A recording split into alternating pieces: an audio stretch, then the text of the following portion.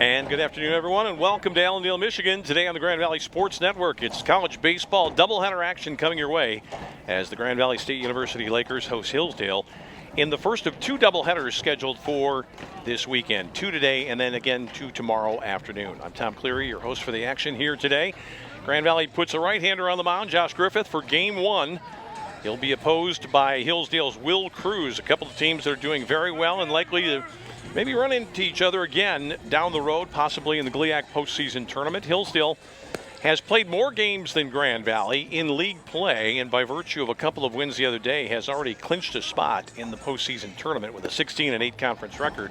Grand Valley, though technically in first place in its division, has not yet clinched as a result of the fact that it has a lot more games still to play. Grand Valley with a very favorable schedule, though, playing a lot of games at home here in the next week or so, and we'll likely see the Lakers into the postseason. But as of right now, they've still got some unfinished business to take care of, and they'll be trying to do some of it today against the Hillsdale team that comes in as one of the hottest hitting teams in the league. This is a team that really moves the baseball very well. 50 home runs on the season for Eric Tyson's team.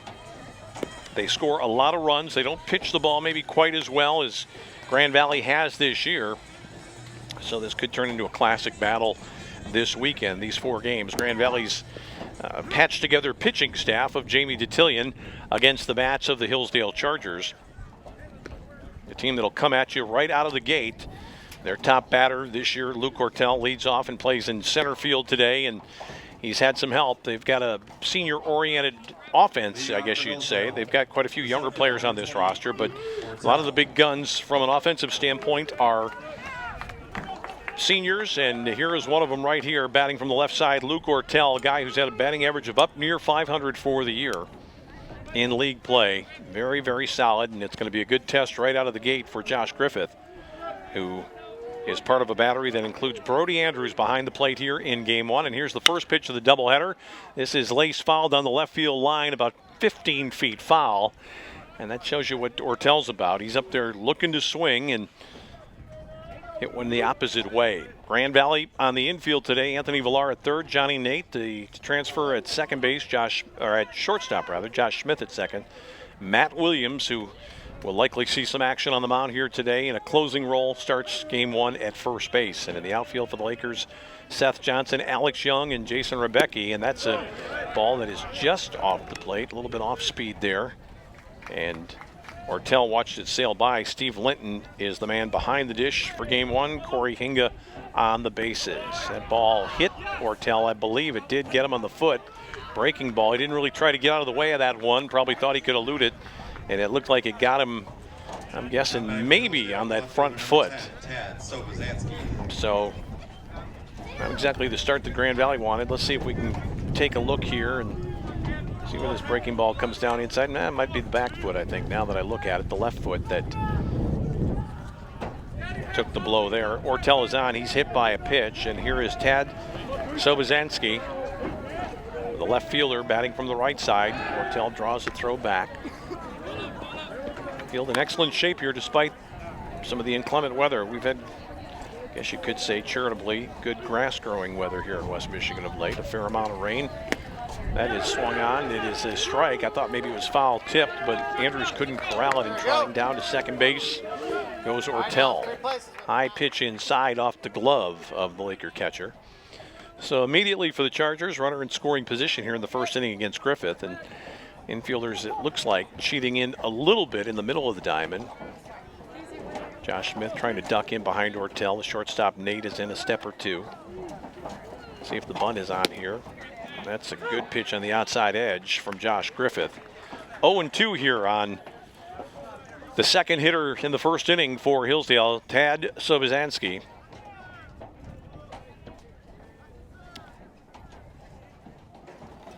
This is in the air to center field. Ortel did not play this one halfway. Now he goes back to tag.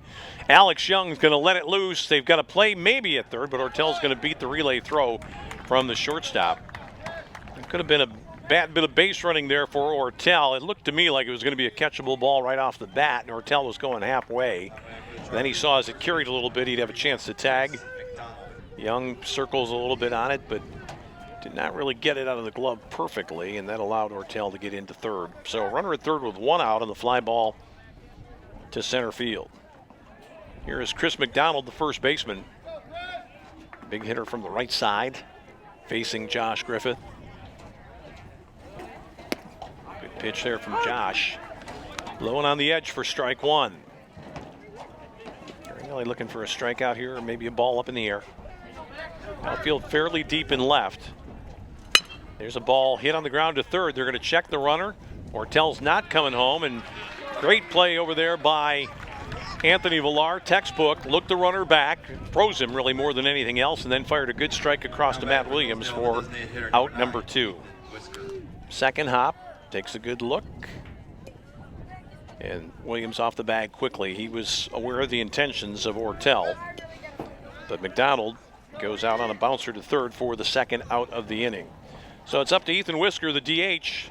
Right-handed hitter. Chance for Griffith to get out of trouble. Good breaking ball there. Maybe hung a little inside. Ball 1. 2 games today, provided the weather cooperates. It looks a little bit dicey at the moment, but the conditions here for this game are just about perfect. A little bit cool, fairly breezy, wind blowing across out of the east. Should help a ball out to left or left center a little bit. And this is a team that's hit some home runs, as we mentioned. Good pitch there from Josh Griffith, fouled back. 2 out here with a man at third. Big opportunity for Josh Griffith to help his own cause. He's done pretty well after hitting the first batter. Got a fly ball and then a ground out. Needs 1 more strike in this situation. Not going to find it there. Good work done by Whisker to spoil that one into the Laker dugout. Very nice crowd on hand. A lot of young people here at the park, and a lot of Hillsdale fans have made the trek over. Their team is playing better than they have in about a decade. It's been a while since Hillsdale has qualified for postseason action. 1-2, just off the edge.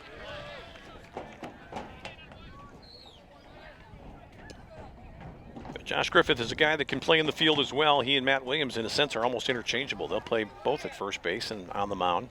2-2. Good cut, fouled again down toward the Grand Valley dugout. Luke Ortel, hit by a pitch, has advanced to third on a fly out and a ground out. 2 gone here in the top of the first, and game 1 of our GLIAC baseball doubleheader today on the Grand Valley Sports Network.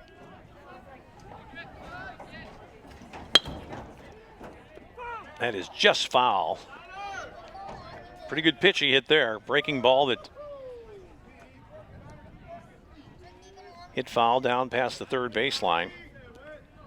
Down the past third base, I should say. And so it's Whisker staying alive, the DH, with a 2-2 count.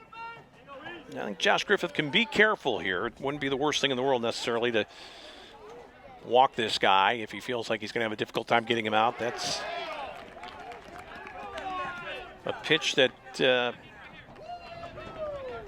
don't think Griffith was too happy about. Tried to get him to chase. It's 3-2 now, but with the base open, I don't think he's just going to groove one here. And that is down low, ball 4. So good at bat by Whisker to draw the walk, and that'll bring up Connor Bartlett, the right fielder. Grand Valley with a little better situation on the base paths now. They've got an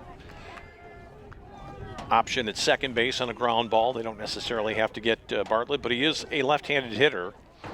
And now Andrews comes out, and he's flashing some signals out there to his middle infielders, perhaps trying to indicate what he would like to see done in terms of coverage at second if Whisker decides to go, which seems a little unlikely here with 2 out. Open stance here for Connor Bartlett.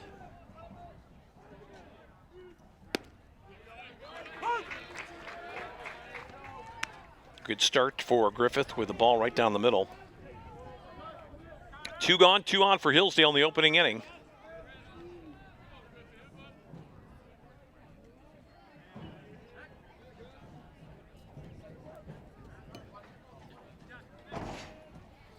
Alex Young in center field, shaded around toward left, not particularly deep.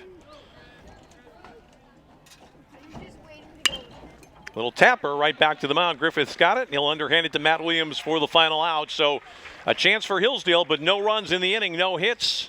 No errors, 2 left. Grand Valley batting in the first. No score on the Grand Valley Sports Network.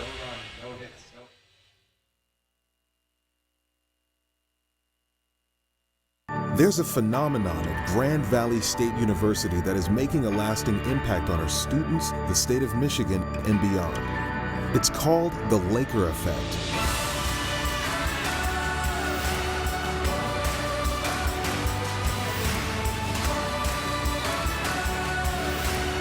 Lakers understand that one person can make a significant impact. Together, we know we can do even more. That's the Laker Effect.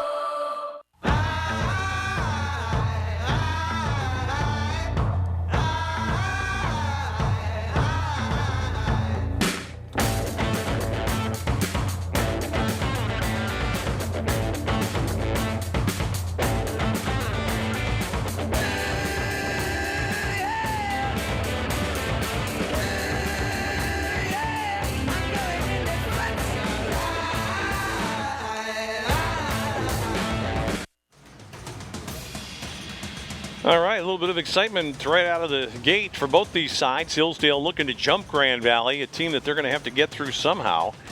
And the Lakers getting a strong pitching performance from Griffith after he had hit the first batter to start the game.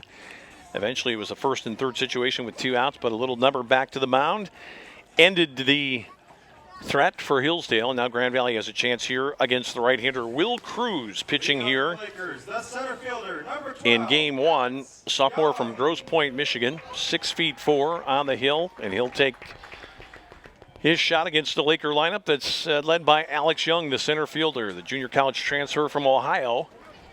Had a chance to talk with Alex earlier this week, talked about the fact that even though he's an Ohioan, the team that he grew up closest to, probably in terms of professional baseball, was Pittsburgh Pirates. And after 2 years in junior college in Ohio, he has come to Grand Valley and has had an outstanding first season. Squares as if to bunt and takes it up high. Alex Young is a rangy sort of fellow. He's very tall. He's not the prototype leadoff guy, but if he gets on the bases, he will do some damage. 20 steal attempts, 17 times successful. Boy, that's a wide zone there. I want to mention the umpires again. Corey Hinga is actually the guy behind the dish for game 1. Steve Linton on the bases. And it was Hinga who called that. Pitch a strike. Breaking ball hangs high. Alex Young showed bunt once again, pulled the bat back. So it's 2-1 on the Laker leadoff man. He'll be followed by Rebecki and Glick, the first 3 for Jamie Detillion and the Lakers here on this partly cloudy afternoon in Allendale. Here's a ball hit in the hole in the left field for the first Laker base hit of the contest. Young makes a big turn for heading back, and now the fun could begin. It's Rebecki, who has really hit much better for the most part lately since being moved into this spot in the order. Left-handed hitter, good situation here for Rebecki because Young can run. Hillsdale knows it. They're going to have to hold him pretty close, and should be a little bit of a gap on the right side here for Rebecki.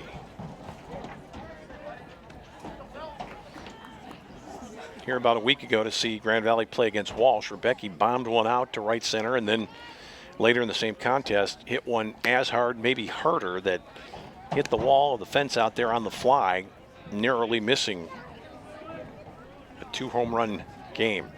Alex Young's going to stretch it out a little bit at first.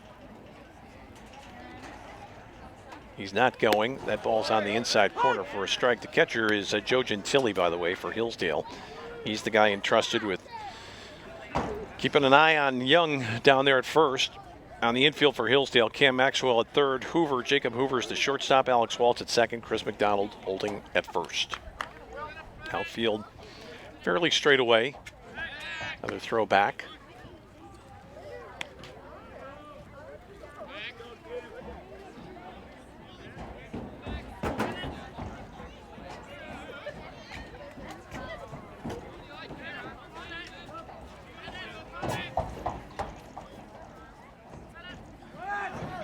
Runner is going huge jump. Good throw down there, but Young beats the throw.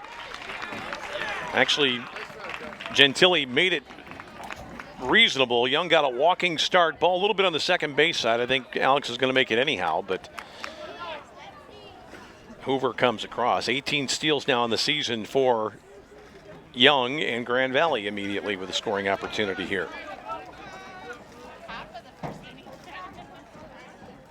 Good lead at second now for Alex Young. The pitch sailed in a little high and tight. 2-1 on Jason Rebecki, the Laker right fielder here in game one. Connor Glick is DHing in this first game.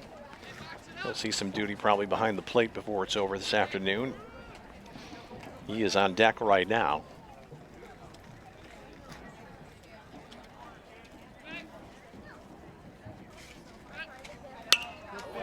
Good pitcher's pitch that time. He kind of ran one away a little bit from Rebecki, who was out in front and just kind of threw his bat at it to spoil it.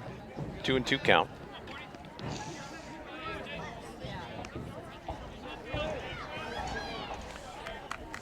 I'm guessing you might see something that looked like that last pitch right here again. Doesn't want to get inside on Rebecki, who's got home run power for Grand Valley. Same kind of pitch, same sort of result. Young is going back to tag deep down in the left field corner. It's caught out there. Young is tagging, headed for third, and he'll go in standing up.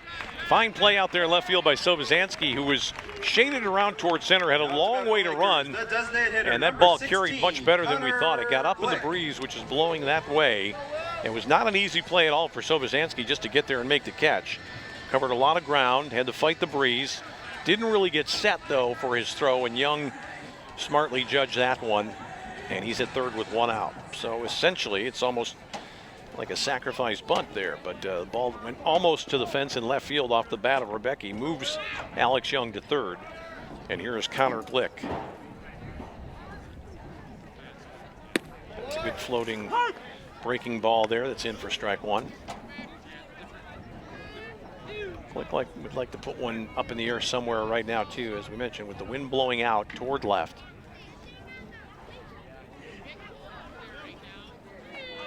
Essential, though, to put it in play if you're a Laker fan. And that is in play for sure. Toward the gap in left center, or right center. Great catch, though, out there by Luke Ortel, and Alex Young will trot home.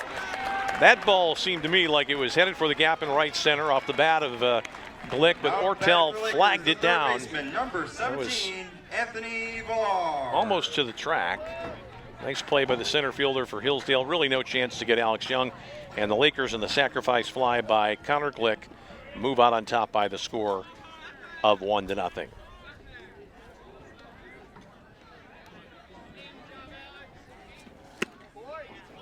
Pitches outside to Anthony Villar, the Laker third baseman who's batting in the cleanup spot here in game one. Grand Valley has scored in the first on a single, stolen base, and then two fly balls. One off the bat of Rebecki that got Young over to third, and then that last one shot toward the gap in right center that was run down by Ortel that allowed Young to score. This is up in the air on the right side. Who's going to take command of this one? Looks like the second baseman is floating over, and he dropped it. Oh, but he's going to get it out at second base because Grand Valley kind of just kept right on going. Villar never stopped, and it's a drop by Alex Waltz and then a put out at second base to retire Villar to end the first. So kind of an odd inning for Grand Valley. A run, a hit, an error. Nobody left. Second inning coming up. It's Grand Valley 1, Hillsdale 0.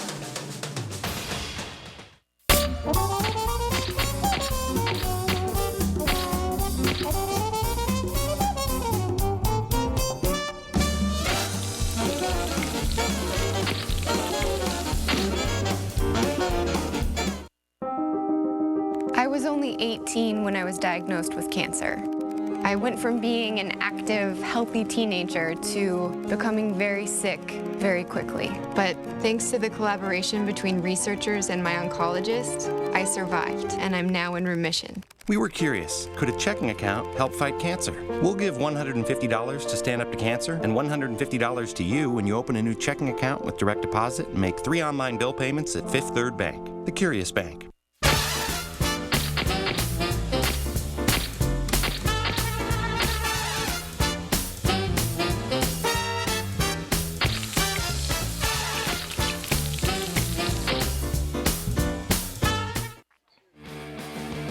Well, kind of a strange play here. Grand Valley could have extended the inning. Villar hits a high ball on the right side, Now, the wind is pushing this one back, but that's just a whiff by the second baseman, Alex Waltz. Not particularly difficult, but he makes up for it by throwing back across to Hoover, the shortstop, who was covering at second base, to retire Villar, who was gifted a base and then gave it right back. Here's a ball on the ground, back up the middle, going to be a tough play. Throw across is not going to be in time. Well, ranging far to the right that time was Josh Smith. No way he was going to be able to get enough on that one, and that allows Alex Waltz, the second baseman, to reach safely with the first hit of the game for Hillsdale. I think Griffith is wishing he'd made a better effort at that one as it went back through the box. Number 2, Joe Gentili. Probably the only chance Grand Valley would have had on that play is if Johnny Nate had ranged in front of the second baseman, but that would have been too far a distance for him to cover. Here's Gentili, the catcher. Griffith tosses one over to Matt Williams, forced the runner back. Grand Valley got a run in the first on a hit, a steal, and 2 flyouts. Hillsdale put 2 on in the first inning, but did not score as Griffith worked out of a small jam. Big wide stance at the plate here for Gentili. This pitch is inside.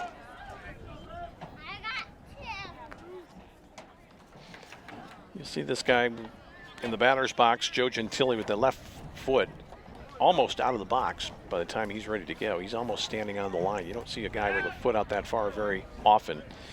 Grand Valley suspicious of Waltz, the second baseman who had reached.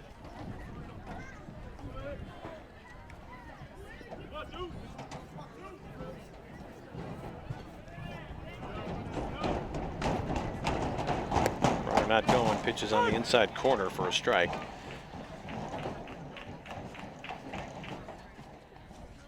Gentili, a senior from Defiance, Ohio. Where's number 2? And that's the position he's playing here in game 1 of the doubleheader.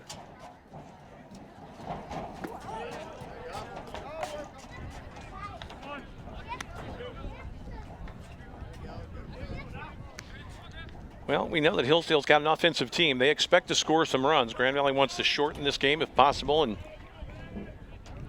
maybe toward the end put it in the hands of Matt Williams, their outstanding closer. Runner not going. This ball's hit in the air to left field for a base hit.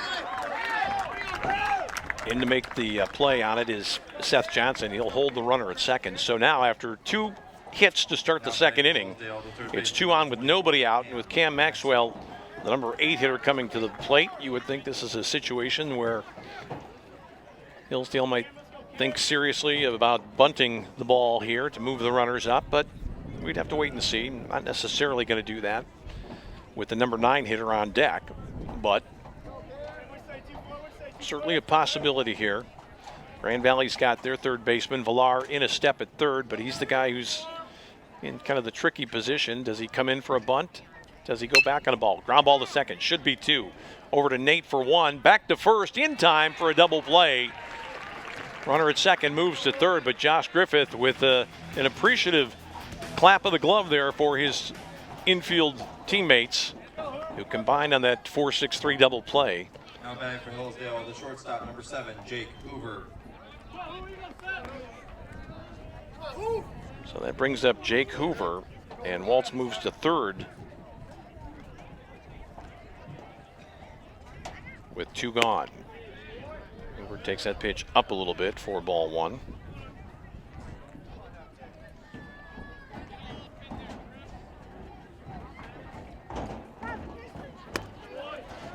Well, big out to get right here for Josh Griffith with Ortel, the best hitter on the Hillsdale team, on deck. You don't want to mess around with the number 9 hitter. My guess is he's going to come right at him here. He does. It's in the air toward right, very playable. Smith going back, he gives way, and in right field, Rebecki comes on to call him off to take it for out number 3. So good defense by the Lakers in each of the first 2 innings.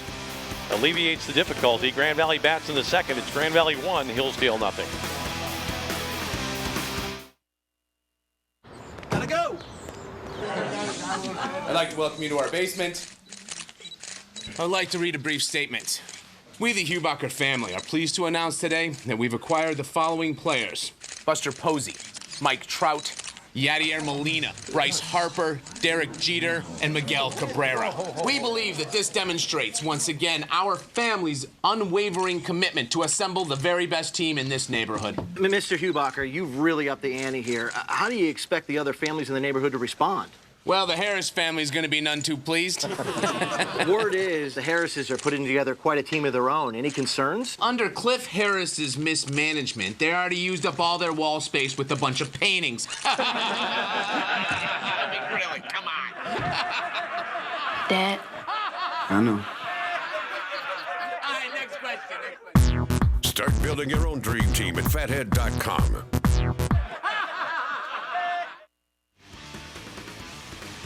Well, Grand Valley, with a good start in this contest, scoring in its first inning to take a 1-0 lead, but playing very good defense behind Josh Griffith. That double play certainly key. I think that maybe Eric Tyson might second guess the decision to let his number 8 hitter swing away with 2 on and nobody out. Cam Maxwell hit a custom-made double play ball down to second base, and Smith and Nate turned it over, and then Josh Griffith got Hoover on a fly ball to right field. Seth Johnson leads off the Grand Valley second here, the Laker left fielder. Takes a pitch for a strike. Seth batting from the left side. Little tapper just goes foul. Seth Johnson, sophomore from Gobles, Michigan. Johnson, Matt Williams, Josh Smith, the first 3 scheduled here for the Lakers against Will Cruz in the second inning.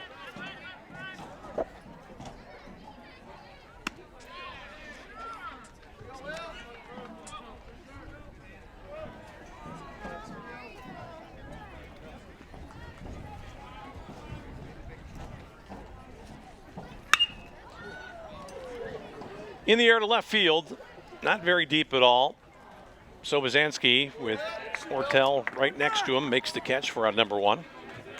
Now up to bat for Grand Valley State, the first baseman, number 7, Matt Williams.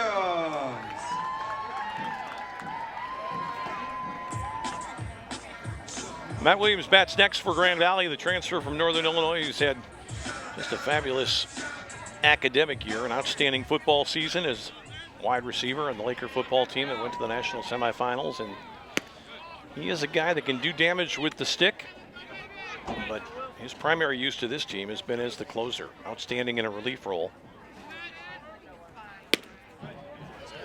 Ball is on the outside edge, 1-1 the count.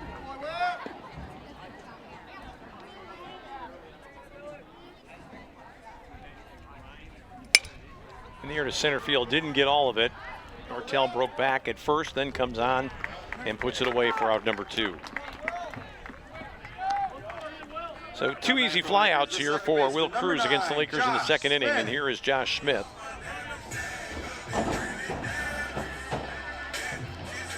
The sophomore from Marysville to bat now for Grand Valley here. Only run in this contest so far scored by Alex Young, the Laker leadoff man. Singled, stole second, then came home on 2 fly balls, consecutive fly balls, in the bottom of the first inning. Lakers with a run and a hit, 2 hits for the visitors, but no runs for Hillsdale. Swung right through that high fastball to Josh Smith.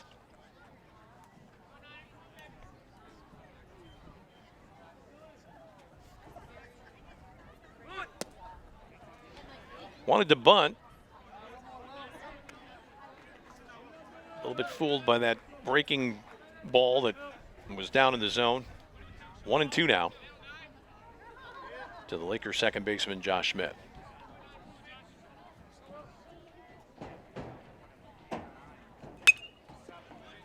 That's out of play. Over the Hillsdale dugout.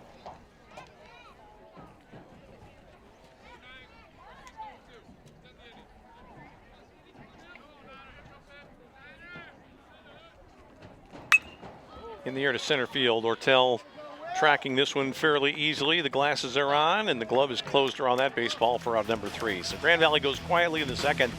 Third inning coming up. Grand Valley 1, Hillsdale nothing.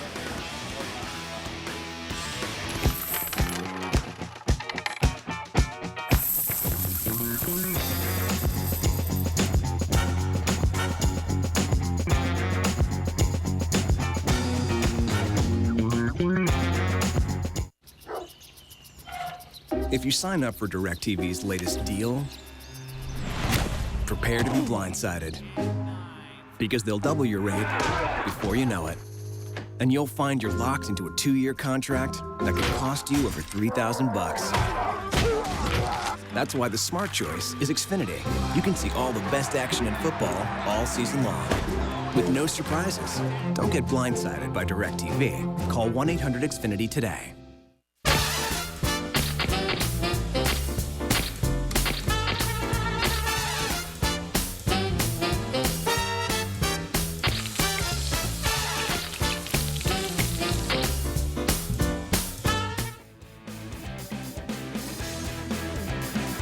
Well, Grand Valley with a big weekend of baseball at home here against Hillsdale. This is the first of 4 scheduled. A lot of young folks on hand here to watch the action today. As we take a look at the warm-up tosses of the Grand Valley right-hander Josh Griffith. Grand Valley has played well behind him thus far. Had a big double play in the second. And here is Luke Ortel, who's been a busy guy. He made it to third back in the first inning. He had a single. And then moved up a couple of times on fly balls, but died at third. He's had several putouts out in center field already. Facing Josh Griffith for the second time. Grand Valley playing Ortel not terribly deep and mostly around to left field. Little tapper on the ground if this stays fair. It's a big boost for Matt Williams in Grand Valley, and it is. Nice work by Williams there. That was a tricky ball with some spin on it, and he just got down like a goalie and blocked it into his glove, and when he did, he was within an arm length of the base. Grand Valley gets a tough out here. The second bounce is a little squirrely, and you see a good job done by Williams. It didn't look pretty, but it was very effective, and there's a smile from Matt after that put out. So Ortel is retired for the first time today to lead off the third. This is in the air toward the gap. And it'll go down up against the wall. This will be at least 2. Let's see if they try for 3. No, they don't. It's going to be a stand-up double for Tad Sobozansky. Hit it right on the nose, and there was not much that could be done about that one by Rebecki out there. Ball hit very hard. Up against the fence, 1 hop, and that'll bring up Chris McDonald.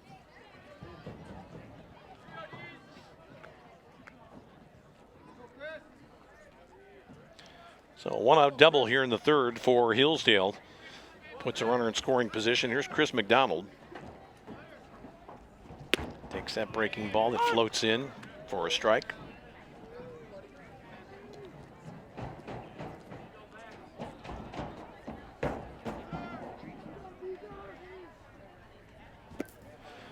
Got him to fish for that one, did Josh Griffith. That was a breaking ball that was not in the zone. Tied up Chris McDonald, so he's got him 0-2 now. Number 3 hitter, you got a decision to make. You going to waste one here, or maybe a couple, or are you going to go right after him and try to get the strikeout? Well, that's off the glove of the catcher. It's going to be a pass ball against Andrews. A ball a little bit off the plate, but should have been handled. Trotting down to third goes Ortel.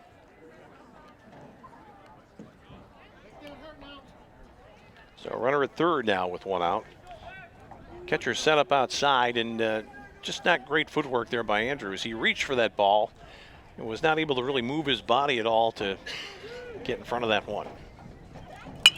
On the ground, boy, a good bit of hitting there by McDonald. It was a breaking ball toward the inside, and I don't think it was a pitch that he really liked. He just kind of defended his position, though, and fouled it off, stayed alive.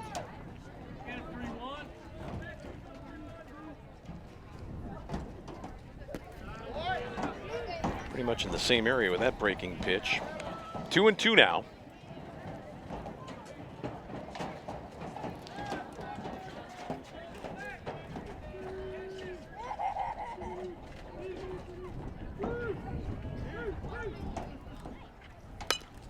Griffith almost had it by him there. Got him fooled. That ball just off the end of the bat, it looked like, from Chris McDonald. Position here where certainly the pitcher's looking for the strikeout right now. Anything up in the air would likely carry off this guy's bat and get the run in from third. We'll see if Griffith can ring him up. He's not going to ring him up, and this will definitely score the run. Great play at second by Smith to backhand that one and get McDonald at first base, but Ortel comes across to tie the game at 1 on the RBI groundout by Chris McDonald.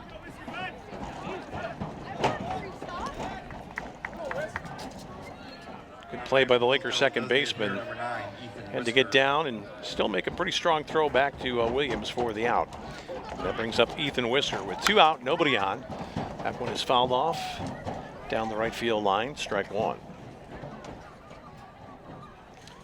Chargers have broken through with their first run of the day here. So Bozansky had a double. Moved to third on a ball that got past the catcher. And then scored on the ground out. This is the DH, Ethan Whisker. He walked his last at bat. Boy, look at Andrews set up low outside like that. You have to think back a ways. Kind of reminded me of Tony Pena, the old Major League catcher who was with the Red Sox and several other teams that get right down on the ground. That pitch sails high. 2-2 now on Whisker.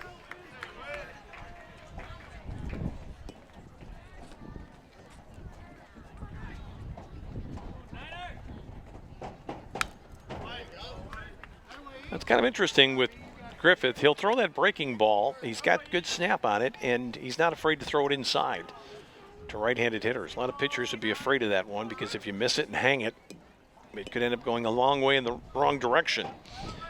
But this is in the air on the right side. Looks like it's going to carry out a play. Williams giving chase. He's over there, and that is just out of play into the dugout. We saw a great catch about a week ago here from Matt Williams on a pop-up in foul territory. He ran all the way to the on-deck circle before making a sliding, diving catch for a put-out. We know Matt Williams can go get the ball, and he can track it pretty well also. 2-2. Again, breaking ball inside to a right-handed hitter. It's kind of a nervy pitch, and Whisker just able barely to stay alive.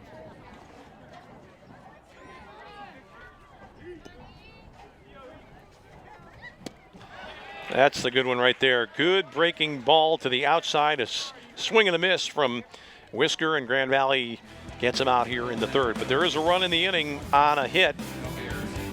No errors, nobody left. We're tied at 1 as we go to the bottom of the third on the Grand Valley Sports Network. Many of our customers are repeat customers. Once they travel with Cardinal, they come back time and time again. Our drivers are the best in the industry. We have so many positive comments about our drivers.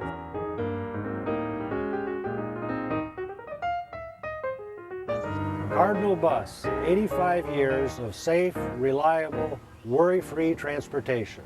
Call us at 800-348-7487.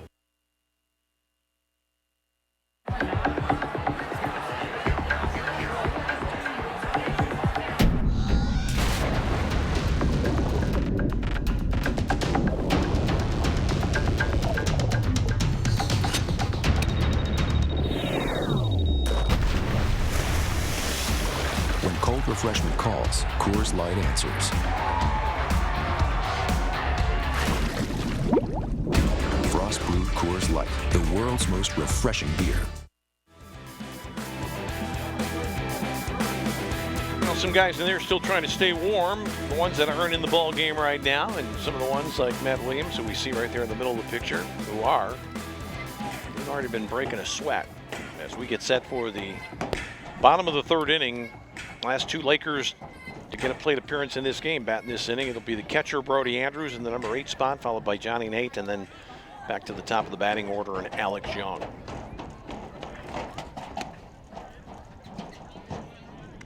That's ball 1 to the Laker catcher here. The man from Rochester, Indiana is Brody Andrews, batting from the right side against Will Cruz. Boy, a sharply hit ball toward left, but the left fielder tracking back and makes the play. Sobozansky had him played well. That had gap shot written all over it. Hit right on the nose by Brody Andrews, but a good jump by Sobozansky out there, and that's out number 1.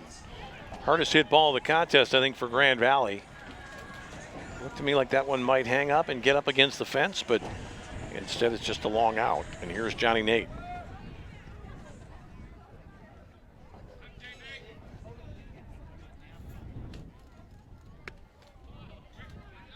It's a breaking ball that hangs a little bit high on Johnny Nate, the transfer from Michigan State. Playing at shortstop here for Grand Valley in game one. This game is tied at 1 in the bottom of the third. Nate on the ground towards short. Tough play for the shortstop, and he can't make it.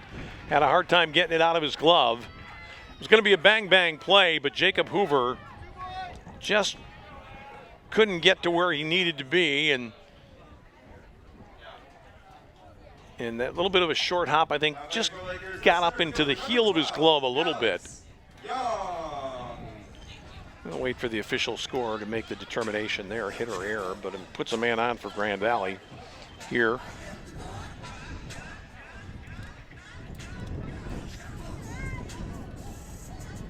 Alex Young batting for the Lakers, so the man on, man out here in the bottom of the third.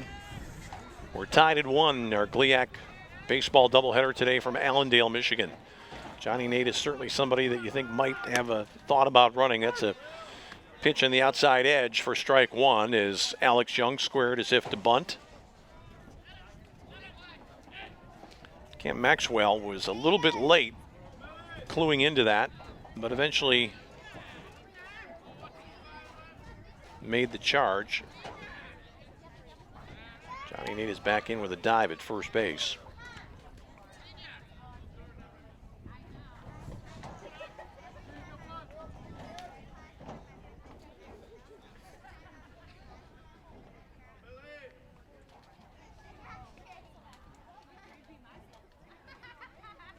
Young is swinging away, and this is high into left field, carrying some with the breeze, but really no problem at all for Sobosanski. And that's out number 2 as Nate retreats to first base. So with 2 gone, Rebecki bats next for the Lakers. The right fielder, number 40, Jason Rebecki. Jason was out on a fly ball to left field early in the contest. It was one of the better defensive plays we've seen so far from Sobosanski, who had to run about 75 feet from his position left center to get over to the corner near the foul pole and pull down that fly ball, which advanced the runner for Grand Valley and ultimately led to a Laker run. Got to believe Nate might be on the move here. Back in head first at first base. Like to get him in scoring position. If he's thrown out stealing, you'd still have your number 2 hitter leading off the next frame. Quick snap throw there by Will Cruz. Grand Valley has 1 steal in this contest already. It came from Alex Young. Nate is not going. This is just a little tapper. Second hop right into the glove of Chris McDonald, and that's out number 3. So we go to the 4th. We're tied at 1. Hillsdale and Grand Valley on the Grand Valley Sports Network. There's a phenomenon at Grand Valley State University that is making a lasting impact on our students, the state of Michigan, and beyond. It's called the Laker effect.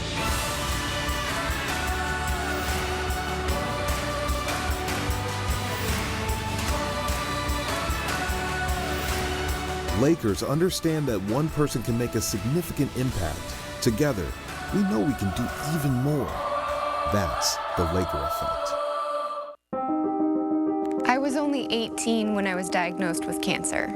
I went from being an active, healthy teenager to becoming very sick very quickly. But thanks to the collaboration between researchers and my oncologist, I survived, and I'm now in remission. We were curious, could a checking account help fight cancer? We'll give $150 to Stand Up to Cancer and $150 to you when you open a new checking account with direct deposit and make 3 online bill payments at Fifth Third Bank, the Curious Bank.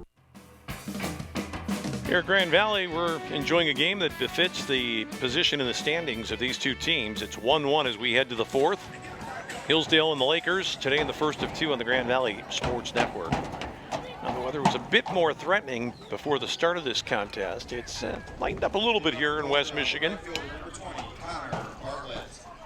Wind still blowing toward left field. Josh Griffith battling against Will Cruz in the pitching battle here in game 1. And here is Connor Bartlett out on a grounder pitcher to first base to end the first inning. This is a smash on the right side. Fooled the second baseman a little bit. Josh Smith didn't quite get the glove down. And it's a base hit into right field. Looked to me like Smith might have a play on that ball, but it was hit very sharply, just past his glove. Let's take a look again. I think he was a little bit undecided as to whether he's going to try to leap and snare that line drive or play it on one hop. And once it hit the ground, it was going by him. So it's a base hit for Bartlett. And here's Alex Waltz. Griffith's going to send one over to Matt Williams.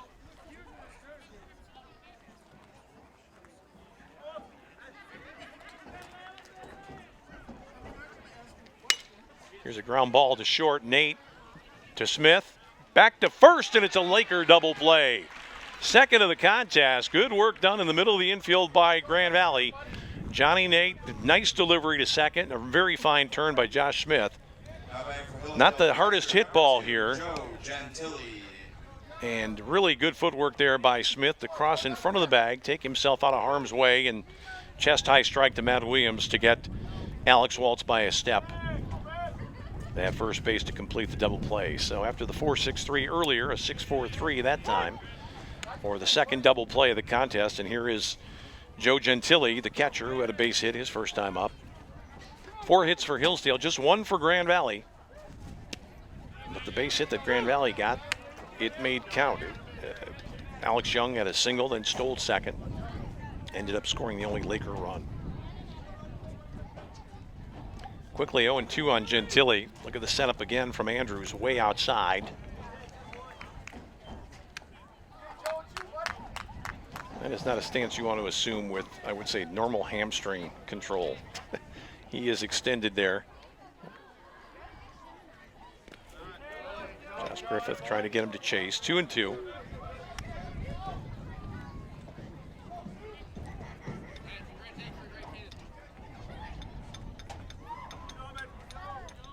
Outfield not very deep on Gentile. This is on the ground, easy for Smith. Williams got to return to the bag. He does, and that's out number 3. No runs in the inning for Hillsdale. There was a hit, no errors, nobody left. Bottom of the 4th coming up in this 1-1 game. No runs on 1 hit.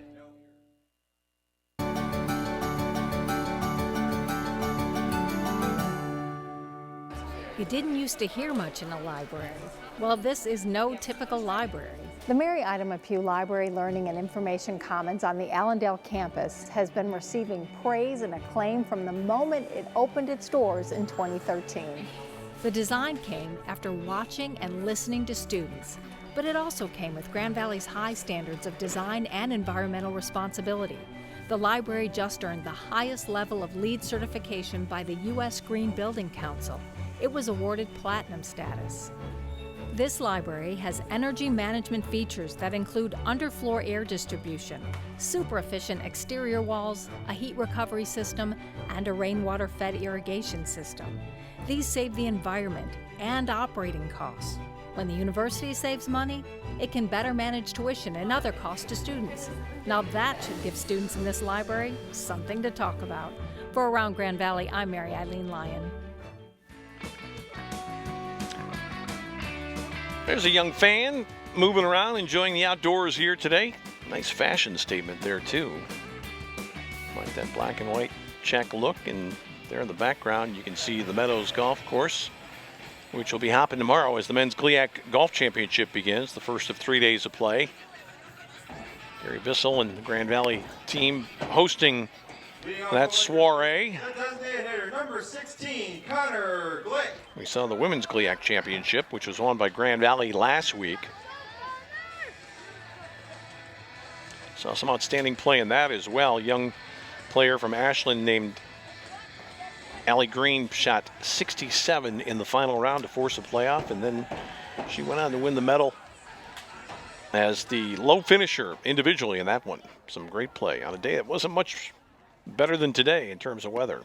Here's Connor Glick to lead off for Grand Valley in the 4th inning. It's Glick, Villar, and Johnson, the first 3 scheduled, against a guy who's done a very good job since the first inning, Will Cruz. It's on the outside edge, 1-1.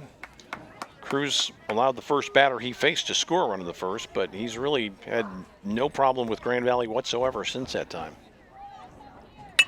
This is in the air to center field. Ortel tracking back. He's got it surrounded though, reaches up with one arm and puts it away for out number 1. Now it's bat for Lakers, the third baseman, number 17, Anthony Villar. Anthony Villar from Heartland Township, Michigan, down in the southeast portion of the state. Stepping in here to face Cruz, who's had it on cruise control since the first. That's on the outside corner. Good pitch from Will Cruz for strike 1. Grand Valley with just one hit in the contest. Josh Griffith has been aided by a couple of Laker infield double plays, and Hillsdale has been a bit spotty in the field. They've made a couple of errors that could have led to even more trouble. There's a ball hit on the end of the bat into right field for the second Laker hit of the ball game. Villar just kind of reached out and poked that one into right. A little flare in front of Connor Bartlett out there, and he's on board with one gone in the Laker fourth inning. Didn't hit it extremely well, just kind of slapped it into right field. Johnson. Seth Johnson batting now. The left fielder flew out to left field in his first plate appearance. Third baseman for Hillsdale, Maxwell, is almost to the grass. Johnson can't find that one. Good ball ran away from him on the outside portion of the plate. Strike 1. Matt Williams on deck for the Lakers. Grand Valley would like to make something happen right now with the middle of their batting order. Very short lead for Villar. Not much more than a stride. He's back without any difficulty.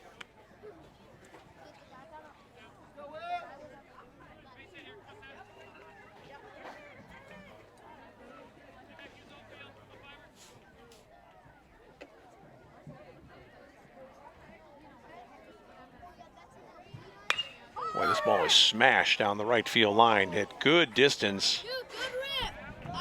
And I would hazard to say home run distance, but it was about 25 feet foul off the bat of Seth Johnson. A little disappointed with himself there. He just couldn't hold back. Made a good turn on that one, and Seth looking down to third base to get a signal. He's in an 0-2 hole here with one out. I wouldn't be surprised to see Cruz try to run one away from him again toward the outside part of the plate. Instead, he throws it right down the middle, and this is laced into center field. Good base running by Villar, who saw that ball out in front of him. Wasn't sure if Ortel was going to get there or not, but when he saw it bounce, he sped up and got into second. Ortel then kind of kicked it a little bit, but the runner not able to advance. Ortel, though, very lucky that ball caught a little bit of his glove. Otherwise, it goes by him to the wall, and a run is in, and the man is on third base. So 2 on with 1 out here, and here's Matt Williams.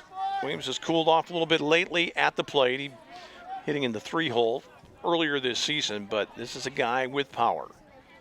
If he can get one that he can drive. Boy, he smashes one off the glove of the third baseman. This is going to be the 3rd straight hit of the inning for the Lakers. That was just a rifle shot from Matt Williams. Pretty good backhanded play by Cam Maxwell just to knock that one down and keep it out of the left field corner. I don't think he's really got any chance here to make any kind of play on this one. Did extremely well to prevent a run from scoring. So with 3 straight base knocks, Grand Valley has loaded the bases here against Cruz, who was just motoring along with no trouble. And now Josh Smith bats. Grand Valley needs a fly ball here or a right side ground out to score a run. Hillsdale's going to talk about its defensive alignment. They're going to play back at short and second for the double play, in on the corners. No need for Chris McDonald to hold with Williams. Smith is going to watch this one sail by. Good pitch for strike 1.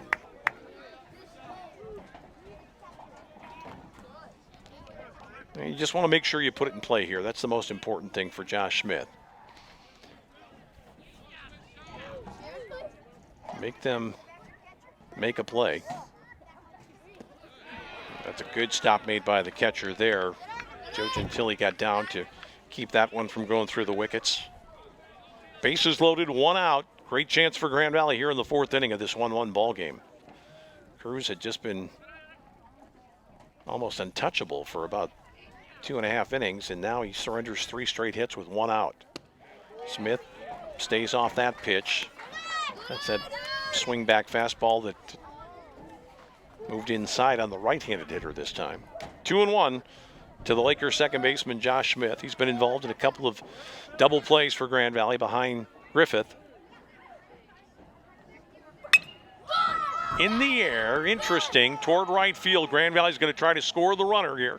Catch is made out there. Good throw to the plate coming down, and Grand Valley will take the lead as Villar crosses the plate. It's an RBI sacrifice fly for Josh Smith.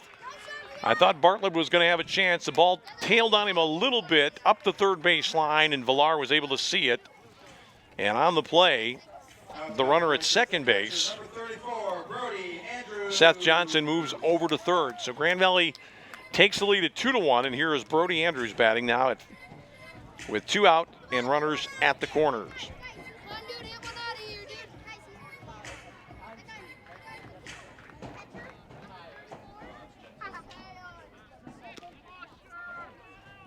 So Andrews, who hit the ball extremely hard in his first at bat, hit a line drive to the left fielder, with a chance now to pick up another run. Let's keep an eye on Williams down there at first base.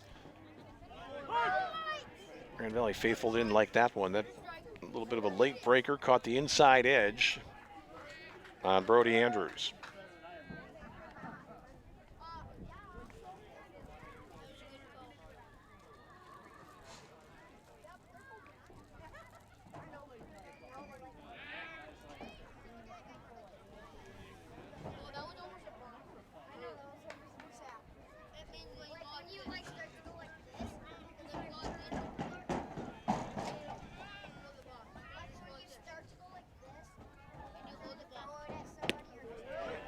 It's a breaking ball that Andrews gave up on a little bit early that time. Big, slow breaking pitch there, and I think he thought it was just going to hang high in the zone. I'm not so sure it didn't. Caught a little bit of the plate, though. I mean, he's behind in the count now, 0-2. Now he's just got to protect, see if he can get a ball in play somewhere. Don't think he's going to see a fastball. Catcher can't find that one.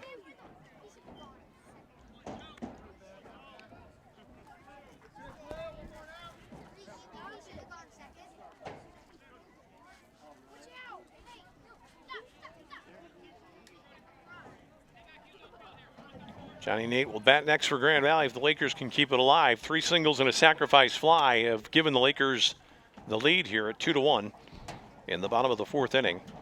Both teams now with 4 hits in the contest. Grand Valley has been the better side defensively, though.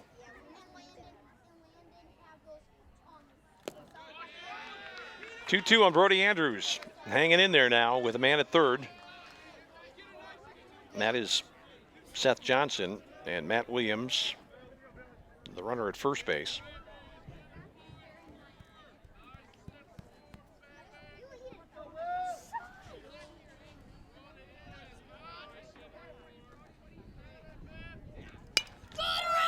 In the air, down the left field line. So Sobozansky giving chase. He's not going to get there. This ball is down. Here comes Williams. They're going to hold him up. That's a mistake by Matt Williams, I think, in the base running, because he should have been off and able to score easily with 2 out there. Getting a little talking to at third base. I don't know if we'll see it in the picture. I don't know if he checked up or not. Now, the ball doesn't really go past the left fielder, but with 2 out, I think that probably Williams should have been off with the crack of the bat. It would have been problematic anyway, but it goes as a 2-base hit, an RBI for Brody Andrews. Williams trots into third, and Seth Johnson scores the 2nd run of the inning. And here is Johnny Nate with a great chance for the Lakers to blow this one open. Lakers with 2 in, 2 on, 2 out. Nate's going to take it on the outside corner for a strike. A little surprised on that last play. We've seen such good play in left field by Sobozansky here. I thought He had time to get over to get to that ball, but it just kept carrying away from him, and he couldn't make a play. And it fell in for a 2-base hit. Johnny Nate back up over the top. 0-2 the count.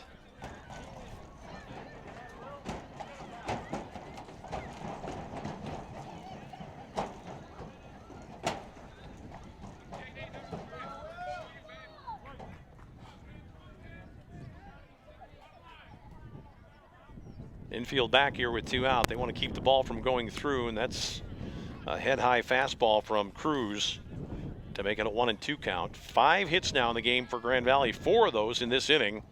3 singles in the double by Brody Andrews. Sacrifice sandwiched in between. And the Lakers have a 2-run edge. Nate swings through it. Might have been a foul tip into the glove of the catcher. It's out number 3. But it's a big inning for Grand Valley. They score 2 runs, 4 hits in the inning. No errors, 2 left. 5th inning coming up. It's Grand Valley 3, Hillsdale 1. There's a phenomenon at Grand Valley State University that is making a lasting impact on our students, the state of Michigan, and beyond. It's called the Laker effect.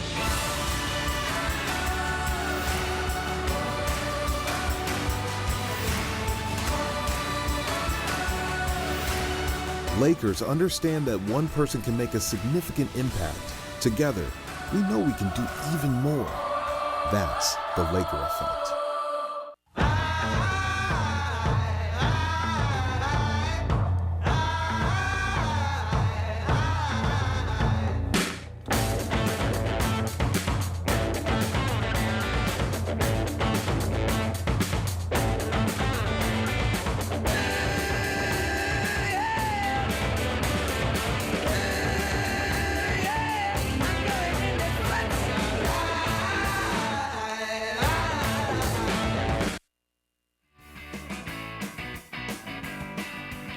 A little bit of a cushion for Josh Griffith and the Lakers now as they go to the 5th inning here. It's Grand Valley 3, Hillsdale 1. Grand Valley conjuring up some offense out of the mist, really, in that last frame. Will Cruz had been just moving along smoothly, gave up 3 straight hits, then a sacrifice fly, then a double to score 2 runs. Grand Valley maybe with a chance to score a few more there, but Matt Williams is held up at third. Here's a ball off the glove of the third baseman. Does he have time to make the throw? He does, but pulled off the bag is Matt Williams on the throw by Villar. Unfortunate for Villar, he had more time than he thought on that ground ball off the bat of Cam Maxwell to lead off the 5th inning. This is sharply hit by Maxwell. Villar just cut loose. I mean, he had not a lot of time, but a good throw is going to get him. I'll have to wait for the official scoring on that one.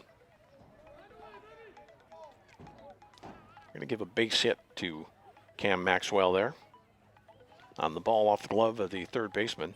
Here's a ball to shortstop. Could be 2 again. Nate to Smith. Back to first. Gets by Williams this time. Williams is going to go down. Wants to eat that ball maybe. Oh, what a play. Boy, Williams, I didn't think should even throw that ball. And he very nearly got Hoover at second base. Well, it's the first time Grand Valley's defense really let itself down here. This probably should have been a double play. Smith just rushed the throw and he bounced it to Williams. Hoover can run, obviously. Watch this throw by Matt Williams, though. Right down on the runner at second. And Hoover is in at second base, so fielder's choice for Hoover, and he goes to second base on the throwing error by Smith that got past Williams. And here is Luke Ortel, and here's a ball that hits Ortel for the 2nd time of the ball game. I want to see where this one is. Ortel really didn't make any move to get out of the way here, I don't think. Well, yes, he did. He made a little bit of a move, a bend back. I didn't see it the first time. I was blocked by the umpire, but on the replay, you can tell that he pulled the leg back a little bit there. So 2 on now with 1 out, and again, a bit of a jam.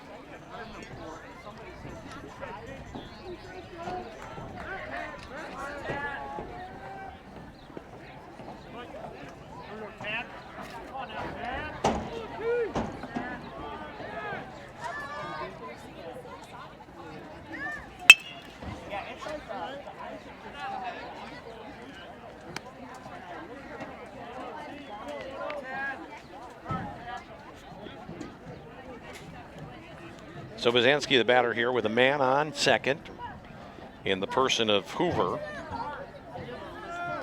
And then after Ortel was hit by a pitch for the second time in the ball game, he's at first. And the count goes to 1-1 on Sobosanski, the left fielder here for Hillsdale.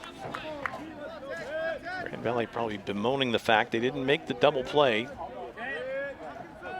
That has put Griffith in a bit of a jam. Another breaking ball down in the dirt, and Andrews got down and blocked that one. Grand Valley wants to consolidate its lead here. They scored 2 in the last half inning. Don't want to let Hillsdale right back into this contest. This is a guy who can do some damage.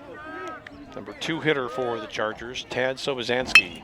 Breaking ball to left field and deep. Backtracking, gone, a home run. Sobosanski with a 3-run shot that he hammered over the head of Seth Johnson, and the Chargers have taken a 4-3 lead.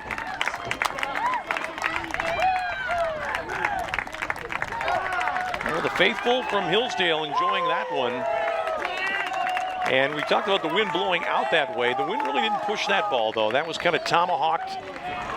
High delivery. Looked like a breaking ball to me that hit out in left field. Let's see it again. Looked like a bit of a hanger up in the eyes and just carrying over the fence over the top of Seth Johnson. So Hillsdale moves on top for the first time in this ball game. And coaches will tell you, when you pitch it, you got to be able to pick it up. Grand Valley hurt itself this half inning. That's not to say that Sobosanski wouldn't have hit a home run, but Hoover reached when Grand Valley failed to turn the double play a little bit earlier. Here's a hot smash to Johnny Nate. Good pickup on the in-between hop, throws it across, and he retires Chris McDonald for the second out of the inning. Now batting for the Chargers, the designated hitter, number 9, Ethan Whisker. We'll bring up Whisker, the DH. That was an easy ball for Johnny Nate. Good strong play and good throw across. Whisker is 1 for 2 in the contest, a walk in the first, strikeout in the third. Hillsdale, though, with the big blow of the ball game, a 3-run homer by Sobosanski, and here's a shot into left field for a base hit off the bat of Whisker, the designated batter. So he's aboard with 2 out. Now batting for Hillsdale, the right fielder, number 20, Connor Bartlett. And that brings Connor Bartlett to the plate. Bartlett, so far in the contest, 1 for 2. Had a single to lead off the 4th inning. He's batting right now with 2 runs, or I should say 3 runs in, and a man on first with 2 gone. Grand Valley losing the lead for the first time here in this contest. And here's a smash right to the second baseman, Smith, and that'll retire the side. But the damage is done. Hillsdale comes up with 3 on the long bomb by Tad Sobosanski. Grand Valley bats in the 5th inning. It's Hillsdale 4, Grand Valley 3.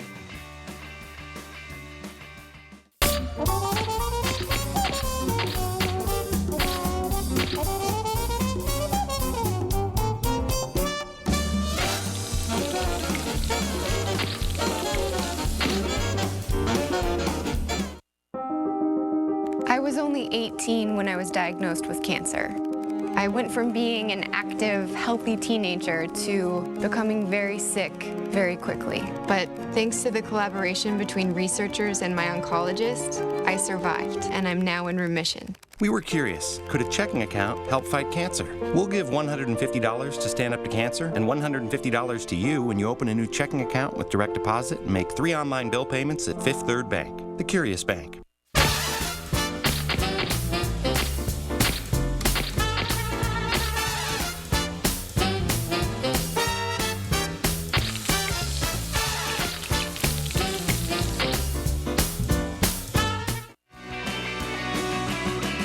Well, we'll cruise back out on the mound for the 5th inning for Hillsdale here. After walking off the mound during the 4th, he wasn't feeling too good about things. He had gotten knocked around pretty hard in that 4th inning. Gave up 3 singles and a double, a sacrifice fly, and saw his team fall behind by 2, but suddenly all is right with his world again, thanks to the 3-run homer by Tad Sobosanski. That gave Hillsdale a 4-3 lead against Josh Griffith and the Lakers. Here's the top of the batting order for the Lakers in the 5th inning. It's Alex Young, Jason Rebecki, and Connor Glick, the first three scheduled. And that's a good start for Hillsdale's right-hander Will Cruz on the outside corner for a strike.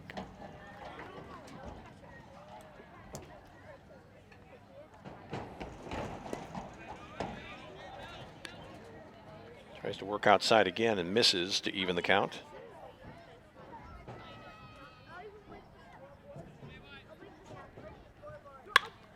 This is in the air toward the gap in right center. The right fielder moving over quickly, though, and backhanding that one is Connor Bartlett for out number one. Well, that ball kind of swung back toward the right fielder. I don't think Ortel was going to get there. Hung up in the breeze just a bit. And Alex Young is retired for the second time. Here's Rebecki, hitless in 2 at-bats. Fly out to left and a bouncer to the first baseman in his last at-bat.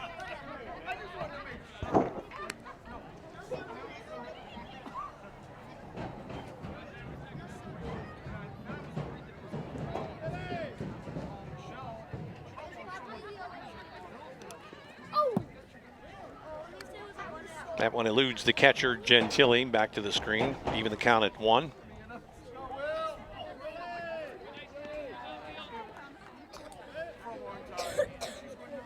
Connor Glick on deck for the Lakers here in the 5th with 1 gone. This ball is hit hard toward left center field. Giving chase is Ortel back. And this game is tied on the home run by Rebecki. Great opposite field power, and the Lakers fight back to erase the deficit. Rebecki goes deep to left center field. That one carrying out to probably close to 400 feet. And Grand Valley is tied at 4-4. Now back for Lakers, the designated hitter, number 16, Connor Glick. Watch this swing again. Beautiful. And you see Ortel, he knows right away it's problematic. And that's probably about 15 or 20 feet over the fence there in left center field. And here is Connor Glick with a chance now for Grand Valley maybe to get back on top here with 1 gone in the home half of the 5th inning. Glick does not offer, and that's just a touch outside 2-0. Anthony Villar, the Laker third baseman, on deck. Well, Grand Valley scored 2 in the 4th to take a 3-1 lead. So Wazansky with a 3-run homer to put Hillsdale on top, and then the Lakers get their first round tripper of the afternoon. A solo shot by Rebecki to tie it at 4-4. We can't find that off-speed delivery. 2-2 on the DH for Grand Valley, Connor Glick.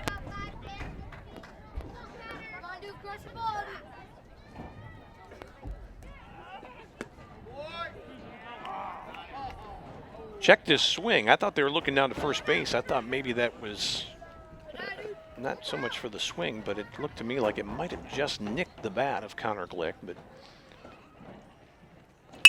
instead, grounder to third. Maxwell gets Glick by only about a step at first base, maybe even less than that, for out number 2.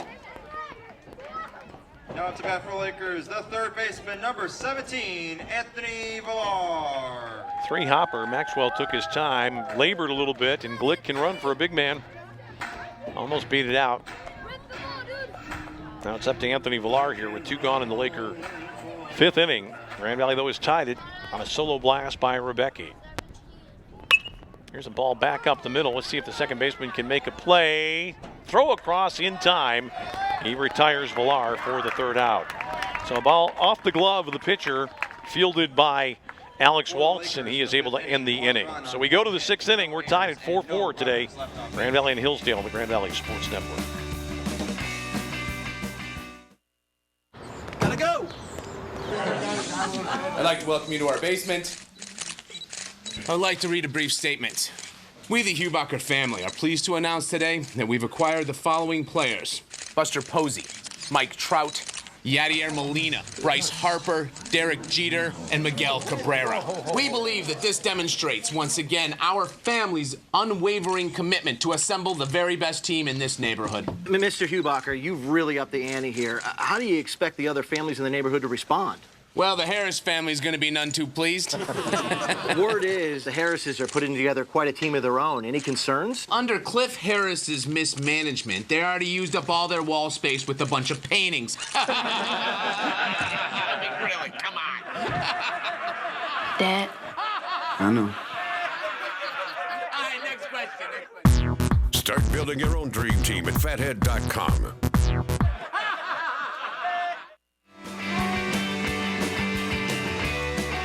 A little bit of multitasking going on out there today, and some people still trying to stay warm. Temperature at game time was probably not much more than 50 here at Grand Valley today. It's not been unpleasant, though. Second baseman, number 4. A little bit of a breeze. Here's Alex Waltz stepping in. Waltz, Gentili, and Maxwell, the first 3 against Josh Griffith here. 7 hits in the game for Hillsdale, 6 for Grand Valley. Hillsdale's got people up and moving around in its bullpen. Can't tell down the Grand Valley way, but I don't think anybody's up quite yet. Although there is a little bit of stirring down there right now. First pitch is a strike to Alex Waltz. 1 for 2 in the contest. Hit into a double play in his last at bat. And good solid work being done right now by Josh Griffith on the hill for Grand Valley. Coming right after the number 6 hitter, Waltz. That one just missed away. Grand Valley scored a run in the first, 2 in the fourth, 1 in the fifth. Hillsdale's first run came in the third, and they added 3 more.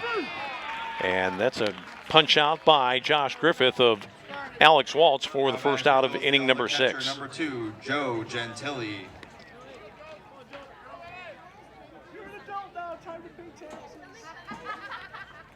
The catcher Gentili bats next. He's got a ground out and a base hit in his 2 previous appearances at the plate. In the air to right field, not very deep. Backing up a couple of steps is Rebecki, and he takes care of that for out number 2.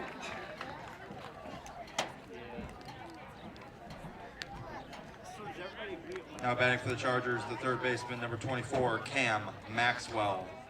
Cam Maxwell up there now with 2 outs. Hit into a double play, second to short to first in the second inning. Had a base hit in his last at bat in the 5th. He did not score. He was erased on a force out at second, but Hoover did reach on that play and then later rode home on the 3-run homer by Sowazansky. Good pitch by Griffith. Maxwell completely fooled by that delivery. 0-2 to the third baseman.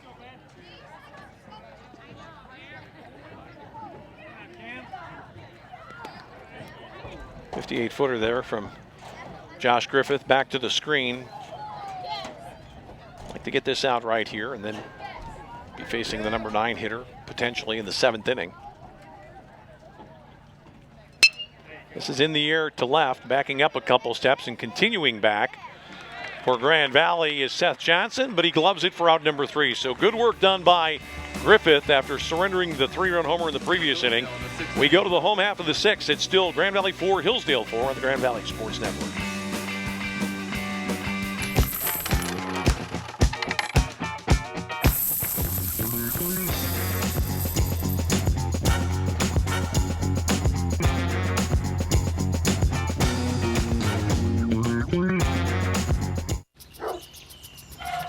If you sign up for DirecTV's latest deal, prepare to be blindsided. Because they'll double your rate before you know it. And you'll find you're locked into a 2-year contract that could cost you over $3,000 bucks. That's why the smart choice is Xfinity. You can see all the best action in football all season long. With no surprises. Don't get blindsided by DirecTV. Call 1-800-XFINITY today.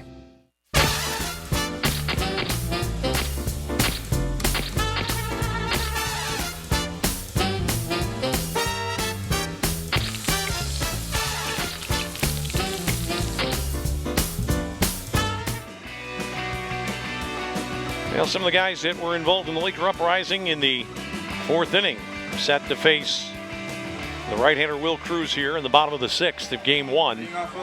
It'll be Seth Johnson, Matt Williams, and Josh Smith. Johnson. Johnson and Williams both had base hits back in the fourth. Josh Smith had a sacrifice fly.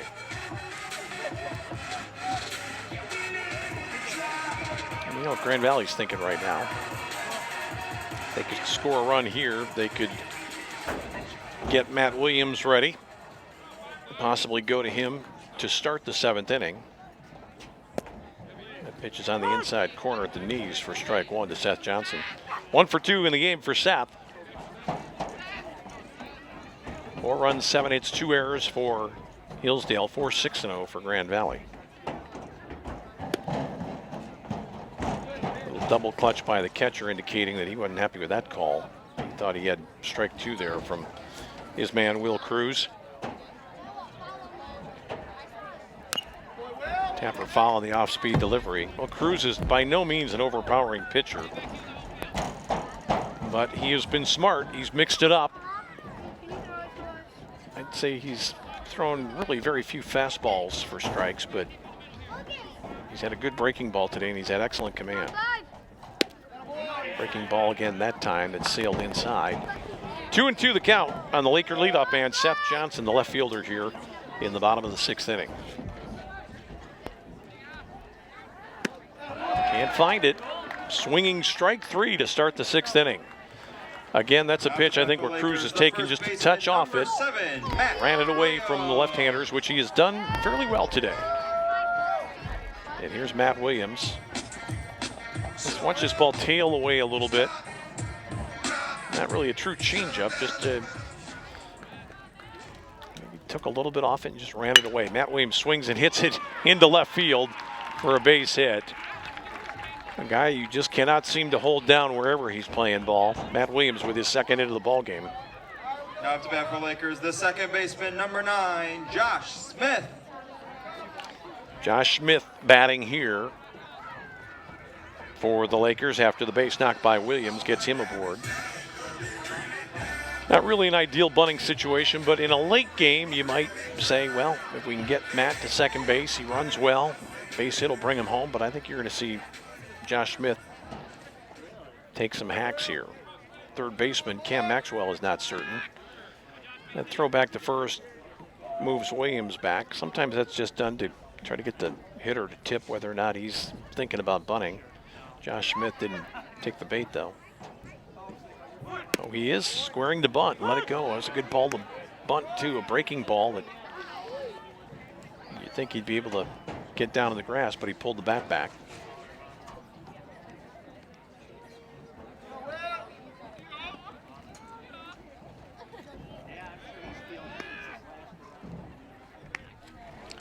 Hillsdale's got somebody up working right now in its bullpen. Grand Valley's bullpen is at first base right now in the form of Matt Williams. Good breaking ball that time again from Cruz on the outside edge. 0-2 now to Josh Smith.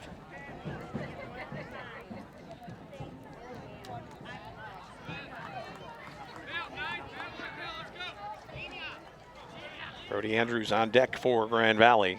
Williams a little better lead this time, not going. Swinging strike 3, and Smith is out for out number 2. So even though it hasn't been a game of strikeouts for Will Cruz, he dials up 2 here in the 6th inning, either side of a Matt Williams base hit, and it's up to Brody Andrews now. Well, Brody Andrews has done something at the plate today. He got a double in his last at-bat, but in his first at-bat, he had a line drive to left field that was arguably the hardest hit ball that Grand Valley has had here today. Certainly anything this side of the home run by Rebecki. Good pitch, Cruz pounding that zone. Jumps ahead here against Andrews with Johnny Nate in the on-deck circle. Both teams with 7 hits and 4 runs. Will Cruz trying to get out of what might be his final inning of work.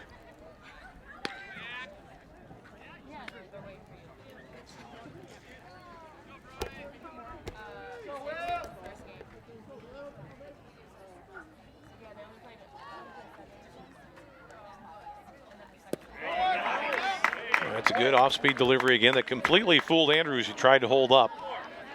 0-2 count.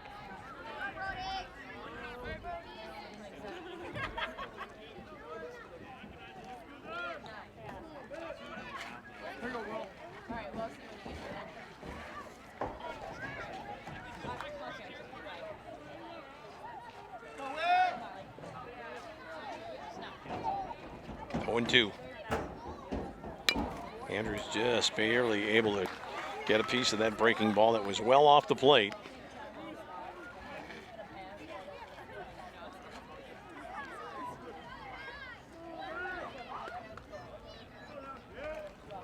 I think Cruz is aware of the fact that this guy has pulled the ball on him twice on stuff that's been up and more toward the inside portion of the plate. I think he's going to probably stay away with breaking balls here, at least for the next couple of pitches if he needs them. That one is high and outside. Williams is in trouble, and they throw it away down the right field line. Williams is going to cruise into second. Talk about an ill-timed throw to first base. I mean, really, you're ahead 0-2 in the count. And Gentile saw Matt Williams well off the bag, but unfortunately, Chris McDonald was just not in a position to make a play there. He wasn't expecting that throw, didn't really get back to the bag. Let's see it again. He's not thinking about a throw, and then doesn't matter if he's thinking about it or not. That one's way over his head. Grand Valley's now got a runner in scoring position with 2 outs. Boy, and if you were to see Brody Andrews hit a little bleeder here, a little flare into the outfield for the go-ahead RBI, how disappointed do you think the pitcher would be in that situation? Good breaking ball again, but not chased this time by Brody. Will Cruz trying to stay away here with 2 out. Really not the worst thing in the world if this hitter gets away from him with the number 9 hitter on deck. Set up a force out at every base. I don't think he wants to take any chance at all with Brody Andrews. That's straight back out of play.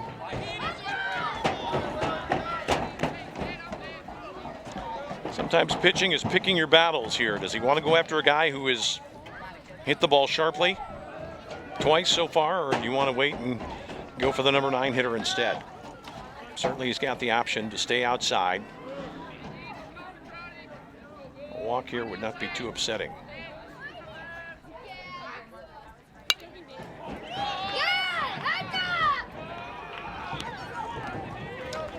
So the battle continues between the Laker catcher and the Hillsdale pitcher. 2-2, 2 out. Game tied. 4-4 here in the bottom of the 6th.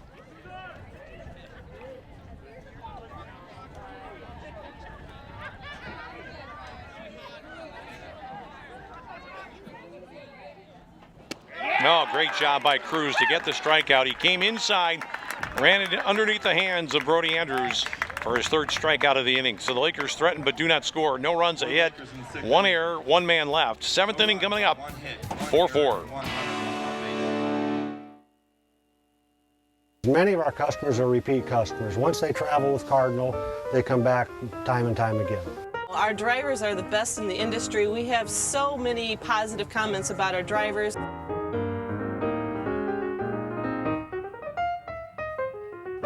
Cardinal Bus, 85 years of safe, reliable, worry-free transportation. Call us at 800-348-7487.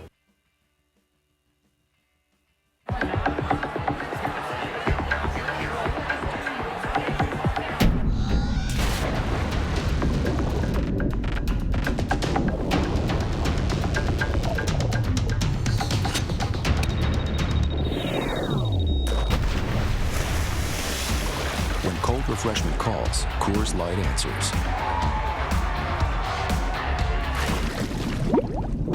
Frost brewed Coors Light, the world's most refreshing beer. Well, Matt Williams went from second base to the pitcher's mound. He trotted off, traded gloves. He is on to pitch the 7th here. A little bit unusual to bring your closer in when it's not a safe situation, but what's happening is Jamie Detillion wanted to get his best arm in to face Hillsdale here in the 7th inning. Josh Griffith, who had been pitching, goes to first base, which is a natural position for him.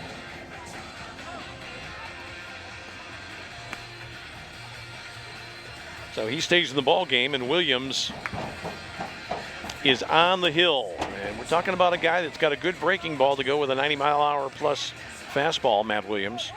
Very much a strikeout pitcher. He'll be facing Jacob Hoover, then Ortel and Sobozansky. First 3 here for Hillsdale in the top of the 7th.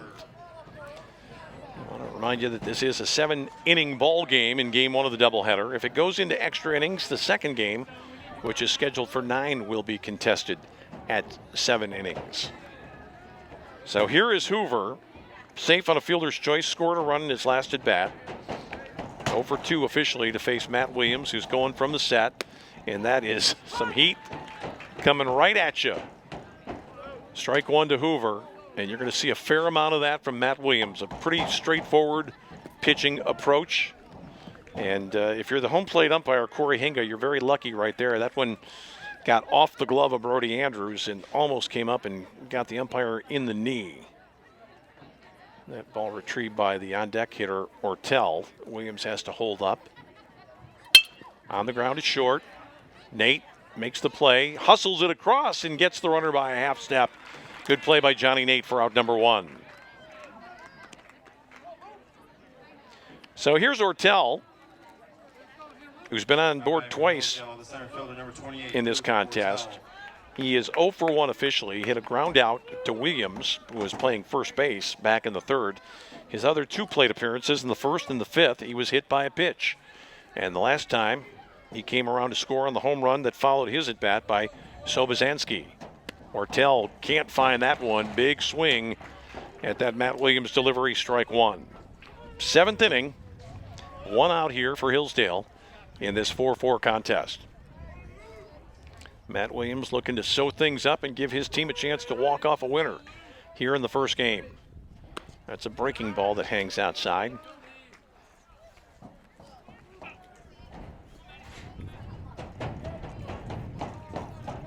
These 2 guys that he's looking at right now, Ortel and Sobosanski, have scored 3 of the 4 runs. High in the air, late start by the left fielder. He is there, though, and that is Seth Johnson putting it away for out number 2. Well, that's not really surprising. You're playing your outfield deep in the late innings. You don't want a ball to get past an outfielder into the gap, and you want to have somebody back on the wall if needed.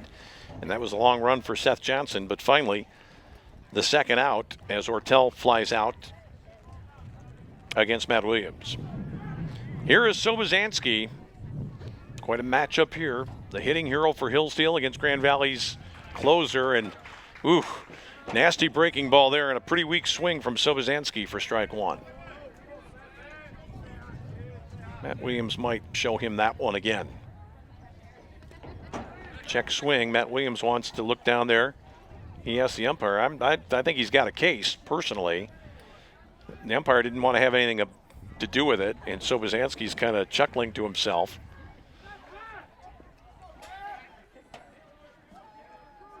I'm not saying Sobosanski swung at it, but he certainly didn't hold completely up. Here's a grounder to the 3rd. Still got time if he can make a throw. Hustles it across, not in time, and it's a bad throw that will allow Sobosanski to cruise into 2nd. That ball finally picked up there and hustled back in by the Laker catcher, Brody Andrews, who went all the way down past the dugout. Well, that's a ball that Villar probably should have just eaten, trying to make a play with 2 outs, get his team out of the inning. Instead, he throws it away, and now the winning run, or the go-ahead run, is in scoring position at second base. And here is the big man, Chris McDonald. 31, Chris McDonald. So big out right now for Matt Williams to get here if he can get it against McDonald. Oh, he went with a breaking ball, and McDonald was not able to pull the string on, pull the bat back on that one. Strike 1. Another ground ball. Nate, easy play, has to get it out of his glove and does. And he gets it across to Griffith for out number 3. So nice work done by Matt Williams.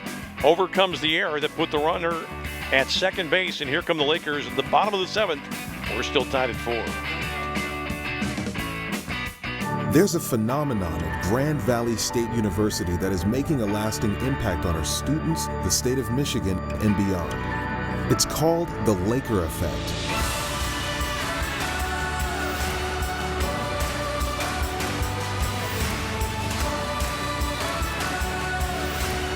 Lakers understand that one person can make a significant impact.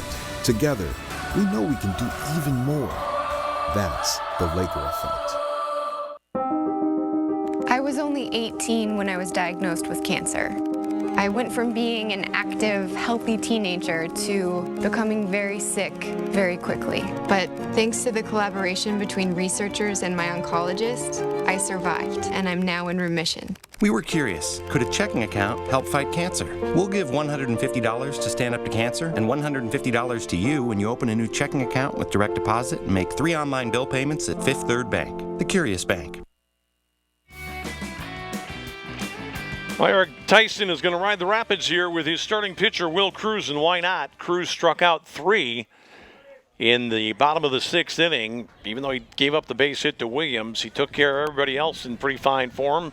So even though Hillsdale's got people up and they've got people ready to go, it'll be Johnny Nate, Alex Young, and Jason Rebecki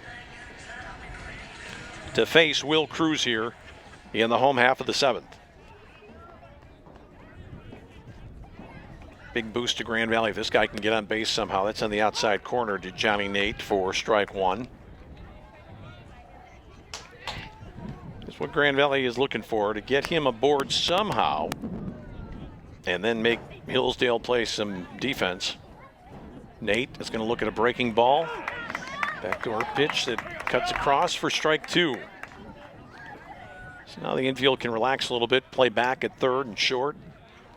Johnny Nate just got to block this one into play somehow. That's been the pattern for Cruz. He will throw a lot of breaking balls when he gets ahead in the count. If he does come back inside to a right-handed hitter, he's going to get it way inside and off the plate. 2-2.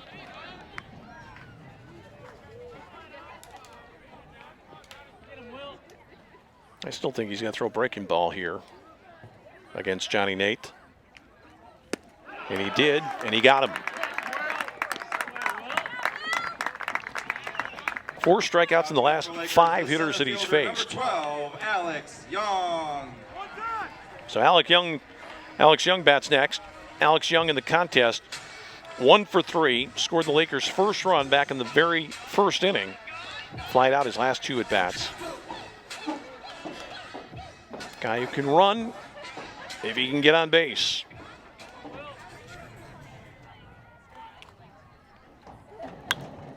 Straight back over the top, strike 1. Rebecki, the next hitter for Grand Valley, homered in his previous at bat. So you know what he's thinking about late in this contest.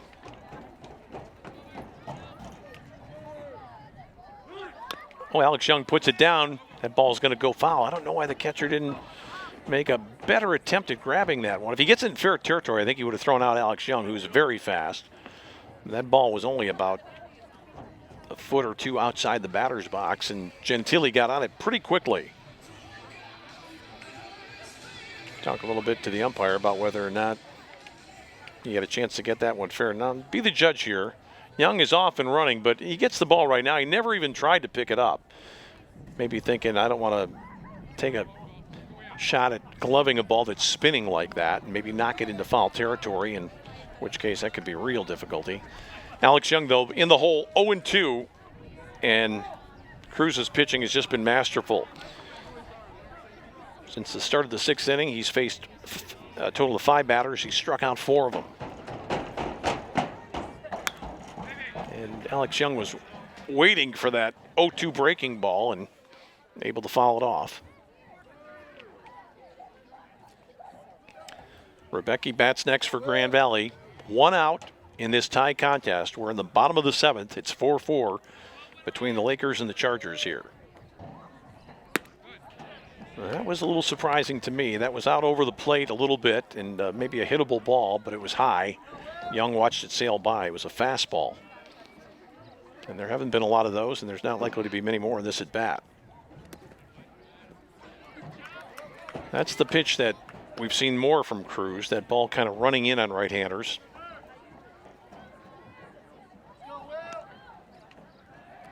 Two and two to Alex Young, the Lakers center fielder. Jason Rybecki, maybe Grand Valley's biggest power hope in this contest, awaits, and a home run to left center in his last at bat. Let's see what Young can do. Foul, and I think, well, first baseman coming over may have a play. He does, and he makes the catch. Just out of my sight line there, but I was judging by the reaction from the Hillsdale dugout as Chris McDonald went down to the deck and plucked it for out number 2. Number 40, Jason Rebecki. Yeah, very nice play by McDonald.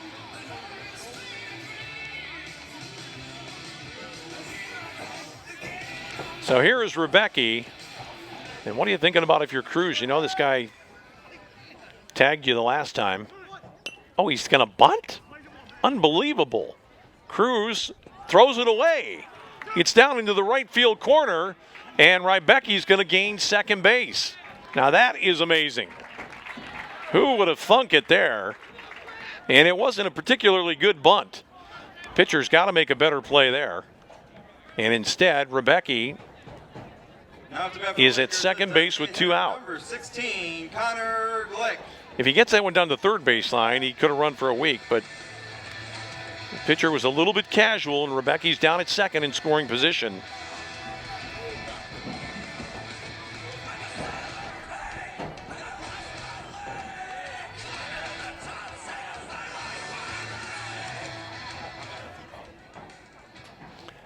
They're going to get a runner on now for Rebecki.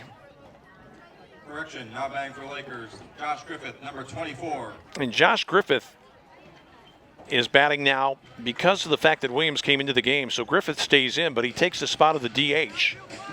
And he will bat instead of Connor Glick. And we want to take this time to let you know that today in Chicago in the 5th round, the Baltimore Ravens have selected Grand Valley's Matt Judon in the NFL College Player Draft. 7th pick taken, which I believe makes Matt Judon the highest drafted Grand Valley player ever. So congratulations to Matt, the defensive end, who's going to a team that knows a little bit about the kind of player that he is. In the air to center field, Ortle going back. He's there, and he corrals that one off the bat of Griffith for out number 3. So on the fly ball to Ortel, Cruz is out of trouble here in the 7th. We go to extra innings. It's Grand Valley 4, Hillsdale 4. No runs on no hits, 1 error.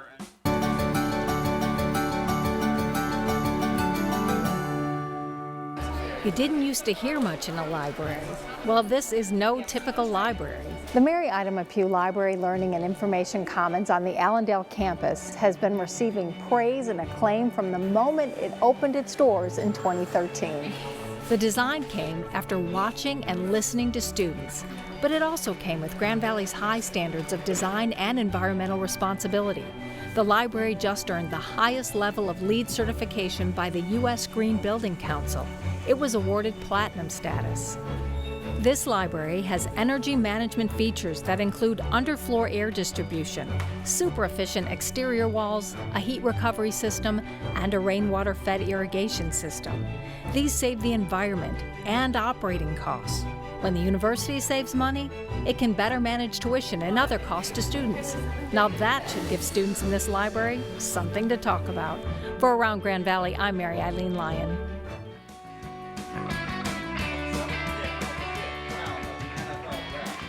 Well, Matt Williams clapping his hands together on the mound. That's one of his guys. Matt Judon, his football teammate, selected in the NFL draft. Big grin on the face of Matt Williams. He's pretty pleased about that. And Doug Lipinski, the associate AD at Grand Valley, pointing out to me that actually Brandon Carr was drafted slightly earlier in the 5th round than Matt Judon back 8 years ago. And here's Matt Williams continuing on the mound to face Ethan Whiskers. So the closer is going past the traditional closer's role, and I think Cruz is probably done for the day. Straight up the chute, the catcher taking command here. Matt Williams taking command. Well, why not let the receiver get it? Pitcher never catches the ball, right? Except when he's a wide out on the football team, and Matt Williams takes care of that pop-up in foul territory. Brody Andrews was looking for it. It's a very hard ball when it's hit straight up over the catcher's head. Matt Williams saw that the whole way. So the pop-up to the pitcher in foul territory. Out number 1. Here's Connor Bartlett.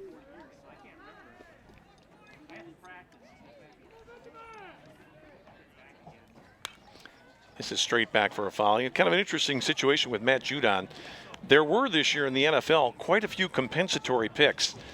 It's a formula that's based on whether or not a team loses a free agent under certain circumstances. Boy, good pitch there from Williams. Bartlett nowhere near that one.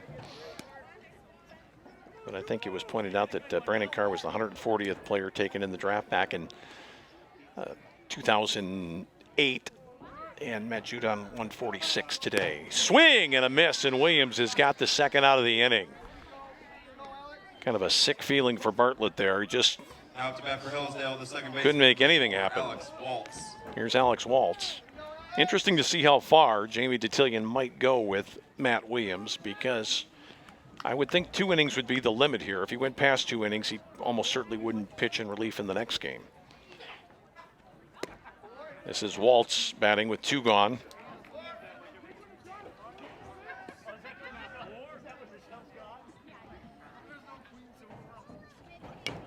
This is tapped foul. Boy, Matt Williams seems to have been energized by that news about his football teammate Matt Judon being drafted today by the Baltimore Ravens. Ravens, one of the teams that was very prominent and in attendance during Matt Judon's pro day here at Grand Valley. In the air to left field, this is toward the gap. Johnson on the chase, not going to get there. Cuts it off, and cruising towards second with a sliding double is Alex Waltz with 2 outs here in the 8th inning. Now, the ball wasn't hit really hard, but it was exceptionally well placed. Johnson gave chase there. He wanted to make sure, first of all, it didn't get by him for a triple. Now batting for Hillsdale, the catcher, number 2, Joe Gentile.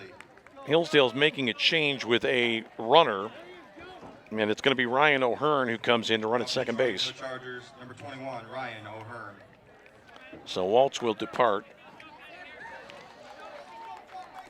And here's the catcher Gentile to face Matt Williams. Another tough situation for Grand Valley. Well, for both sides, really. Runner at second with 2 out here as we have gone into extra innings in game 1. Matt Williams trying for the final out of the frame, give his team one more chance to win it. That is inside to Gentile for ball 1.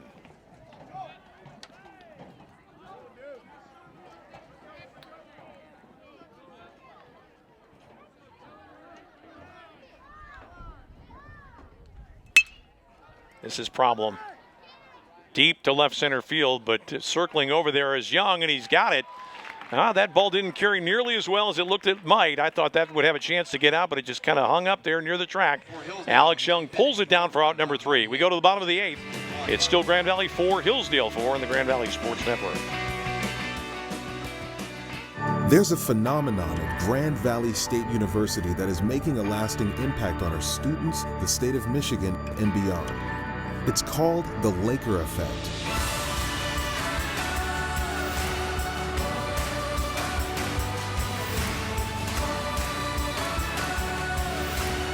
Lakers understand that one person can make a significant impact. Together, we know we can do even more. That's the Laker effect.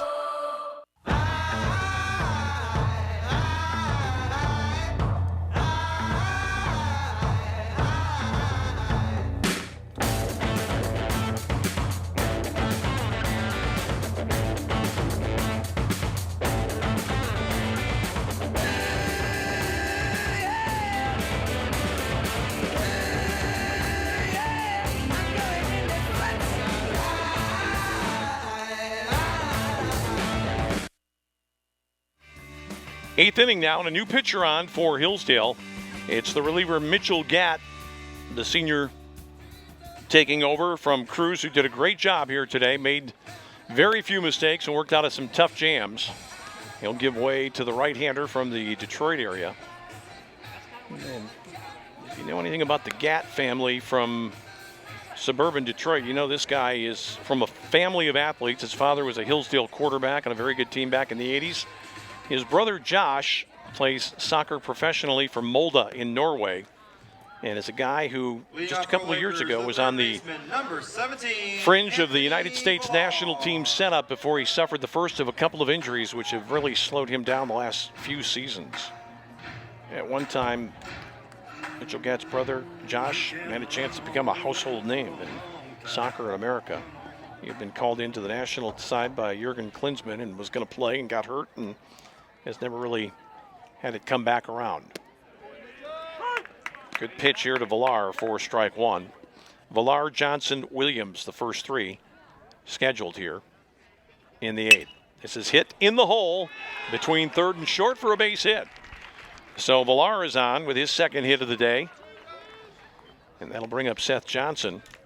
And now if you're Grand Valley, you're thinking number 5, Seth Johnson, about moving this runner to second base, very possibly with a bunt. Good swing here. Head down right on that ball, and the diving shortstop, Jacob Hoover, couldn't get to it.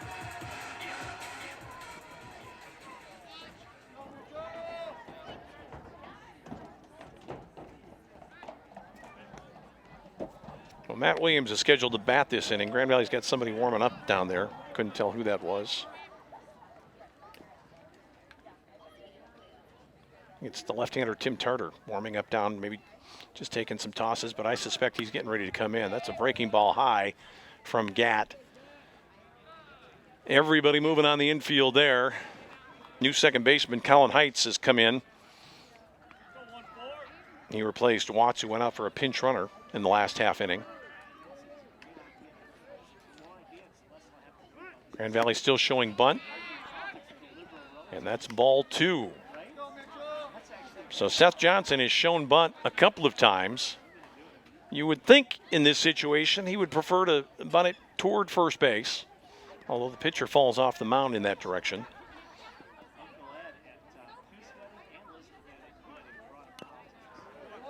Well, that was one that he probably should have let sail by. Breaking ball down in the zone, he fouled it back. 2-1 the count on the Laker left fielder. The bunt's still in order here for Grand Valley.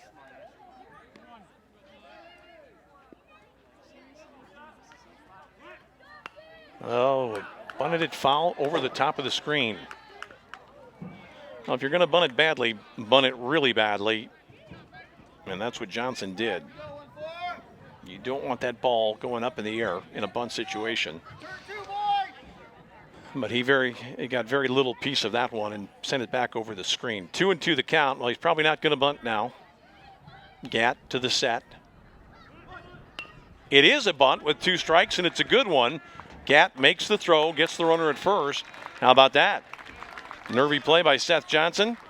Gets down the 2-strike bunt. Advances Anthony Villar. So Johnson is out. Pitcher to the second baseman covering. Nice play really by Johnson. You make the pitcher who's just come into the game make kind of a difficult fielding play. And here is Matt Williams with a chance to win the game for himself and for his side. And it looks to me like Williams is not going to get a chance to hit here.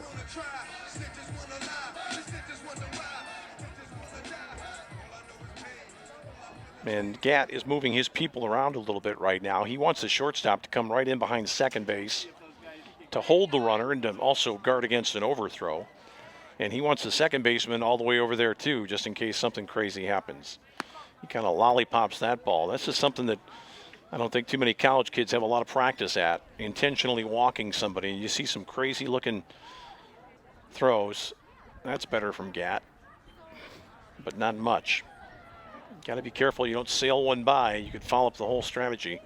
Matt Williams is not going to give up on any ball. That ball's only about a foot off the plate. You look at Matt Williams, he's saying, I could have hit that one. He wanted to jump out of his shoes and go get one of those soft balls, but he's not going to have a chance this time. The big bat flip takes off the shin guard, trots down to first base, and Jamie Detillian's going to make another move here.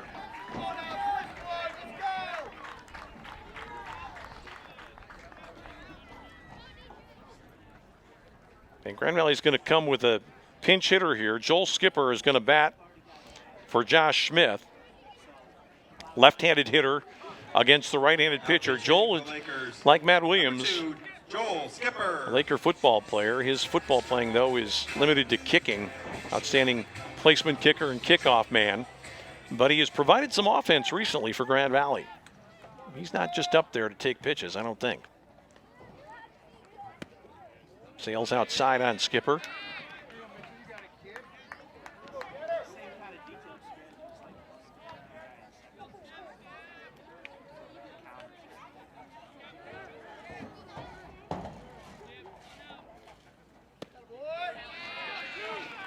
Good eye by Skipper.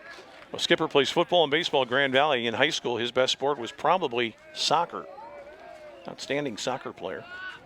A varsity soccer program at Grand Valley, so he's limited to football and baseball. 2-0. Good pitch on the inside corner from Gatt. 2 on, 1 out in the Laker 8th inning. Base hit to the outfield here would likely give the Lakers the run they're looking for to end this thing in game 1. Outfield still playing fairly deep against Skipper. That is up in the zone, 3-1 from the reliever Mitchell Gatt to Joel Skipper.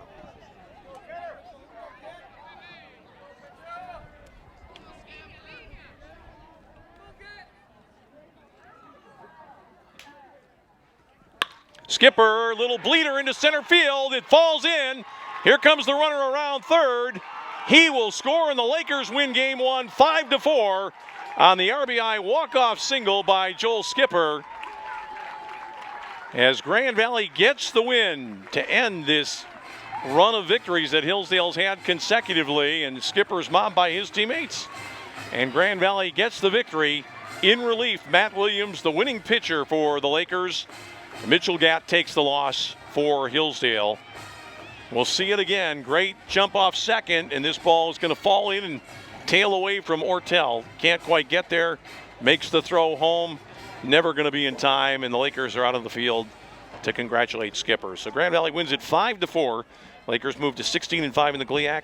Hillsdale falls to 16-9 in league play. It's the 25th win of the year for Grand Valley. We're coming back with game 2 in just a bit, so stick around for that. For Bill Cuppy, our producer-director, and for the rest of our crew, I'm Tom Cleary. The Lakers win it in the opener, 5-4-8 here on the Grand Valley Sports Network. Lakers take game 1, 5-4.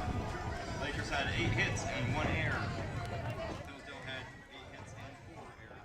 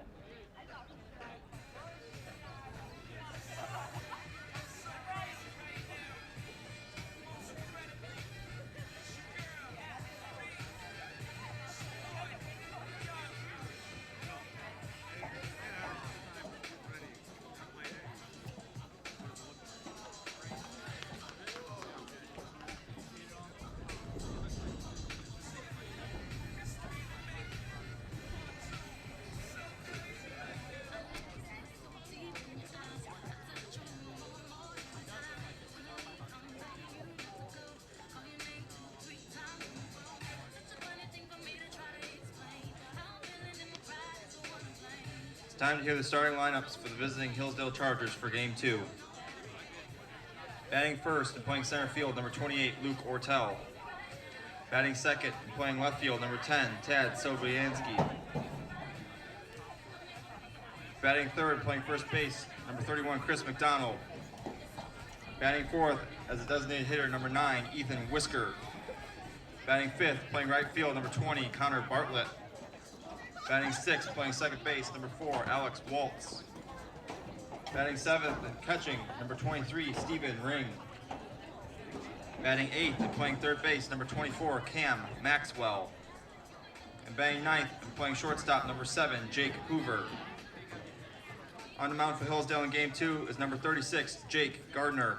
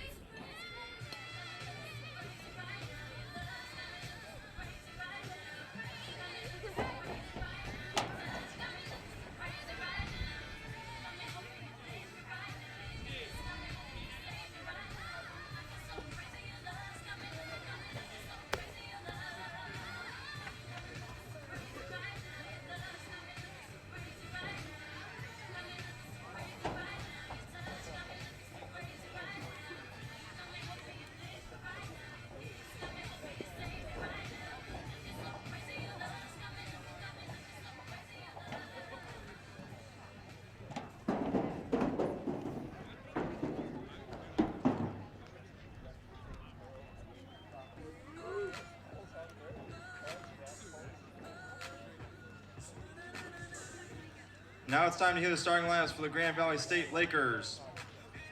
Batting first and playing center field, number 12, Alex Young. Batting second and playing left field, number 40, Jason Rebecki.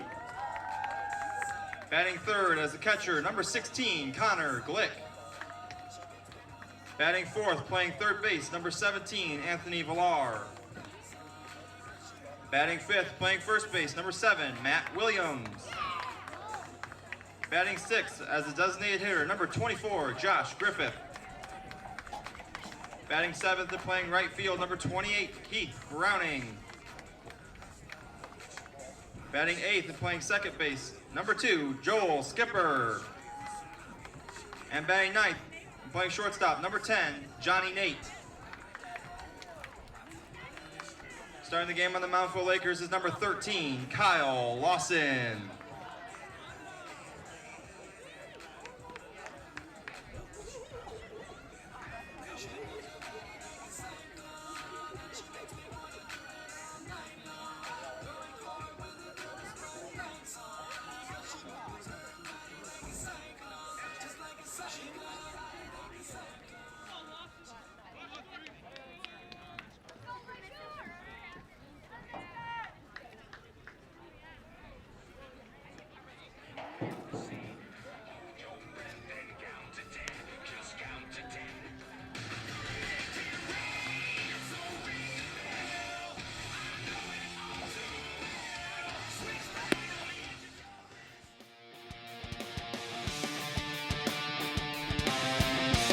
And welcome back to Allendale. We're getting set for Game 2 of our GLIAC men's baseball doubleheader this afternoon under overcast skies in West Michigan. It's Grand Valley and Hillsdale. Lakers won an exciting opener in 8 innings, 5-4 on a walk-off RBI single by Joel Skipper. That gave the win to Matt Williams, his football team teammate, who came on to pitch the last 2 innings in relief of Josh Griffith to pick up the win. In Game 2, it'll be the right-hander from Muskegon, Kyle Lawson, on the hill against Hillsdale. That'll be looking to bounce back after seeing its 7-game winning streak snapped in Game 1. Both teams had a home run in that first contest. Tad Sobosanski had a 3-run shot for Hillsdale. But right after that, Jason Rybecki tied the game with a solo shot for the Lakers, and the game stayed tied at 4-4 until the bottom of the 8th when Grand Valley got 2 aboard after a base hit, a sacrifice, an intentional walk, and then Skipper, pinch hitting, delivered the single to left center field to score Anthony Villar with the winning run. So Grand Valley wins the opener 5-4 in 8 innings. Leading off for Hillsdale, to go to 16-5 in conference play. Hillsdale, which has played several more league games than Grand Valley, dropping to 16-9. Same amount of wins in league play for the 2 teams, but Grand Valley with 4 fewer losses. And here's Luke Ortel, who was involved in a big way in Game 1, hit by a pitch on 2 separate occasions, scored a couple of runs. Kyle Lawson with a breaking ball past Connor Glick for ball 1. That ball brought up a lot of dust there right at home plate. And a new ball immediately put in play for Lawson. This is hit on the ground, fair ball right over the bag. It's going to go for extra bases as Ortel makes the turn. Picking that ball up in right field is Keith Browning, the right fielder in Game 2, and that ball comes back into the middle of the mound past the cutoff man and right into the glove of Kyle Lawson. He's not too happy about it. That ball may have brought up some chalk on the first bounce, and it looked like it may have just touched the bag. Hillsdale, number 10. Didn't get a real good look at it. Past Matt Williams, not much he could do about it. And it's a stand-up double for Luke Ortel to start Game 2. Well, he was on board and reached third in Game 1, did not score. Here's Tad Sobosanski, the left fielder who homered in the first game. Good breaking ball from Kyle Lawson for strike 1.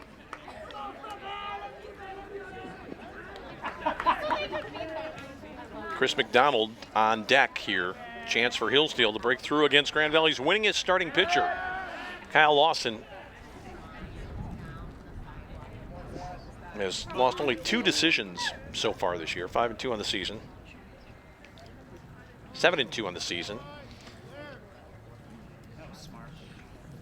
Outside from Lawson as the count goes to 1-1. Been hearing talk about rain throughout the day here, but it hasn't really gotten any worse yet, but we expect to see some precipitation before the end of this contest. Grounder to third, Villar looks the runner back. Not a great throw to first, but a good pickup by Matt Williams over there. And that's out number 1. Grand Valley infielders have short-hopped a couple of balls over there to Williams, and it cost him on at least one occasion in Game 1. But that time, the first out of the inning, as Sobosanski's retired on a grounder to third. Ortel stayed at second on the play, did not advance, and here's Chris McDonald, big right-handed hitter. Playing again at first base here in Game 2. Infielders pinching in towards second, trying to keep Ortel close. This ball is fouled down the right field line. Well out of play. Well, Grand Valley did some good work defensively in that first game. They were the better team defensively against Hillsdale in the opener. Lakers had a couple of double plays that helped out Josh Griffith, the starting pitcher. Here's a pickoff play at second base. Oh, just getting back in is Ortel. That was extremely close out there. It was a tough play for Corey Hinga to see out there in the middle of the field, and Jamie Titillion wants an explanation of what exactly went wrong. Because the ball was there before the runner, and now it's just a question of a missed tag, and I don't think the umpire had a really stellar moment there. He didn't really get a good look at the throw. Jamie's not going to really argue too much about it. Just Maybe arguing more for the next call than this one. I thought Lawson was just going to bluff back to second. He threw the shortstop ducking in behind. Ortel was very lucky not to get rung up there. Fastball from Kyle Lawson is up and away.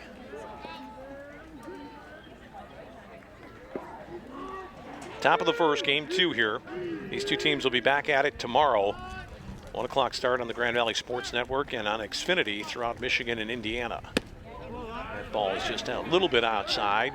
2-1 to the big first baseman, Chris McDonald. 1 on, 1 out. Top 2 teams in the North Division of the GLIAC going at it here, 4-game weekend series. That's another one that bounces up there. So Kyle Lawson really hasn't gotten ranged in yet with his breaking ball. 3-1. He is behind in the count to Chris McDonald with the Whisker, the DH, on deck.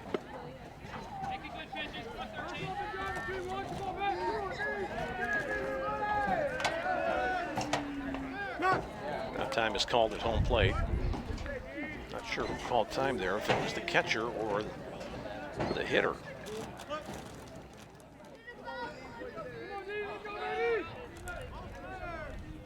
Hillsdale would like to do some damage early. They did not do it in the first game. That's at the letters for strike 2. So the count goes full now on McDonald.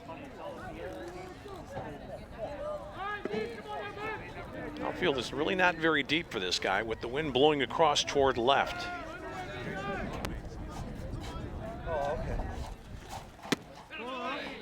Kyle Lawson wanted that one. It's a breaking ball that's just outside for ball 4. So 2 on with 1 out here for Hillsdale in the top half of the first inning. For Hillsdale, designated hitter number 9, Ethan Whisker. Whisker in the first contest. 0 for 4. Grounded out on 4 different occasions in that game. I'd like to keep him buttoned up here. Open stance at the plate. Tall right-handed hitter. This is in the air toward right field. Problematic. Long run for Browning. He's over there now. Makes the catch near the line. Runner at second will tag or he'll get back. Oh, he was playing that halfway. That's a good play by Browning in right field for Grand Valley. Took that ball just fair. And that's out number 2. I didn't look back at the play, but I assumed that Ortel might be tagging there, but Browning got over, made a strong throw back into the infield, and no advance by the base runners.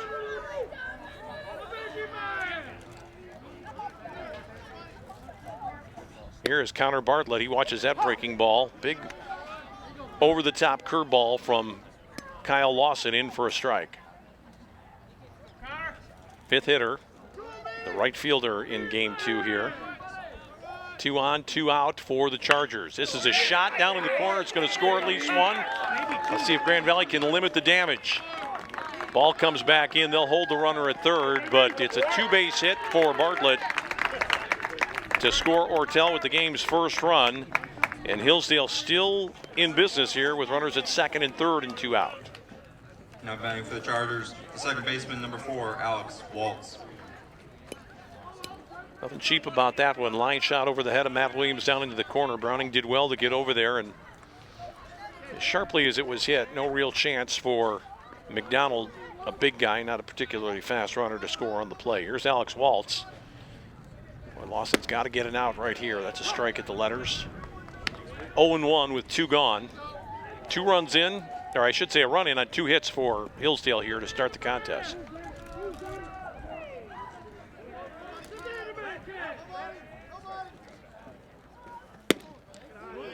Just off the plate. Waltz did have a base hit in the first game, but he also struck out in the 8th inning against Matt Williams.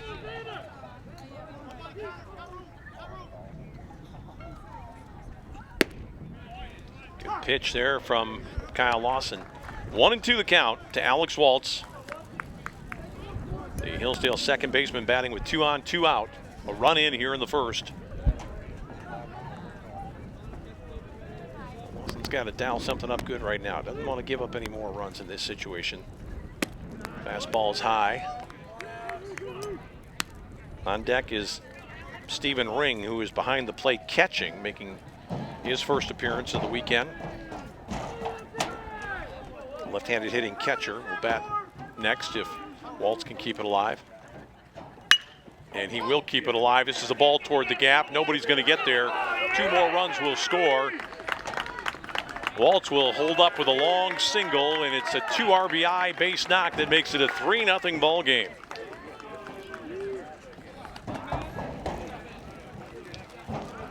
Not hit particularly hard, just in a perfect spot, tailing away from Alex Young. No chance for him to get there, and Browning was shaded a little bit more toward the line, so Hillsdale comes out thumping. And this team, which has been among the best offensive teams in the GLIAC this year, takes a 3-0 lead.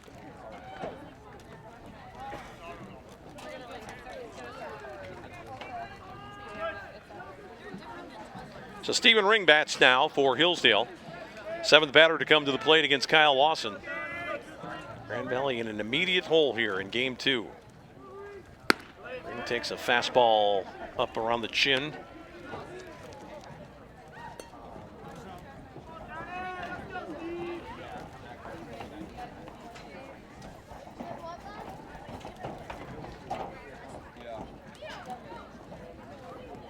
Jamie Titillion wants to slow things down a little bit right now with a visit out there to talk things over with his pitcher, Kyle Lawson. Lawson's been very dependable, and he's a guy who has pitched a lot of innings for Grand Valley. Leads the team in wins and in innings pitched. He's had a couple of long stints on the mound his last couple of starts. I think he's totaled over 200 pitches in those last couple of games, but they've hit some balls where Grand Valley wasn't here in the first inning. A double right over the bag by Ortel. And then a double down into the right field corner by Bartlett. And Waltz with that 2-out, 2-run single. Ring is going to deliver, ball to left field, but playing perfectly in left is Rebecki, and he's got it for out number 3. So Hillsdale comes up with 3 runs, 3 hits, no errors, a man left. Home half of the first coming up. Hillsdale 3, Grand Valley nothing. There's a phenomenon at Grand Valley State University that is making a lasting impact on our students, the state of Michigan, and beyond. It's called the Laker effect.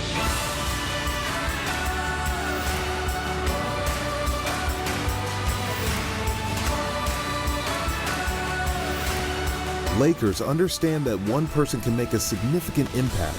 Together, we know we can do even more. That's the Laker effect.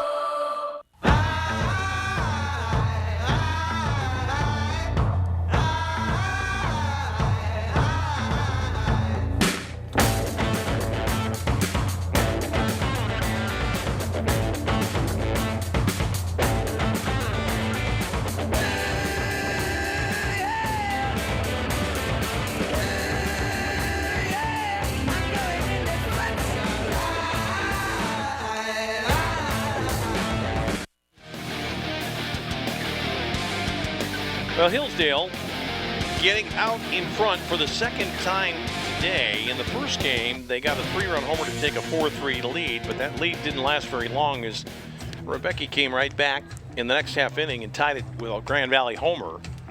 We'll see if the starter in game 2, Jacob Gardner, can keep his team on top for a while here in the nightcap. Grand Valley will send Alex Young, Rebecki, and Connor Glick to the plate.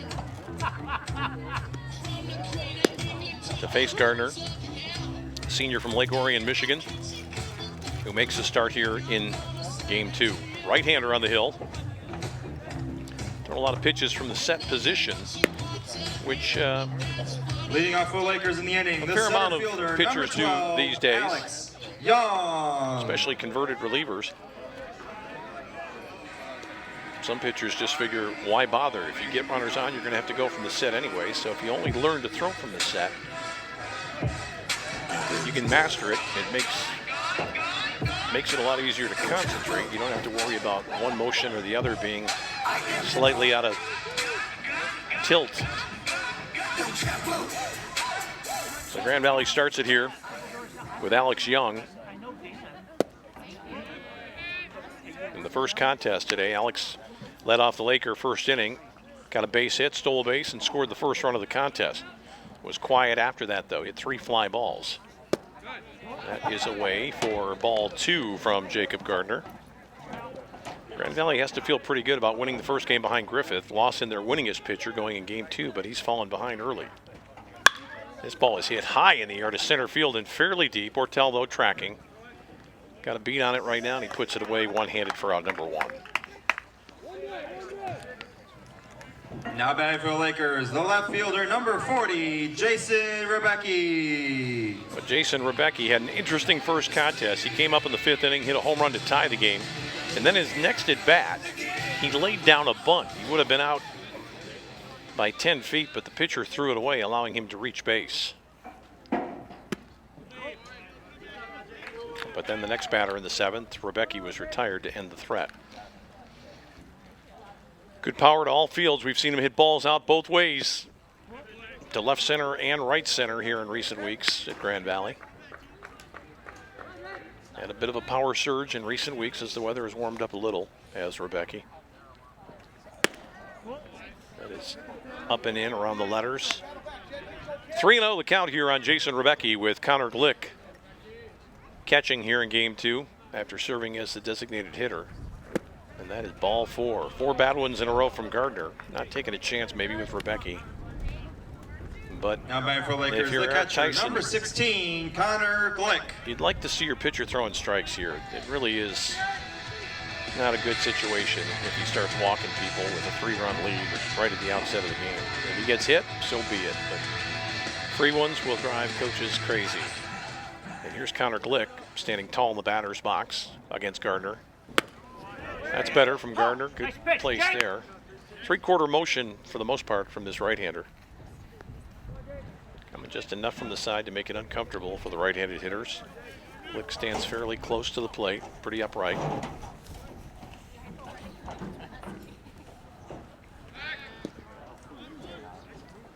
Pretty nice move over there to first base. Not a real big lead for Rebecki.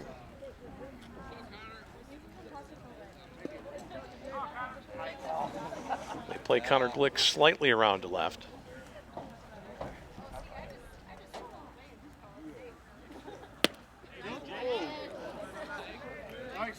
Pretty good breaking pitch, didn't miss by much. And pitcher looking in, motioning, he wanted some reaction from the umpire about where that was. One of the problems there, the catcher didn't frame that ball very well. Ring was looking for a ball in a different area, and to me like it was fairly close to the plate as well, but when the catcher's jumping around behind the plate, makes it a little bit more difficult for the umpire in a play like that to call a strike. 2-1 now on Connor Glick, with Anthony Villar in the on-deck circle for Grand Valley. 1 on, 1 out, another good throw back, and I'll tell you,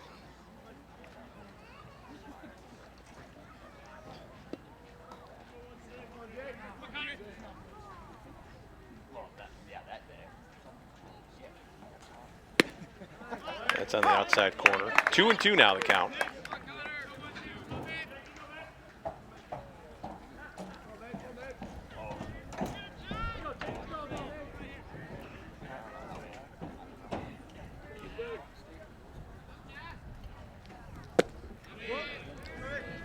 Well, let's see what Jamie Detillion does here. 3-2 with 1 out. Will he start the runner, Jason Rebecki? I would say Rebecki's a great candidate to steal the base here. I'm suspecting he'll stay a little bit closer to the bag.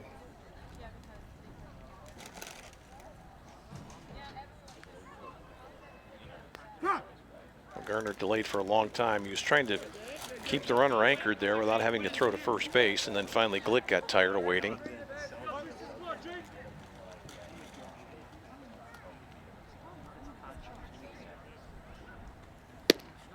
Rebecki is not going, and that ball is just off the plate for the 2nd consecutive walk.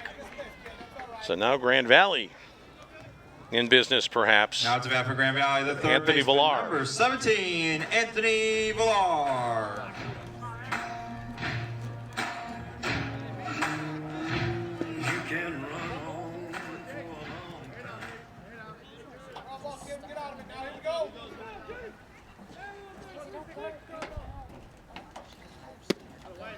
On the edge to Villar. Good pitch that time by Jacob Gardner. 2 on for the Lakers, 1 out. Grand Valley trailing by 3 in the opening inning of game 2.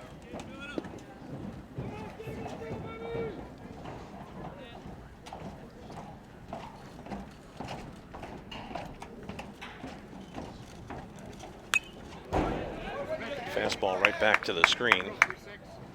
0-2 now to the Laker third baseman with Matt Williams in the on-deck circle.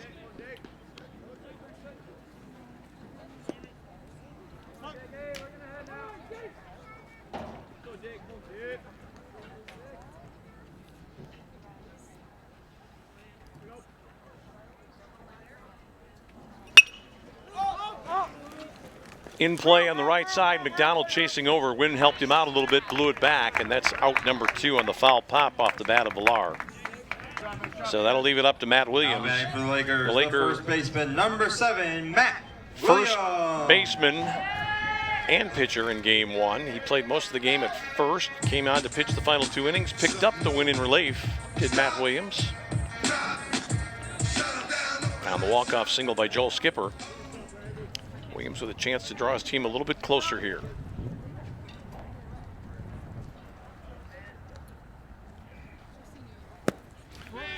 Matt Williams had 2 hits and a walk in game number 1. He was intentionally walked in the 8th inning.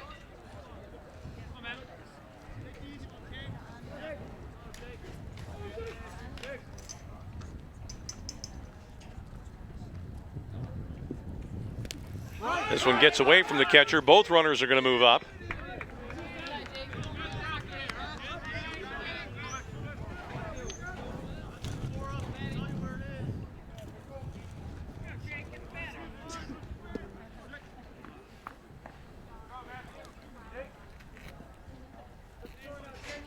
Second and third now for Williams. 2-0 count. I think he's got the green light if he gets one he likes here. Oh, that's a good pitcher's pitch right there. Not a great pitch. You don't want to go after that one if you're Matt Williams. You roll over that one. It's a ground ball to short. Good fastball on the outside corner from Gardner. 2-1 the count. Lakers with a chance to get right back in. Another good pitch. Matt Williams can appreciate that as a thrower himself. No complaint about those calls. Not the ball he was looking for. Don't think he's going to throw Matt Williams another fastball, though, in this situation. Gardner wanted the catcher to go through, cycle through the signs again. Catcher setting up outside, indicating a breaking ball. Matt Williams was ready for a breaking ball and fouled it down the third baseline.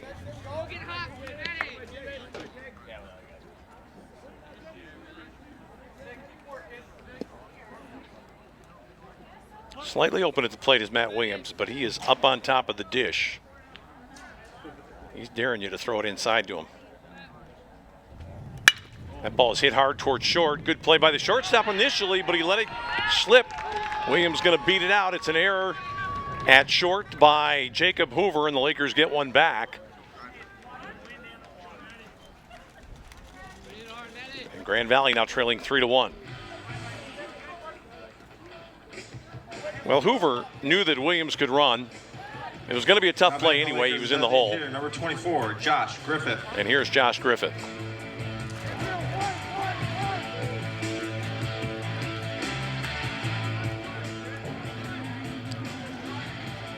So now Josh Griffith, who played the entire way in game 1, on the hill for the first 6 and then at first base for the last 2 bats.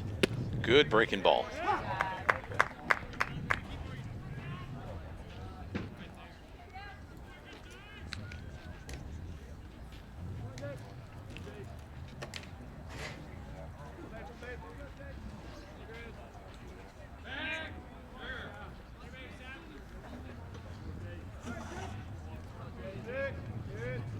Gardner being very deliberate. He doesn't want to surrender all of this lead in the first inning. He's already walked 2 and given up a run. Josh Griffith can do some more damage. That is just off the plate. 1-1 the count. Grand Valley has scored a run without the benefit of a hit here in the first. Josh Griffith with a man down at third base. He'd like to drive home. Matt Williams with a decent lead at first. That's outside. Well, Gardner's not doing himself any favors right now. He's already walked 2. He's behind in this count. Throwing a lot of pitches in the first inning and generally probably made his teammates a little bit nervous by not really attacking this Grand Valley lineup.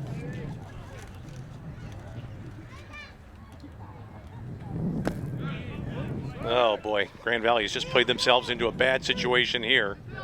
Now they've got Williams in a rundown, and this inning's going to end badly for Grand Valley. Throw to the plate, oh my goodness. Hillsdale botched it up after Williams had basically allowed Hillsdale to get off the field. Williams started down, tried to get himself in a pickle. It was a misplay by Matt, I think, really, and then Hillsdale just was indecisive. They've got him dead to rights right here. Catcher's got to run right at him and close the gap a little bit. Pitcher's got to get involved in the play. Williams does stay alive, and then it's just a short hop throw to the plate by McDonald. Not good. Runner at third, another run in for Grand Valley without a hit. 3-1 count on Josh Griffith. And that is the third walk of the inning for Jacob Gardner. And boy, you just got to feel down in the Hillsdale dugout for Eric Tyson. Now up to bat for the Lakers, the right fielder, number 28, Heath Browning.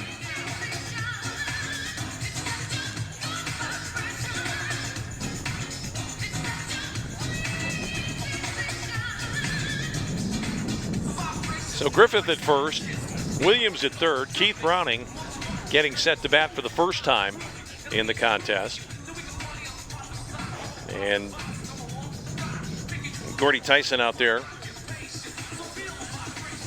talking with his pitcher.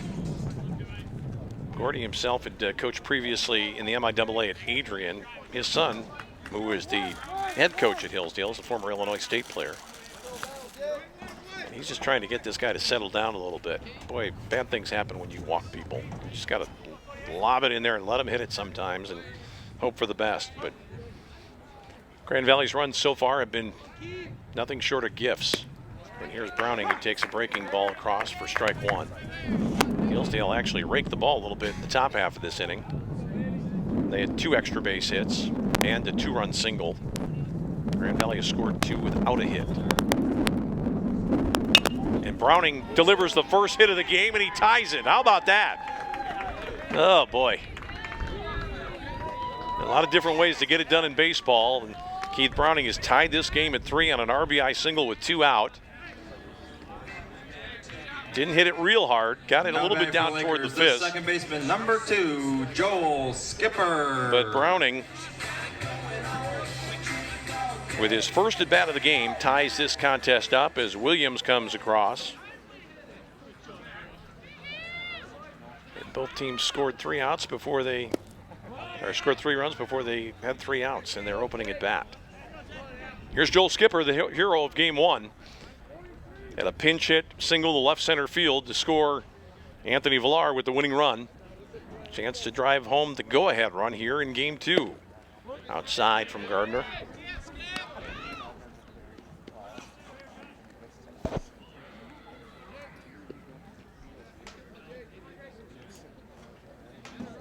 Two on, 2 out, 3 in for the Lakers. Hillsdale's made 2 errors here in the first inning. That ball just a little bit low, or perhaps a touch in from Gardner. 3-0, and immediately Hillsdale's got people up working in the bullpen.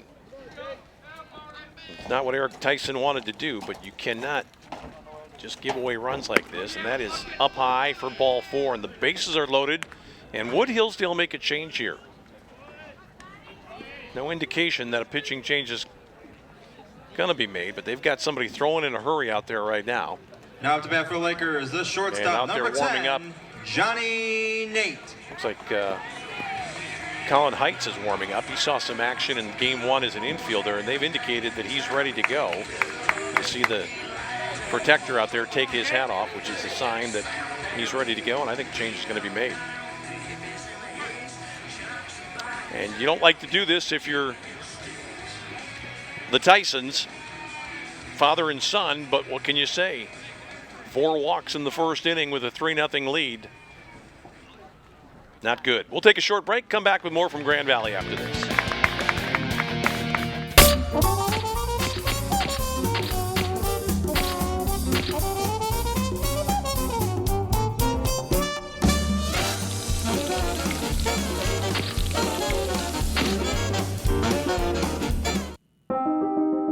I was only 18 when I was diagnosed with cancer.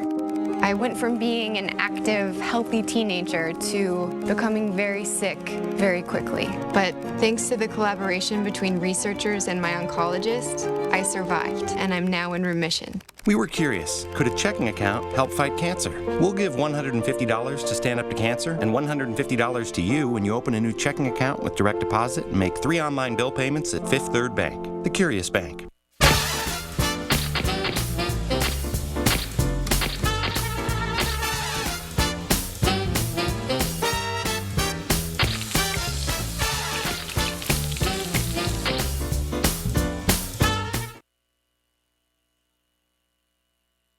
Well, the people who came to party from Hillsdale enjoying themselves right down the right field line.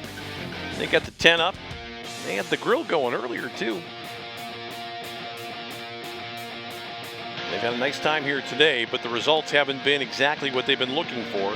Hillsdale came in a hot team, an on-form team in the GLIAC. But after being staked to a 3-0 lead, Jacob Garner has given up 3 in the first. He has walked a total of 4 hitters. And as a result, his afternoon is over. Colin Heights, who played earlier in the contest, he came on in, I think as a pinch runner and stayed in the contest at second base in game 1.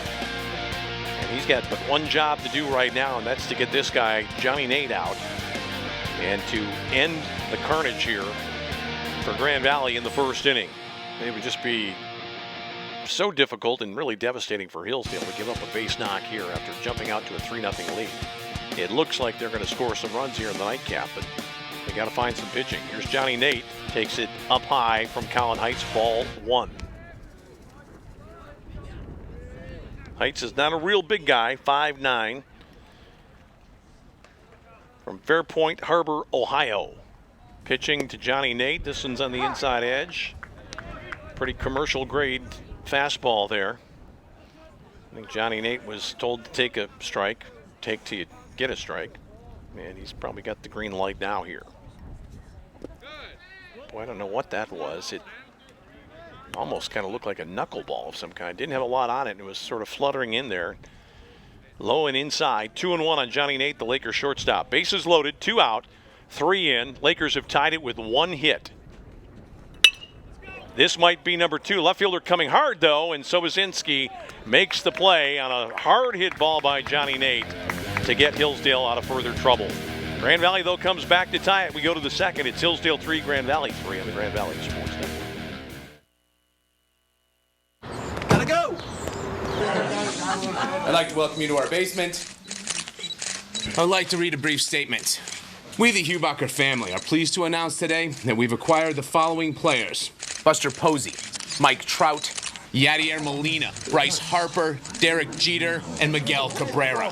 We believe that this demonstrates, once again, our family's unwavering commitment to assemble the very best team in this neighborhood. Mr. Hubacher, you've really upped the ante here. How do you expect the other families in the neighborhood to respond? Well, the Harris family's going to be none too pleased. Word is the Harrises are putting together quite a team of their own. Any concerns? Under Cliff Harris's mismanagement, they already used up all their wall space with a bunch of paintings. I mean, really, come on. Dad. I know. All right, next question. Start building your own dream team at fathead.com. Well, Kyle Lawson feeling a little bit better. The Hillsdale people not feeling quite as good, although they are enjoying the music. That's a plus. And as we go to inning number 2, it's Hillsdale 3, Grand Valley 3. Hillsdale knocked it around the yard a little bit in their half of the first. Grand Valley not so much, but 4 walks and 2 errors allowed the Lakers to climb back in. And Kyle Lawson, who's been mostly steady this year for Grand Valley, has a chance to start over. Just wipe the slate completely clean, forget about everything that's happened, and it's 0-0 in a 6-inning game to come. If you're Kyle Lawson, that's the way you have to approach it right now. Forget about what's been. Everybody for both teams batted in the first inning except for Cam Maxwell and Jacob Hoover, the first 2 scheduled here. And they'll be joined by Luke Ortel, the first 3 scheduled to face Kyle Lawson in inning number 2 today from Grand Valley. The umbrella's starting to come out, getting a little bit of precipitation. Kyle Lawson is back on his game, it would seem. He's thrown 2 straight strikes in good places here to Cam Maxwell. Maxwell playing at third base again here in game 2.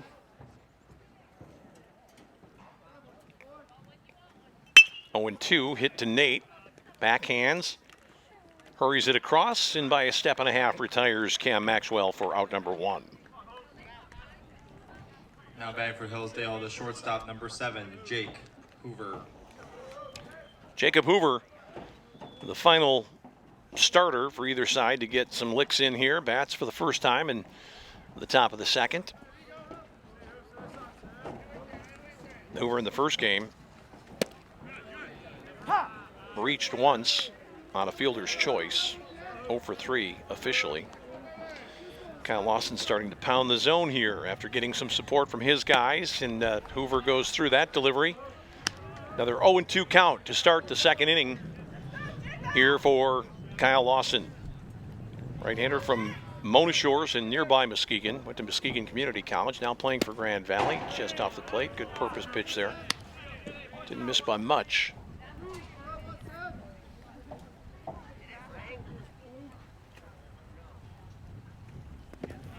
Breaking ball is down in the dirt. Well, defense has been an issue in this doubleheader today. Both these teams have been about equal offensively, but Grand Valley has been the far better defensive team, and Hillsdale's made some mental errors as well. And there's a swinging strike 3. That ball popped into the glove of Connor Glick, and 2 quick outs here for Kyle Lawson to start the second. Fielder number 28, Luke Ortel. Ortel is one of the guys that did some damage in the first inning. Had a sharp double that went right over the bag and past Matt Williams into right field to start the contest. He scored the first run of the game.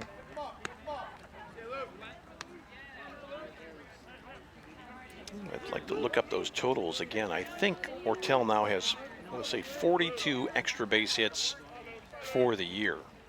Been an outstanding player for Hillsdale in the GLIAC this season.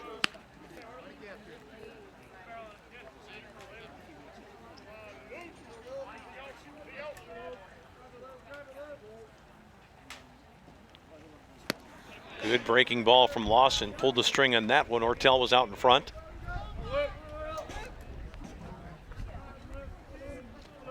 Well, Kyle Lawson, described by his coach, is not really a strikeout pitcher, but he's a guy who he expects to see strike out more guys going ahead. First of all, though, he's got to figure out a way to get out Luke Ortel. That was a sharp single over the head of Nate into center field for his second hit of the contest. So a 2-out single for the center fielder, Luke Ortel. Now batting for Hillsdale, the left fielder, number 10. Really not much on that one. Sobosanski. Up and over the plate and hammered into center field by Ortel. Here's Tad Sobosanski. Sobosanski had a 3-run homer in game 1. Quick throw back. Kyle Lawson wants to keep an eye on Ortel. Absent that 3-run homer, I think it would have been a pretty comfortable win for the Lakers in game 1. They had to work a little bit harder. That was a little bit closer that time. Ortel was fooled a touch by that move by Kyle Lawson and kind of flinched a little bit before getting back to the bag.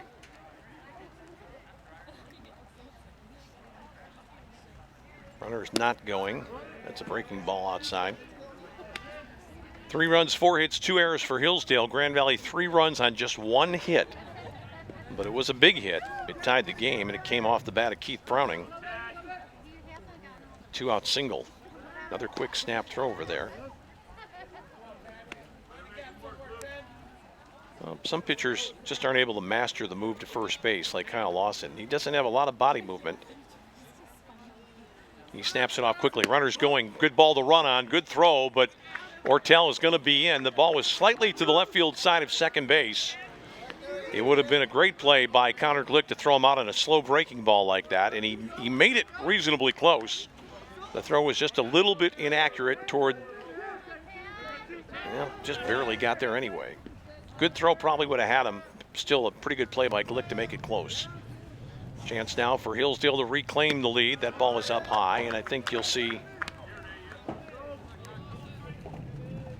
Kyle Lawson here in this 3-0 situation not take a real chance with Sobosanski. He'd rather start anew with McDonald.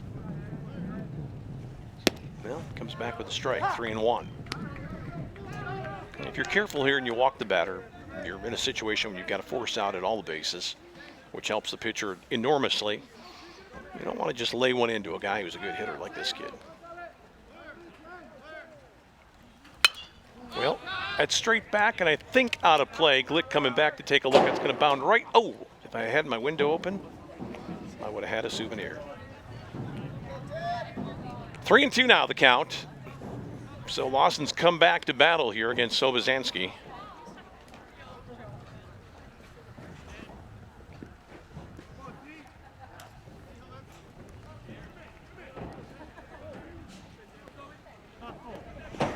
You might as well go get him right now. No time like the present to take care of business if you're Kyle Lawson, working from the set.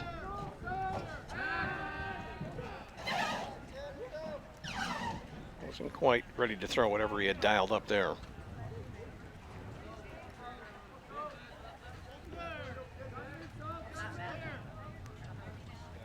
Well, he bounced a breaking ball up there and it wasn't close. So Sobozansky draws a 2-out walk. So 2 on and 2 out now. Now for Hillsdale, the first baseman, number 31, Chris McDonald. McDonald walked, scored a run back in the first frame. Has a chance to put his team back on top here. All in all, though, not bad pitching by Lawson. He got behind in the count. He almost got past Sobozansky. Now he's going to go to work on McDonald. That's a good pitch right there from Kyle.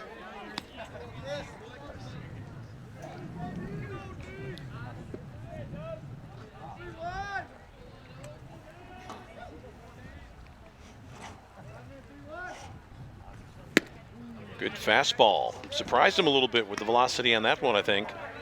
Chris McDonald was late, and Lawson's got him set up here, 0-2 with 2 out.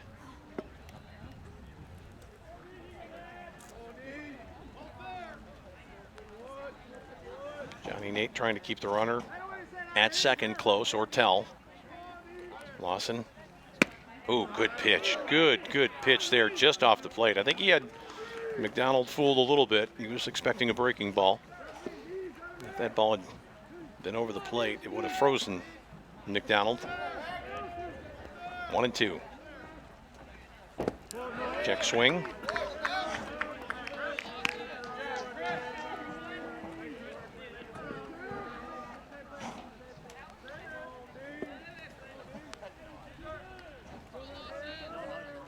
Wants to make it happen here. Doesn't want to go to 3-2 with the runner up there at second. Another good pitch by Lawson. He throws it right by McDonald for a swinging third strike. So Hillsdale threatens but does not score. Hillsdale in the second inning. No runs, a hit, no errors, 2 left. Bottom of the second, 3-3 here between Grand Valley and the Chargers.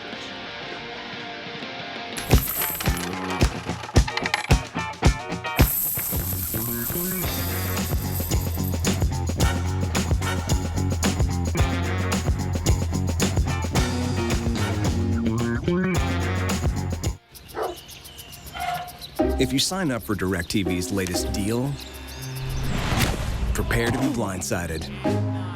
Because they'll double your rate before you know it. And you'll find you're locked into a 2-year contract that could cost you over $3,000. That's why the smart choice is Xfinity. You can see all the best action in football all season long. With no surprises. Don't get blindsided by DirecTV. Call 1-800-XFINITY today.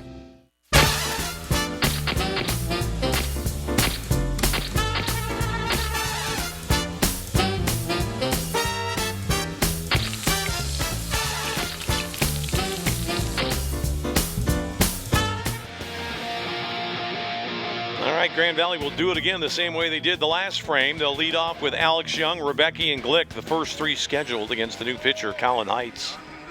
We are getting some rain now. It's a little bit more noticeable for the players and the spectators. You've seen a lot of umbrellas probably in the camera shots. It doesn't appear to be too bad right now. A little bit on the chilly side, but people who play baseball have played a lot worse than this. So just got to have a go at it and see what you can come up with. Play every inning like it's the last and try to get your nose out in front. And that's what Alex Young is thinking about right now. Colin Heights throws one up there for ball one. I'm going to try to get a good look at this young guy's grip to see how he's throwing some kind of strange pitch. I thought he might have thrown a knuckler or maybe two in the last inning. He's behind here 2-0 against Alex Young. That's 3-0. You almost get a peek into the glove of the number 3 there in the blue jersey. And I can see his fingers getting scrunched up. It doesn't quite look like a knuckle ball. That was just a straight ball for a strike, 3-1. I thought maybe he might be trying to throw a little bit of a knuckle curve or something unusual. Not a speedballer by any stretch of the imagination. Alex Young comes over the top of this one. Big hop for the third baseman. Throw across gets him for out number 1. Might have been a case where Alex Young was a little bit anxious in that at bat. Hit a ground ball down to third to Cam Maxwell. Number 40, Jason Rebecki. For the first out of the inning. Here's Rebecki, who led the uprising for Grand Valley in the first inning. He was the first of 4 players to walk. He scored the first run. And of course, Hillsdale really hurt itself with that botched rundown when it was 3-1 that allowed a run to score. And then after that, with 2 out, Grand Valley got the game-tying hit. Here's a shot to Sobozansky in left field. He misplayed it. It's off the wall. I don't think that Rebecki's going to get there, but the throw is offline. It's a 2-base hit. That ball was up against the wall.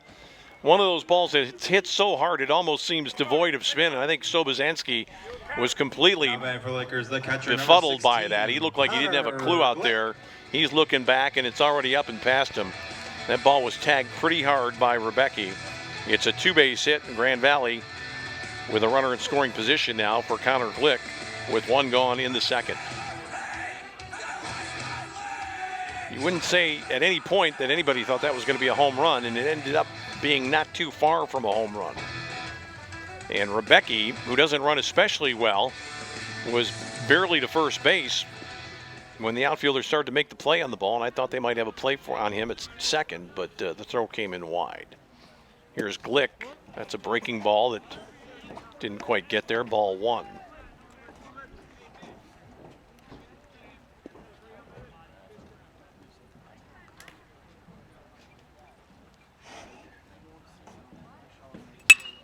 This one in the air, not very deep to center field, but not an easy ball to play. Ortel now tracks it and makes the catch. Just a little bit of a bluff from Jason Rebecki out there, but he was going nowhere. So that's out number 2, the fly ball off the bat of Connor Glick. And here's Anthony Villar. Off the bat for GVSU, the third baseman, number 17. Top to first base, his first at bat. Villar in the first contest for Grand Valley had 2 singles, scored 2 runs, including the winner in the 8th inning on the base hit by pinch hitter Joel Skipper that gave Grand Valley the 5-4 walk-off win in 8. Just off the edge from Colin Heights. He's digging around out there on the rubber, which means that the water is turning that surface and making it a bit uncomfortable. Getting a little bit clogged up on the spikes there, I would suspect. He's looking at his landing area as well, trying to smooth out the dirt on the mound. Colin Heights, though, has kept his team in. He came on when it was 3-3 with 2 out and the bases loaded. Here's a line drive to short, and that will end the inning. A little humpback liner. It appeared at first that one might get into center field, but it's taken instead by Jacob Hoover for the final out of the second. We go to the third. We're still tied, 3-3, Hillsdale and Grand Valley on the Grand Valley Sports Network.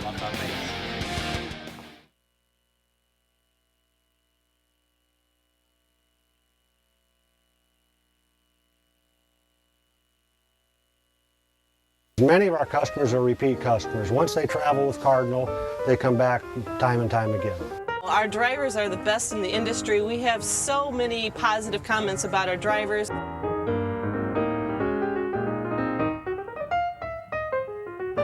Cardinal Bus, 85 years of safe, reliable, worry-free transportation. Call us at 800-348-7487.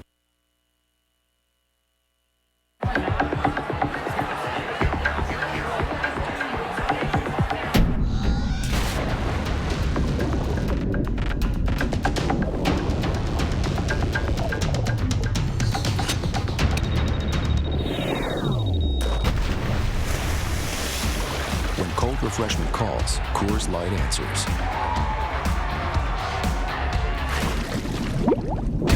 Frost brewed Coors Light, the world's most refreshing beer.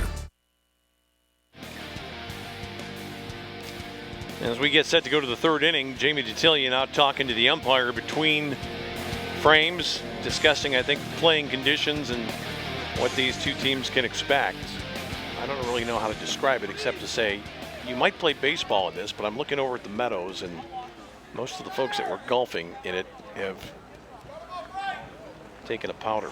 And as I say that, up behind me on the 17th tee, here comes a group up to take a shot at their final par 3 of the day. That's right down the middle from Kyle Lawson to Ethan Whisker, the DH. He flew out to right field in his first at bat. Temperature probably now a little bit below 50 here. And a very light rain coming down. It's not comfortable, but you got to fight through it. And you have to be alert if you're playing out on the field right now. Any one bad defensive play could make the difference in this contest. There's also the possibility of a rain-shortened ball game as well. So both teams got to stay on their toes. That ball bounced in from Kyle Lawson. It's 2-1. Both teams scored 3 times in the first inning here of the nightcap. Hillsdale did so with 3 hits. Grand Valley did so with 1 hit. Lawson seems to be finding his groove once again. He's been much more consistent with his command than either of the 2 pitchers for Hillsdale. Veteran right-hander, junior from Muskegon. Good pitch. Got it right in on the fist of Ethan Whisker there. Who just sent that one back harmlessly out of play. 2 errors in the contest already for Hillsdale. Grand Valley has not yet made an error. Here's a little tapper, just foul down the third baseline.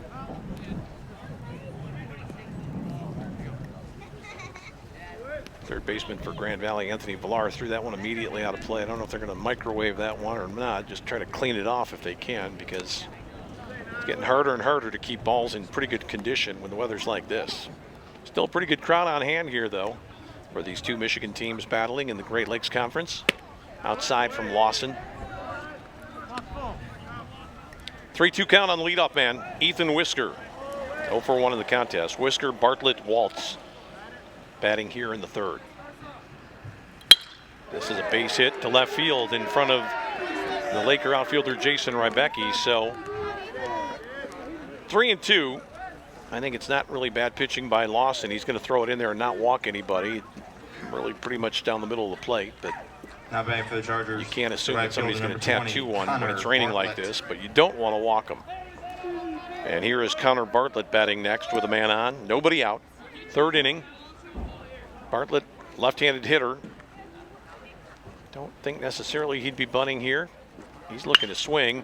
Fisted in the air to center field. Alex Young got a late start. Makes the play. Has a chance for 2 now. Throw back. Got him. Beautiful throw by Alex Young. Wow.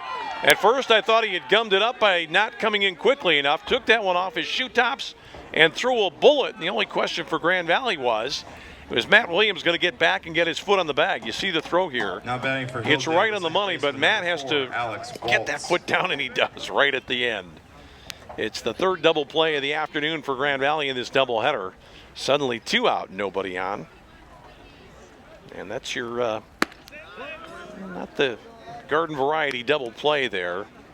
Double play goes 8-3. The fly out to center, the throw back to Williams to get Whisker and double him off at first base. 1-1 the count now here on Alex Waltz, who had a single his first at bat.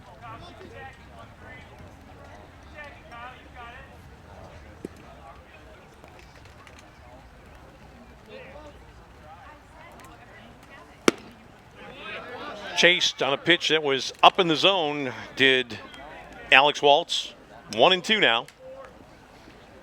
Boy, good defense has really played a role for Grand Valley here this afternoon. A little zip on that one. Just missed the plate, though. 2-2 to the second baseman for Hillsdale. Player from Amherst, Ohio, Alex Waltz at the bat right now, facing Kyle Lawson. Here's a smash. Johnny Nate not going to be able to get there, and that's a single in the left field. Second hit of the inning. So Waltz is now 2 for 2. That would not hit especially hard, just kind of perfectly placed. Just past the Lakers shortstop. And that'll bring up Stephen Ring to bat here. Ring a little bit late getting to the dish. He had on the tools of ignorance, as they used to call them. Now batting catcher's gear. The catcher, number 23, Stephen Ring. He didn't want to get completely disrobed there and then just have to put it all back on, so he waited until that last base knocked by Alex Waltz gave him an opportunity here in the third inning. 2 hits, but only 1 on right now, and here's Ring, who goes after that breaking ball. Fouled it at the plate for strike 1. 6 hits now in the contest for Hillsdale, just 2 for Grand Valley. And we are tied at 3-3.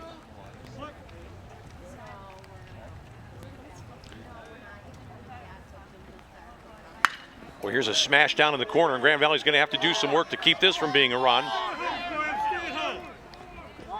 Throw comes back into the infield, cut off. It's a stand-up double here by Stephen Ring on the play. Waltz goes to third, but he's held there. And again, it's good work by Keith Browning in right field.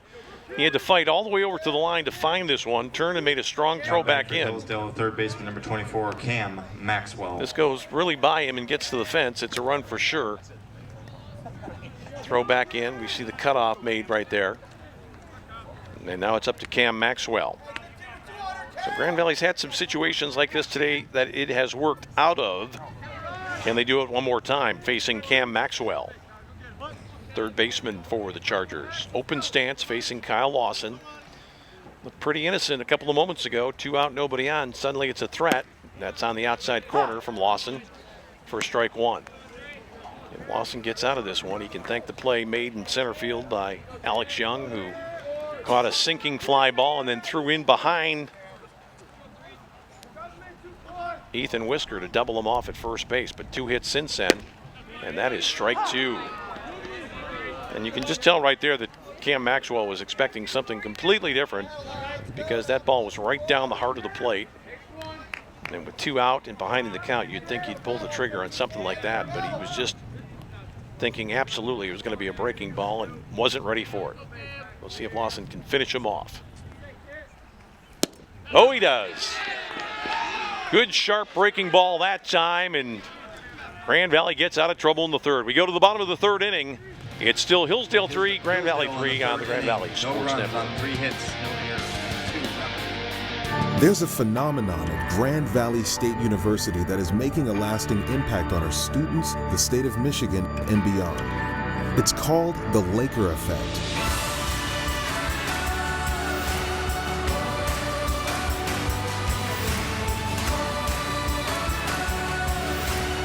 Lakers understand that one person can make a significant impact. Together, we know we can do even more. That's the Laker effect. I was only 18 when I was diagnosed with cancer. I went from being an active, healthy teenager to becoming very sick very quickly. But thanks to the collaboration between researchers and my oncologist, I survived, and I'm now in remission. We were curious, could a checking account help fight cancer? We'll give $150 to Stand Up to Cancer and $150 to you when you open a new checking account with direct deposit and make 3 online bill payments at Fifth Third Bank, the Curious Bank. Well, here's Matt Williams having a big day. Couple of hits in the first game, came on in relief, got the win after coming on for Josh Griffith. Pitched the final 2 for the Lakers. He'll lead off for Grand Valley here in the third inning. Number 7, Williams Williams. Reached on an error by the shortstop, later scored a run. Must put fear into the hearts of fielders because they gobbed up a couple of plays in his last at-bat, the ground ball that got him on base, and then he walked off in a first and third situation, got in a pickle, and Hillsdale eventually tried to come home, threw it away, a run scored, and then Williams later scored himself. Boy, I don't know how to describe that pitch except to say it was a ball. Got to be a little bit difficult out there for these pitchers to get a good grip on these wet baseballs. That pitch is a little bit low. 2-0 from Colin Heights. I'll say this about Heights, though. He's not caved in, and they haven't scored any runs against him since he came on. He came on with 2 out in the first inning, bases loaded, got an out, pitched through a scoreless second. That's on the corner. I think Matt Williams, though, is about ready to jump out of his shoes at one here. Let's see if he does it in this at bat. 3-1 now on Matty. His family's here. Talked to his father and his brother between games. They're very excited about what had transpired in game 1. Boy, that's just a smash, and that's where Matt Williams hits the ball a lot. On a line, somewhere in the general direction of the left fielder. It's his third hit today in that vicinity between third and short. 24, Josh Griffith. So Williams aboard for the second time. Here's Josh Griffith, who saw action on the mound and in the field.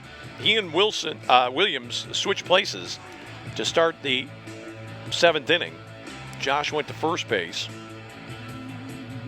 and Matt Williams went to the mound. And what happened there was that Grand Valley then lost its DH, Connor Glick, and even though Griffith was playing at first base, he became essentially the DH. That's a fair ball down the left field line. Let's see if Williams turns and tries for third. He's going to get there easily as the ball dies in the grass. Griffith walks into second, and the Lakers have it going here in the bottom of the 3rd inning. A 2-base hit on a ball that only traveled about 150 feet off the bat of Josh Griffith. Fielder number 28, Keith Browning. Boy, that's a tough feeling right there if you're Ted Sobozansky. There's just nothing you can do. That ball is going to stop, and you're going to have to chase all the way to it, pick it up. And Williams, I thought, might have to hustle to get to third. He basically just cruised in, and Griffith made it to second easily. Second and third for the Lakers, nobody out. Here's Keith Browning, who had the big hit of the ball game for the Lakers in the first inning. His single with 2 out tied the game at 3. He has a chance to put Grand Valley ahead. Everybody in on the infield here.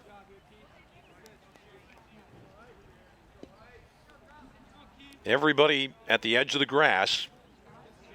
Wonder what Grand Valley's thinking about going on contact here. Maybe they might not do it. Let's see.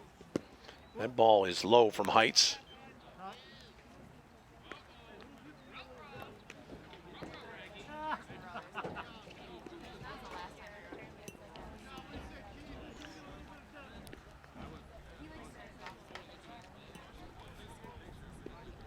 Word from the catcher, Stephen Ring, who goes out to talk to his pitcher, Heights.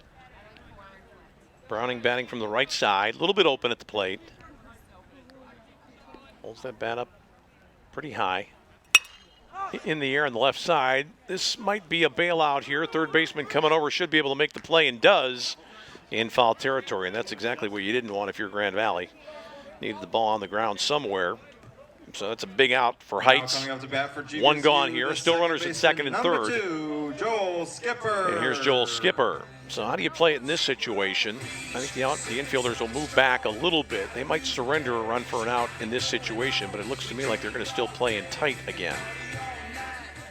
Shortstop and second baseman are back about 3 or 4 steps.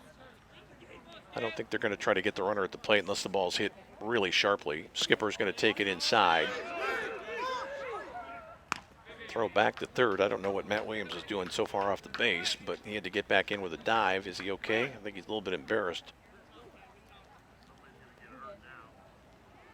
Matt called time down there at third base. He might have reached in and got a rock or something. I saw him shaking his left hand off. Talking to third baseman down there, Cam Maxwell. Skipper with a chance to be a hero again. Look at this. Can you believe it? A line drive bullet to second base. Boy, Joel Skipper feeling snake bit. He had the game-winning hit on a ball that he hit about half as hard. Now it's back for Grand Valley, the shortstop. And now 10, Colin Heights Johnny has a Nate. better than 50-50 chance to get out of this one.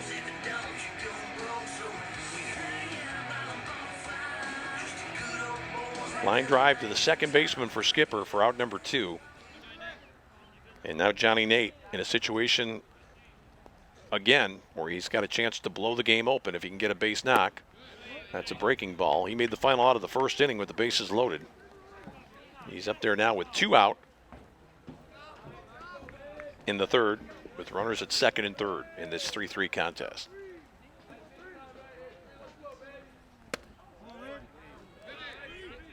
Two 2-0 on Johnny Nate with Alex Young on deck for the Lakers.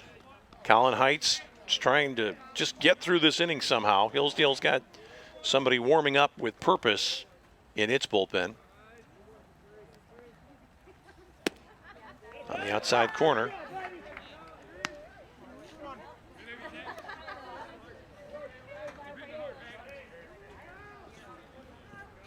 Boy, Johnny Nate just wants to find a little space anywhere.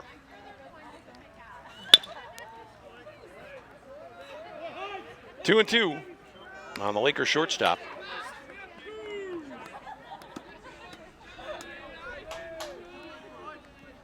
Grand Valley started this inning with a single and a double. Looked for sure like they were going to get some runs, but then a pop-up and a line drive right at the second baseman.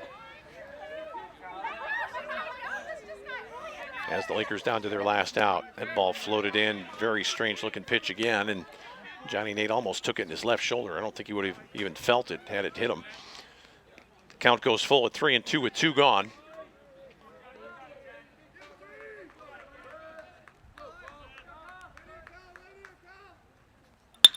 Line drive, just foul down the left field line. Ooh. Johnny turned on that one, did everything right. Just couldn't keep it on the other side of the white stripe. And he'll have to dig back in and try it again. Good swing here. Right on that one. Third baseman never going to get there. And the ball about 18 inches, 2 feet foul. Down in the left field corner. This one, I think, is going to sail out of play. It's too far for the left fielder to get to anyway. And that does run out of play on the left field side. Sobozansky was way over toward left center, not expecting Nate to pull. So he was never going to get there. Good battle now between Heights and Nate. Hillsdale with a chance, though, to slide off the hook here in the bottom of the third inning.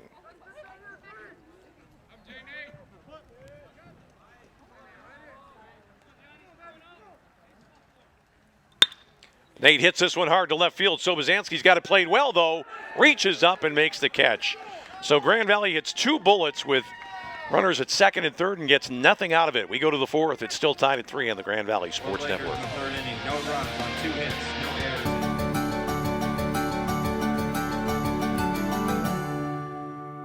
You didn't used to hear much in a library. Well, this is no typical library. The Mary Ida Pugh Library Learning and Information Commons on the Allendale campus has been receiving praise and acclaim from the moment it opened its doors in 2013. The design came after watching and listening to students, but it also came with Grand Valley's high standards of design and environmental responsibility. The library just earned the highest level of LEED certification by the U.S. Green Building Council. It was awarded platinum status. This library has energy management features that include underfloor air distribution, super efficient exterior walls, a heat recovery system, and a rainwater-fed irrigation system. These save the environment and operating costs. When the university saves money, it can better manage tuition and other costs to students. Now that should give students in this library something to talk about. For Around Grand Valley, I'm Mary Eileen Lyon. Kyle Lawson continues on the hill here in the fourth inning for the Lakers in this 3-3 contest. Both teams got it going in the first inning. Hillsdale knocked the ball around with impunity, scoring 3 runs. Then Grand Valley came back and kind of got into Hillsdale's head a little bit. scored 3 runs on 1 hit in the first inning. There were 4 walks that ultimately chased Jacob Gardner, the starter for Hillsdale. And since Leading then, off for Hillsdale, the shortstop, number 7, Jake Hoover. we have not seen any more runners cross the plate, although Grand Valley certainly had an opportunity there in the bottom of the third. Second and third with nobody out, 2 line drive outs and a pop-up ending the threat. And here's Hoover batting for the second time. He was a strikeout victim, one of a total of 3 in the contest for Kyle Lawson in his first at bat back in the second inning, and that pitch is on the outside edge for strike 1. Lawson got into a little bit of a problem in the first inning, but he's pitched pretty well since then, even though he's given up some hits. Defense has been sharp behind him. Big double play on that ball into center field that was caught about knee-high by Alex Young on the run, and then a great throw back in for the double play. 3 runs, 7 hits, 2 errors for Hillsdale. 3 runs, 4 hits, no errors for Grand Valley. Lawson pounding the zone again inside there against Jacob Hoover.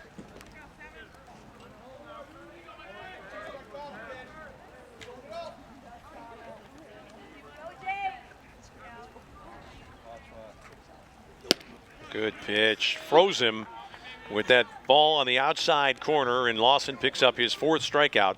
Gets Hoover for the second time today.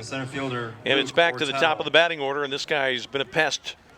Well, not just today, but to GLIAC pitchers throughout the season. It's Luke Ortel, 2 for 2 in this game. A run scored, a double, and a single.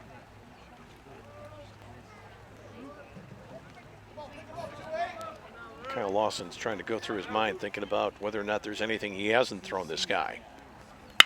And it doesn't really matter because that's his 3rd hit of the contest right there to left field. Impressive hitting by Ortel. He's not afraid to go the other way. Not a guy that is going to be swinging for the fences. He lets that ball get in on him a little bit. Now batting for Hillsdale, inside outs this 10, one. Tad Sobozansky. Almost like a Wade Boggs approach at the plate right there. Going the other way. Dropping that one in front of Rebecki in the outfield. He's now 3 for 3 as Ortel, as that batting average continues to climb up through the mid-400s in league play. Getting a good lead at first. Not the best throw that Kyle's made back there, but he's going to keep him close. Sobozansky 0 for 1 with a walk. 3-run homer in game 1 to give his team a 4-3 lead, but Rebecki's home run in the next half inning negated that. Can't find the curveball.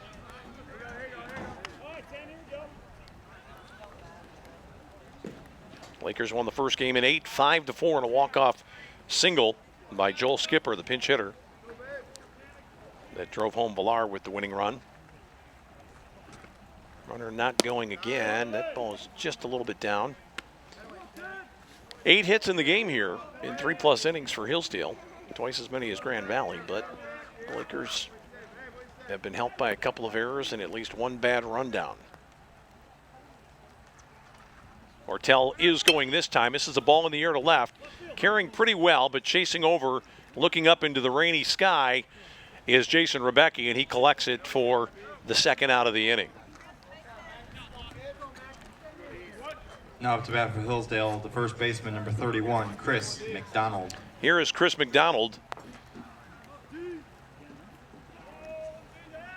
Grand Valley had to get him for a big out in the 2nd inning. He struck out with 2 on for the final out of the inning. Walked and scored a run in the first. 0 for 1 for Chris McDonald. Big man at the plate.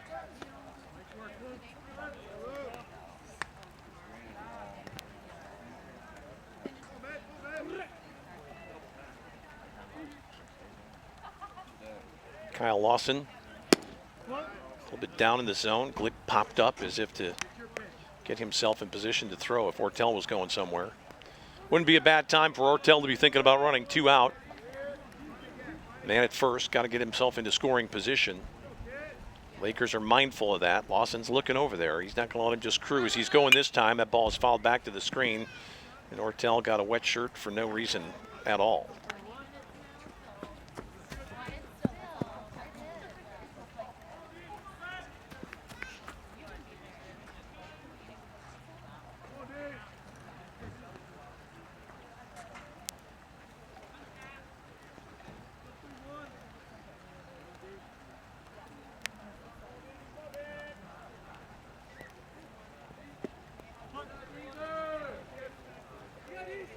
Chris McDonald from Livonia near Detroit. Runner goes again. This time Glick gets rid of it, but this ball is wide again on the third base side of the bag. And sliding in head first and beating the throw is Ortel. So we knew it was coming. They couldn't do anything about it. I think Kyle Lawson probably could have been a little bit more dialed in, as he has been for a lot of these runners today. He's kept a lot of people close to the bag, but that time Ortel had a good lead and a good jump. And Glick was not able to do anything with him. 2-1 the count on the first baseman for the Chargers. Lawson puts it by him on a swinging strike 2. This is where Kyle Lawson's been pretty good. He's gotten the big out in this contest when he's needed it. Struck out McDonald to end the second, struck out Maxwell to end the third, and now he's one pitch away from getting off the hook here. That ball was not far from the strike zone. 3-2 now to Chris McDonald. First base open. Don't have to groove it. Lawson wants to throw a breaking ball here. He's able to do it. And he missed inside. Looked like he tried to cut one in under the hands of McDonald and lost him. So 2 on and 2 out. Bat for the Chargers, the designated hitter, and number here's 9, Ethan Whisker.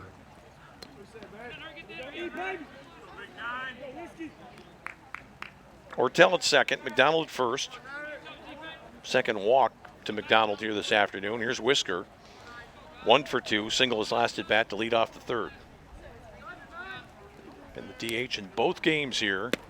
That's a big over-the-top breaking ball that time that floated into the zone. And Whisker way out on the front foot that time, and that one settled into the glove of Connor Glick for a strike. Outfield playing fairly deep and around a little bit toward left.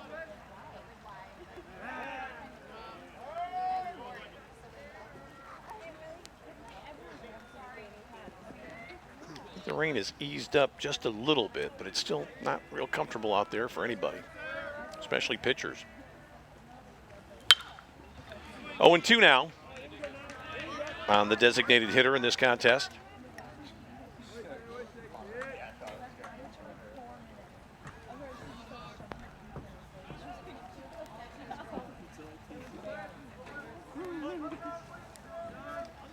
Junior from Clio.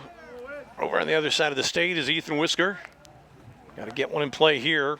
Not able to do so, and just missing away that time was Lawson.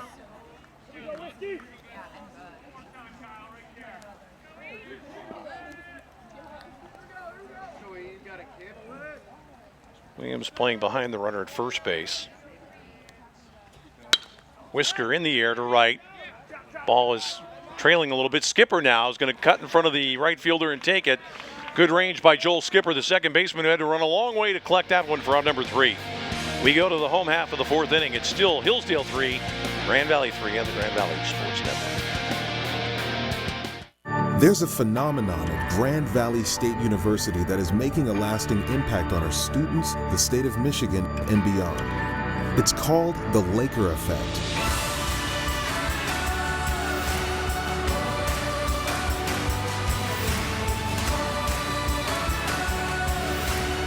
Lakers understand that one person can make a significant impact. Together, we know we can do even more. That's the Laker effect.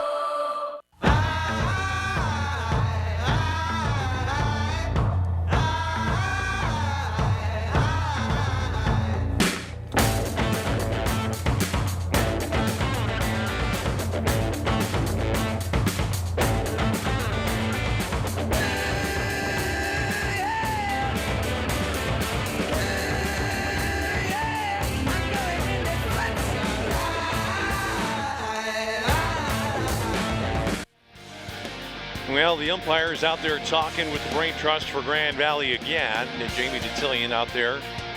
Yeah, I don't really know that it's gotten any worse. What can you say? It's difficult conditions, but not by any stretch unplayable. Rain has started to pick up a little, but it's kind of a light rain. It's just annoying more than anything else. And I don't think there's any indication. We've got a new pitcher on right now. Looks to me like it's Chris Ackerman who's come on to pitch. the freshman from Howell, Michigan, out there on the hill. Say what you want about Colin Heights. He kept Grand Valley off the board for Now pitching for 2+ Hillsdale, innings. Number 26, Chris Ackerman. Colin Heights was not throwing much up there, but Leading off for Lakers in the inning, this center fielder, number 12, Alex Young. he avoided giving up any runs and didn't do any harm to himself, although Grand Valley hit a couple of wicked shots off him that were caught, especially in that last half inning when they hit a ball by Nate with runners aboard that could have broken the game open. Grand Valley would like to get it going right now. This is Alex Young leading off for the third time in the contest. He is hitless since his first at bat in game 1. Grand Valley would like to poach a run or two here and then just let the pitching staff take care of business the rest of the way.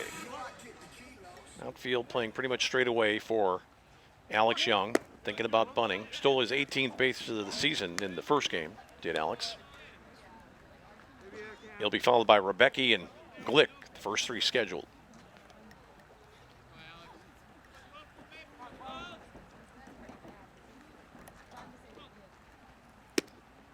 Ackerman misses just off the plate. 5'10" right-hander.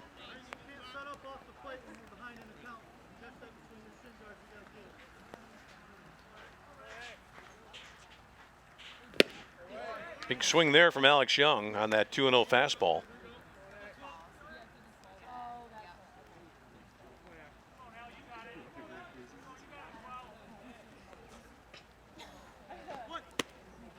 On the outside corner, Alex Young offered at that one. Thought that ball was well off the plate. Couldn't believe the call. I'm not so sure he wasn't judged to have put his bat in the zone there. Wouldn't call it a swing, but he did, I think, offer at the bunt attempt. 2-2 the count. Right back to the screen.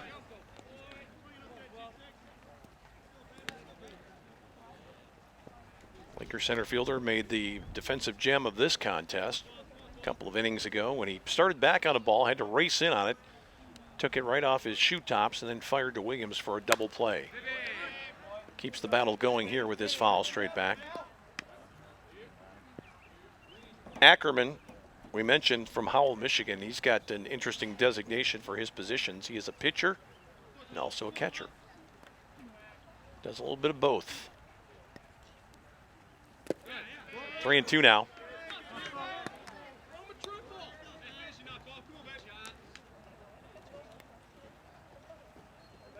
That's something you see every day in baseball, a guy who pitches and catches. I'm reminded that Tom Brady, the New England quarterback, who's a pitcher in football, was a catcher in baseball, was drafted. Alex Young pops up into foul territory, and that's going to end his at bat as it's taken there by Stephen Ring for the out to lead off the 4th inning. Now batting for Lakers, the left fielder, number 40, Jason Rebecki.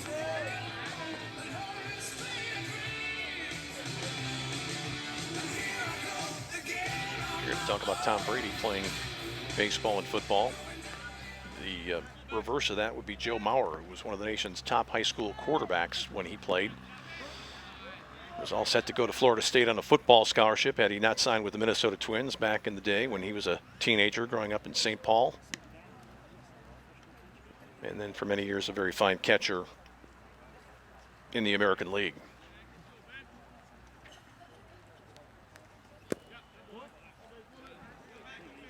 This guy's had a pretty good day so far, Rebecki. And on both times in this game, a walk and a double, had a long home run to left center to tie the game at 4 in the opening contest. I'd like to put a charge into one right now if he could. Just missed that one. Got under it to center field. Ortel, that's out number 2.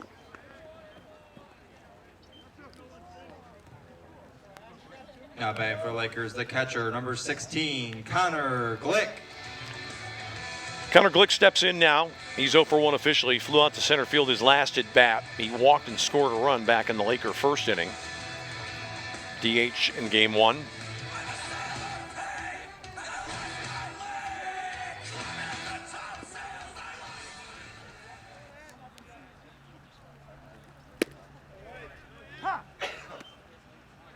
It's on the outside edge. Bottom of the fourth, 2 gone. Grand Valley 3, Hillsdale 3. These teams played a tight game in the first contest. Went to extra innings before Grand Valley was able to push across the winning run in the 8th, winning 5-4.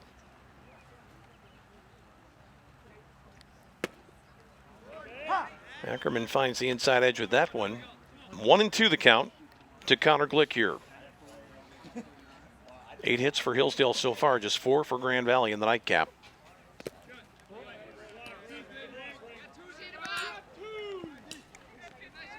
Anthony Villar will bat next if Glick can get on board.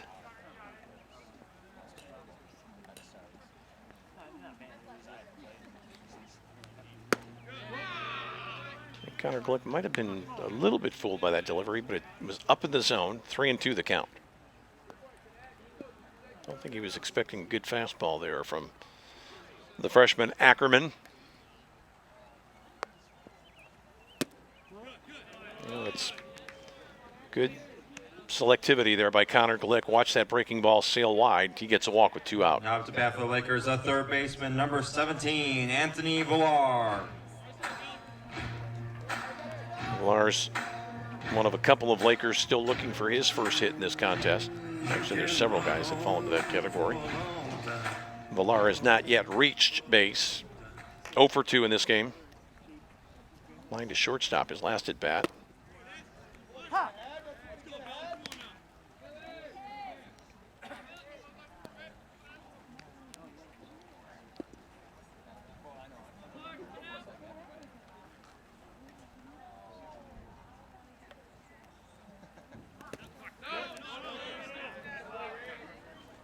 One and one the count now on the Laker third baseman, Anthony Villar. Glick is the runner at first.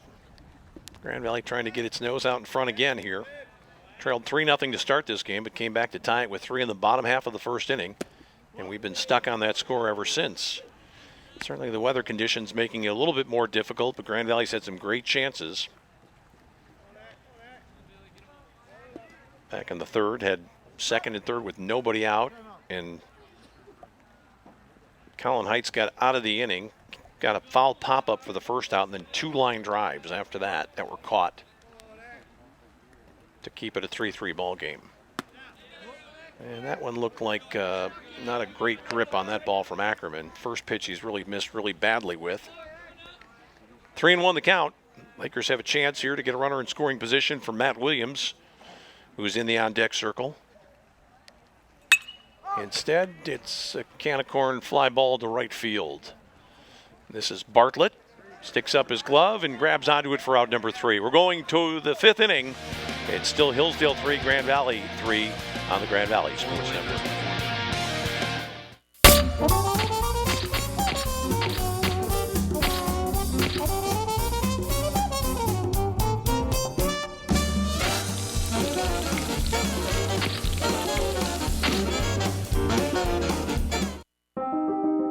I was only 18 when I was diagnosed with cancer. I went from being an active, healthy teenager to becoming very sick very quickly. But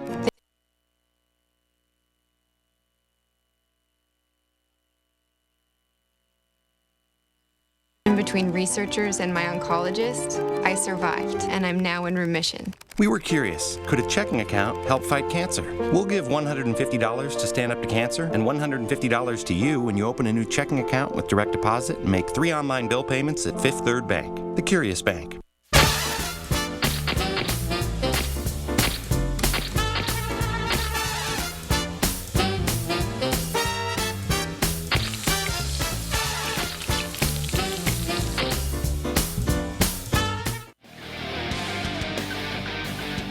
Well, Hillsdale's Connor Bartlett was the last guy to touch the baseball in the 4th inning. He'll be the first guy to get an opportunity to hit one of the offerings from Kyle Lawson. Grand Valley's coming out. They've got the dirt out there, and I think that's the skipper that's got the rake. They're going to try to put some dirt down and make the mound a little bit more manageable for the pitchers.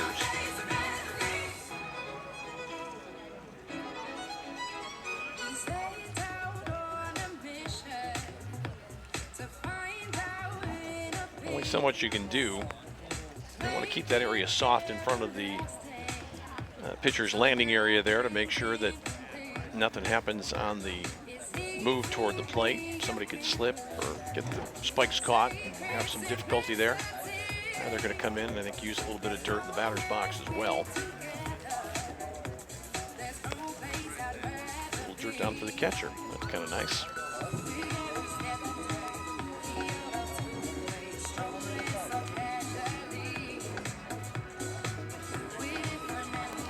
Probably worth noting that they waited until both teams had an opportunity at the plate in the fourth inning before effecting the changes, so no tactical advantage here for anybody.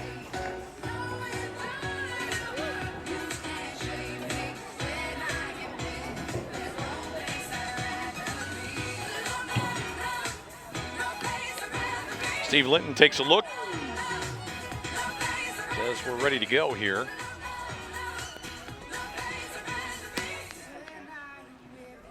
But they're going to let Kyle Lawson throw a couple of extra pitches here. Actually, he never really started his warm-up, so we'll take a few seconds here until we get rolling in the top of the fifth inning of Game 2 of this doubleheader. Hasn't been the perfect day for baseball. Game 1, though, was a very good and exciting game that was won by Grand Valley in 8.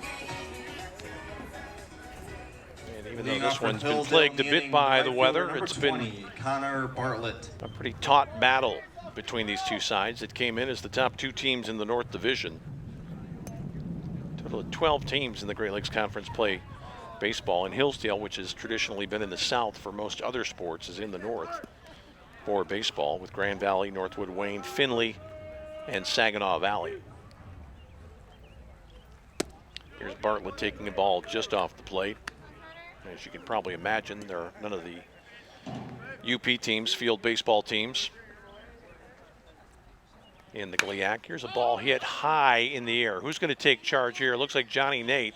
Now he's being called off by the left fielder, and finally getting to that one was Rebecki. Really, it's a much easier ball to come in on. I think Nate might have been able to handle that, but stayed up there for a long time, and that's out number Now one. back for the Chargers, the second baseman, number 4, Alex Waltz.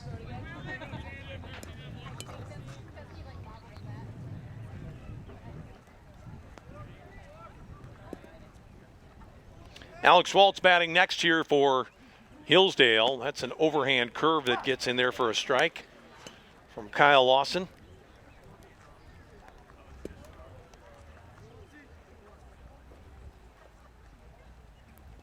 Same thing, same result. Nice. 0-2 here to Waltz, who's had 2 base hits in this ball game. And Waltz is saying there's no way he's going to throw me that pitch again. Kyle Lawson's had a good slider in this game, too, a hard breaking ball. Let's see if we see it here. That might have been the one he threw that time.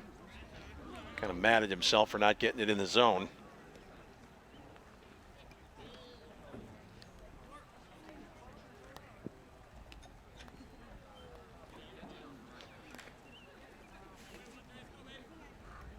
Waltz reached in the first inning on a single, did not score, then got all the way to third. In the third. Count stays 1-2 here. Grand Valley has not warmed anybody up.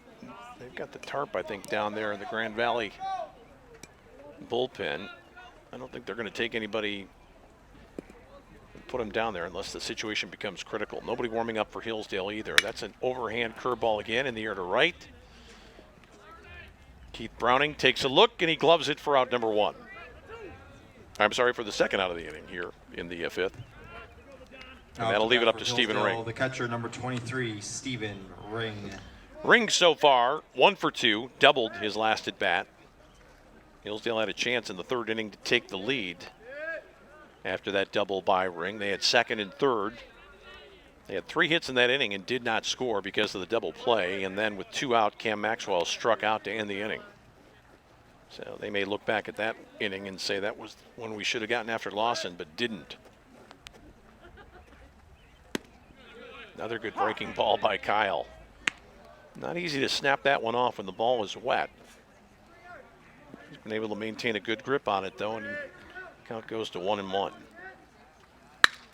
In the air, foul, long run. It's going to go out of play, I think, anyway. Rebecki trying to get over there. Well, he made a good attempt to get to that ball. That ball did stay in play down the left field line. The fence kind of curves back in the farther you get out toward left field here, the perimeter fence. So a ball that's deep to left doesn't have as far to go to get out of play. If you pop one up just behind third base, there's a lot of room over there. There is a called third strike to end the inning, and great job of pitching done by Lawson to get Stephen Ring. No runs, no hits, no errors, nobody left. Bottom of the fifth coming up. Grand Valley trying to push ahead in this 3-3 ball game. Gotta go! I'd like to welcome you to our basement. I'd like to read a brief statement. We, the Hubacher family, are pleased to announce today that we've acquired the following players: Buster Posey, Mike Trout, Yadier Molina, Bryce Harper, Derek Jeter, and Miguel Cabrera. We believe that this demonstrates, once again, our family's unwavering commitment to assemble the very best team in this neighborhood. Mr. Hubacher, you've really upped the ante here. How do you expect the other families in the neighborhood to respond? Well, the Harris family's going to be none too pleased.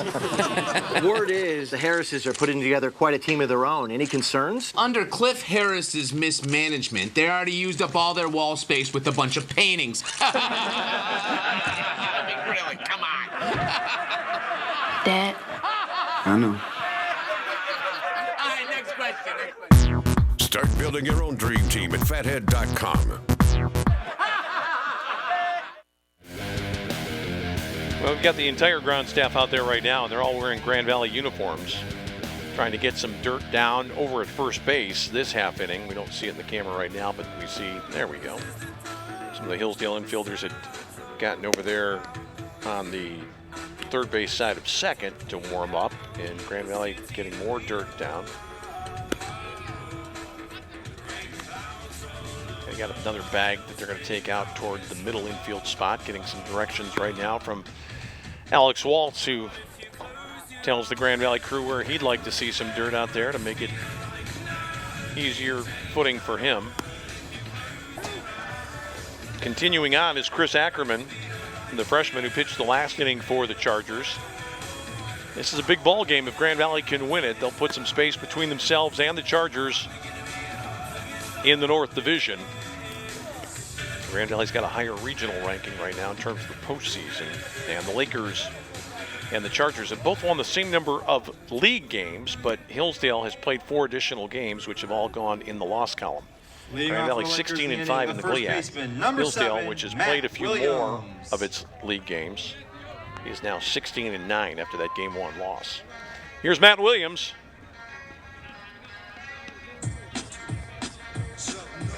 Talked to Matt between games. They intentionally walked him in the 8th inning before Grand Valley scored the winning run, and he was leaning out over the plate, and on the 2-0 pitch, he looked like he wanted to swing, so I went down and asked him about it between games, and he said, I was thinking about doing it, but I know my coach would have killed me. Not that that would necessarily be a deterrent for Matt Williams. He's the kind of guy that if he thought he could hit it out of the park, he might just have a go. He was kind of mad that he let it sail by, and Mitchell Gatt, the reliever, threw it way outside on ball 4. 0-1. Backdoor breaking ball there, misses inside from Ackerman. Matt Williams has hit the ball hard a couple of times today. Hasn't been able to get one up in the sky, though. He's been hitting line drives. That's a strike. In the first game, Williams had 2 hits, reached base 3 times. And in this game, he's got a single. 2-2 now on Matt.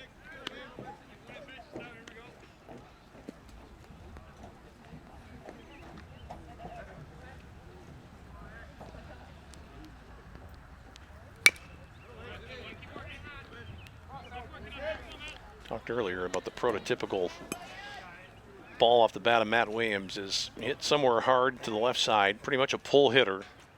He's hit 3 in the hole between third and short today for base hits. And now he hits one to the gap in right center. This ball's down for his 4th hit of the day. That ball was up in the zone, got in on him a little bit, but he hit it hard, and the Lakers have the leadoff man aboard here in the 5th. Lakers, the designated hitter, number 24, Josh Griffith. Well, late in the contest, you might think Grand Valley would play for one here, maybe lay one down. Josh Griffith, though, a veteran player, guy with the ability to hit one to the deep parts of the ballpark. In the first game, we saw Rebecki bunt after he'd hit a home run, and he reached base, too. Probably shouldn't have, but he did. Reach base, that is. Not much of a lead for Williams. Scoring to bunt was Josh Griffith. Took it up high. So he's declared his intentions here. We'll see if Jamie Detillion keeps the play on.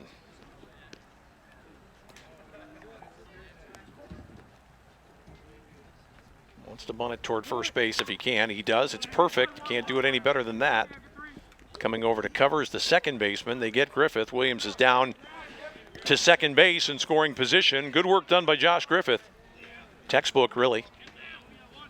And the Lakers have a runner in scoring position with one out here in the fifth. Not the greatest throw in the world there by McDonald, who picked it up. Thought he wanted to tag Josh. And he almost lollipopped that one into the bullpen. Here's Keith Browning batting. Had an RBI single in his first at bat of the doubleheader here in game 2. And he's got one out there at second base waiting to come home.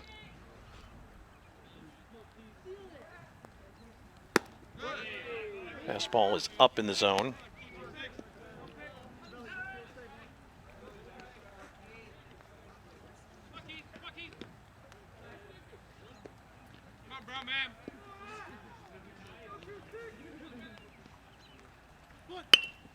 Boy, this is a bunt, and it's a great one. They're never going to get him. That one dies on the grass. We did not see that coming. Well, the precipitation probably helped the Lakers there on a fast track. I suspect the spin on that one would have taken it foul. Browning puts it down. And if that gets onto the dirt, it's going to go into foul territory, and there's just nowhere to go there. Ackerman begging for that one to go foul, but it doesn't. Now it's first and third for Grand Valley. Now it's about and here's a guy that almost put Grand Valley on top in his last at bat. Joel Skipper hit a line drive to second with runners in scoring position back into third.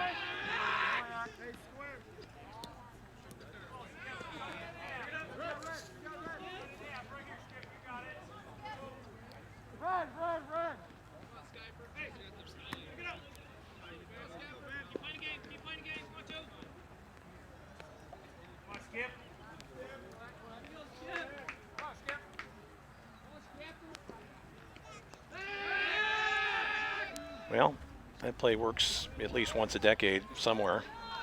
That's about the fourth time Hillsdale's tried it today. The walk toward third and then the look back to first base.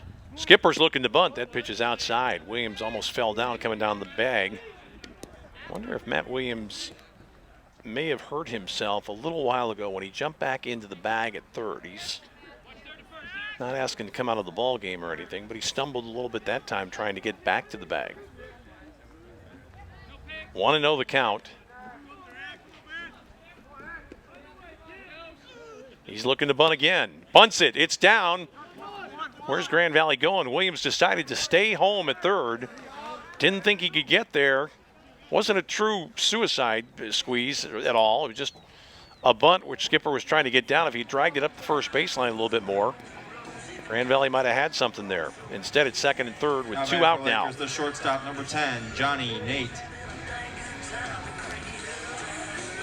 Now, I really can't fault Williams. I don't think he would have made it had he come home. And the pitcher took care of Skipper at first base. Browning was able to advance. Grand Valley can do it a lot of different ways here. And Johnny Nate is just about due. He's hit some balls hard here without much to show for it. Grand Valley wouldn't mind one through the wickets of Stephen Ring here to get that go-ahead run. Across. Big lead at second.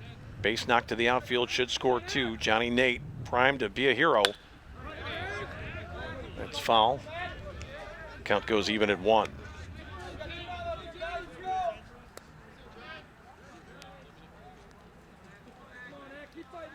Nate is lined to left field twice in this contest. The last one he hit was right on the nose, too. Let's see if Johnny can get it done here. He's gotten it done. This is in the gap in left center field. It'll score 2. Nate's going to make the big turn. He'll check with a single. You have to hurry back to the bag. And the Lakers take a 5-3 lead, and it's well deserved by Johnny Nate, who's had good swings today, especially in this game, and not much doubt about that one. Found an open space out there. Ortel did well to cut it off, but the Lakers chase home 2 to take the 5-3 lead.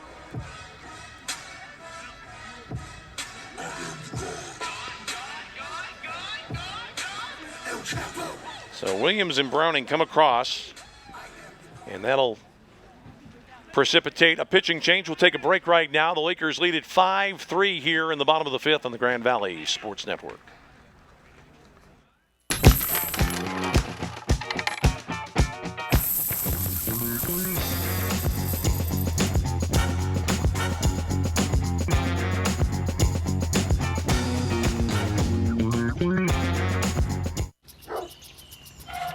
If you sign up for DirecTV's latest deal, prepare to be blindsided. Because they'll double your rate before you know it. And you'll find you're locked into a 2-year contract that could cost you over $3,000. That's why the smart choice is Xfinity. You can see all the best action in football all season long, with no surprises. Don't get blindsided by DirecTV. Call 1-800-XFINITY today.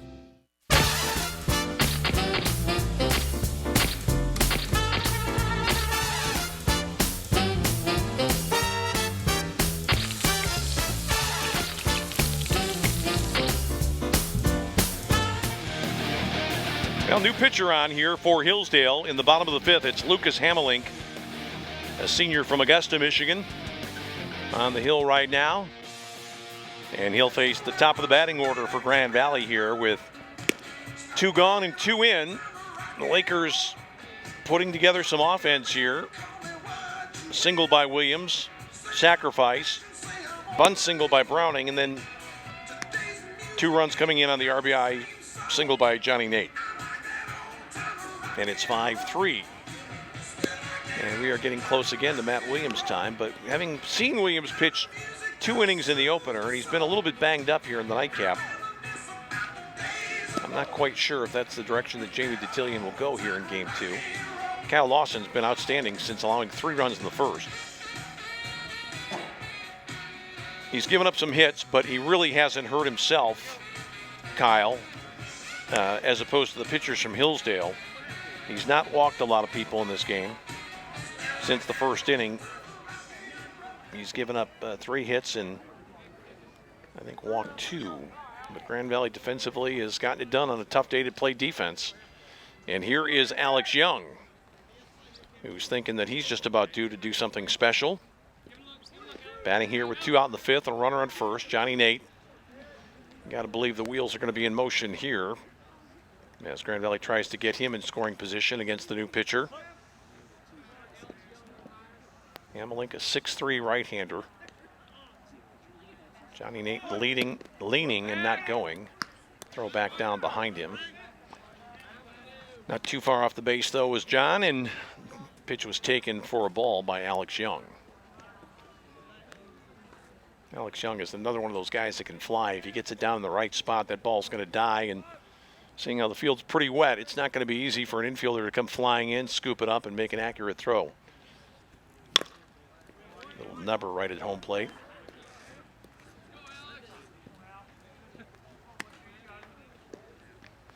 Both teams scored 3 in the first. There was no scoring here until just a couple of moments ago when Grand Valley pushed across the 2 that have given them a 5-3 lead. The hits are evening up. Hillsdale with 8, Grand Valley with 7.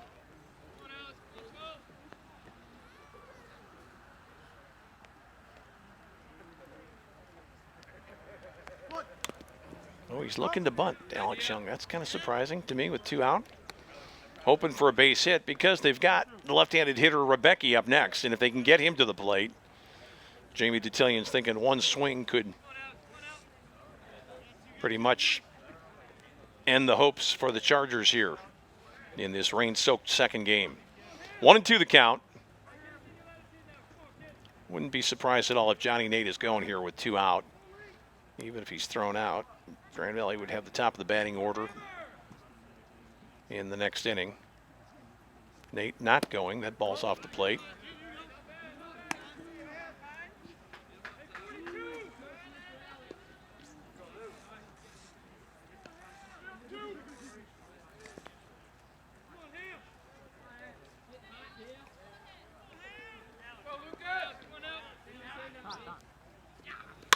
Young drives one down toward the Hillsdale bullpen. 2-2 the count to Alex Young.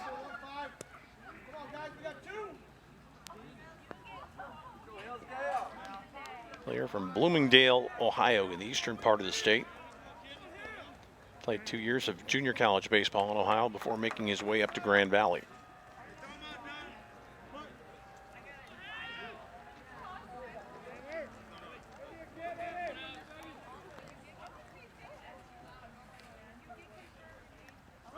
Nate is going. This one's fisted on the infield. McDonald, easy play, out number 3. But the Lakers get a couple in the inning. They score 2 runs on 3 hits. No errors, a man left. We go to the 6th. It's Grand Valley 5, Hillsdale 3. 2 runs on 3 hits, no errors. Many of our customers are repeat customers. Once they travel with Cardinal, they come back time and time again. Our drivers are the best in the industry. We have so many positive comments about our drivers.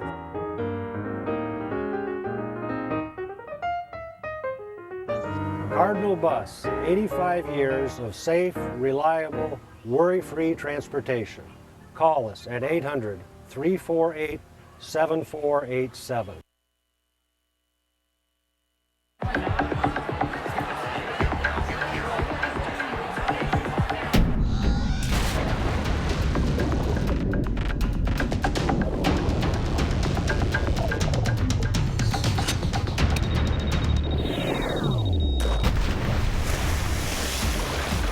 Refreshment calls, Coors Light answers. Frost brewed Coors Light, the world's most refreshing beer. Well, the work continues around home plate. Grand Valley wants to see the conditions be as good as possible here for the last couple of innings. Although the Lakers wouldn't mind a downpour right now either, with 5 in the books. This game, if we were to see some serious rain, has gone far enough to be considered a complete game. But I think they're going to try to play through it and get this one over with. And if Kyle Lawson can continue to pound the zone, Grand Valley should be able to achieve that.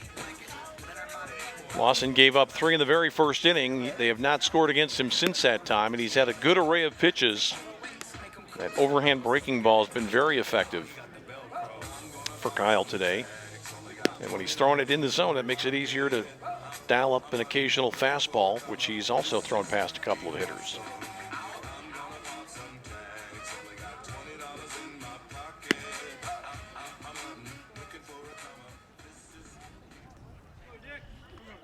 Leading off could be a change in the lineup right now. Number 24, Cam Maxwell. I think we're going to get a pinch hitter here, as Nick Sponseller has come out. Correction, pinch hitting, number 11, Nick Sponseller.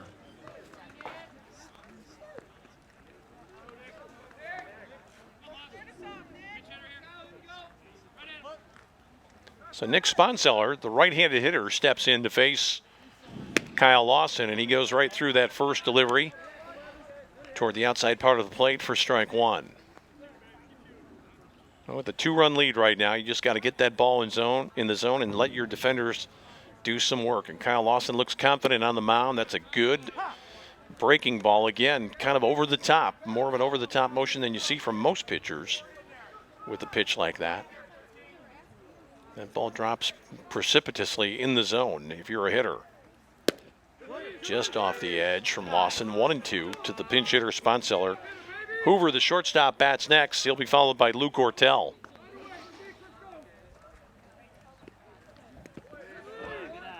Two and two now.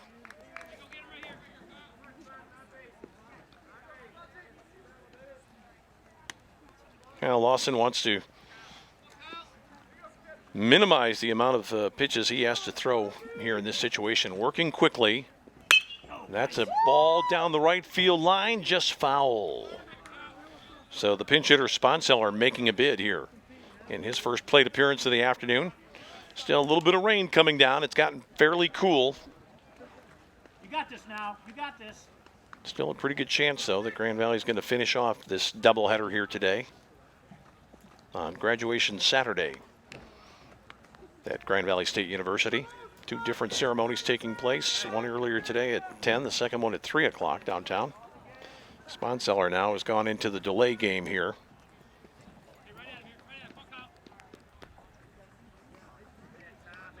He's trying to get something on the bat here to help him with his grip.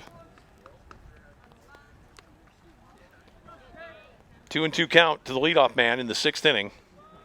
Grand Valley 6 outs away from a doubleheader sweep. Kyle Lawson trying to get it done on the hill.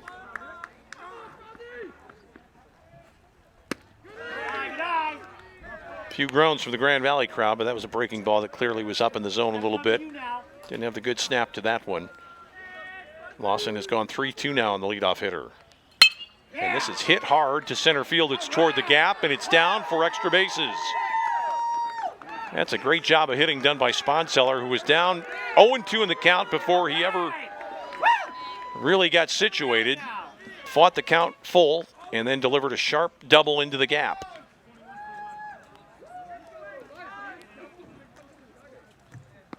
Pinch hitting for Hillsdale is number 37, Colin Borst. So a second straight pinch hitter now. Colin Borst will bat for Hoover. His first appearance of the afternoon. Infielder from Toledo, Ohio.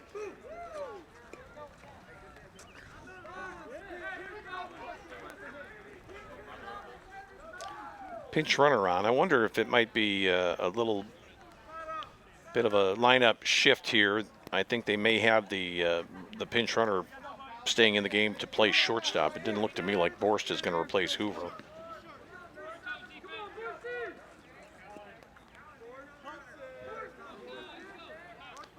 Well, Kyle Lawson has to rally himself and get it done again. That's on the inside edge for a strike. Might have gotten a touch fancy in that last batter. Got ahead 0-2 and threw a couple of breaking balls that missed, and then he had to come into the zone, and when he did, Sponseller hit it hard. That's a ball back up the middle. Nice play by the second baseman. Long throw across. Safe at first. Williams pulled off the bag, and I give Borst credit for getting down there pretty quickly. It's going to be an error on Grand Valley. I don't think, now from my standpoint, I don't think Matt Williams made the tag, and he was certainly off the base. We'll take a look again here. I think he tried to sell it, but it didn't look to me, and I had a pretty good look at it. And they're not going to change it. There's no question about that. Now but Jamie Detillion has appealed to the plate umpire here, to the base umpire, to ask for help. He's going to say, I didn't quite see it maybe. What do you think? I don't think they're going to change this. No. I don't think the home plate umpire had any better look at it than the guy on the bases. Here's the play again. No. If he touched him, he got him as the runner hit the bag. And I'm not sure Matt Williams ever touched him. Fielder number 28, Luke Ortel. So I got to believe that's going to be ruled an error on the second baseman for Grand Valley. And here is trouble for Grand Valley at the plate in the form of Luke Ortel. This is a big, big situation for Kyle Lawson. He has done nothing with this guy so far. 3 for 3. Good breaking ball in the zone for a strike. Ortel with a double and 2 singles, a stolen base, a run scored here in the nightcap. Grand Valley would settle for the old Adam ball right here, turn 2 and surrender a run. But Ortel's got different ideas. Well, Lawson's gone right after him, 0-2.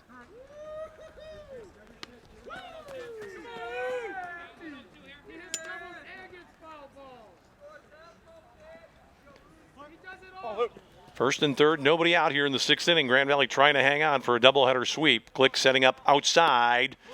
Boy, he hit the spot, hit the glove, but the umpire there did not bite on that one. Ortel let it sail by. They're holding with the runner at first. Big hole on the right side, but Ortel's not a real pull hitter. Tends to go the other way. This time he goes to center field. Young on the dive, makes the catch. That's a big out for Grand Valley, even though the run comes across. The pinch runner, Ryan O'Hearn, makes it a 5-4 ball game, but it's a second outstanding play of the game for Alex Young. Just a great diving play. And the runner at first scampers back. So now a manageable situation for Kyle Lawson. Man on, one out. Sacrifice fly, no at bat for Ortel. Here's another ball toward the gap. Alex Young on his horse, he's back, makes the catch over his shoulder. That's out number 2. Boy, it pays to have some strength defensively up the middle. Another good play by the Lakers center fielder on the drive by Subazanski. There's Alex Young. It's cold, it's rainy, the footing is not great. 2 super plays out there to keep this a 1-run ball game, and that'll leave it up to Chris McDonald. So it started out very badly for Grand Valley here in the 6th. As crisis is easing a little bit with 2 out and a man on. That's a high curve ball from Lawson. 1 run in, but the Lakers still playing on the lead, and now some action in the bullpen for Grand Valley. Matt Williams was used for 2 innings in the first game. That's another good overhand curveball by Kyle. 1-1 the count.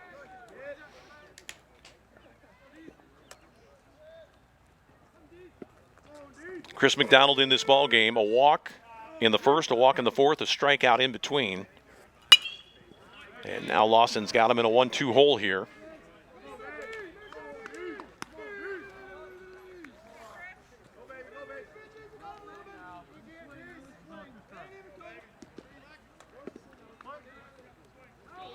See if he goes to that big overhand deuce again here. Swing and a miss, threw the fastball by him, and Lawson and the Lakers work out of trouble. For Hillsdale in the inning, they get a run, they draw closer. Bottom of the 6th coming up, it's Grand Valley 5, Hillsdale 4. There's a phenomenon at Grand Valley State University that is making a lasting impact on our students, the state of Michigan, and beyond. It's called the Laker effect.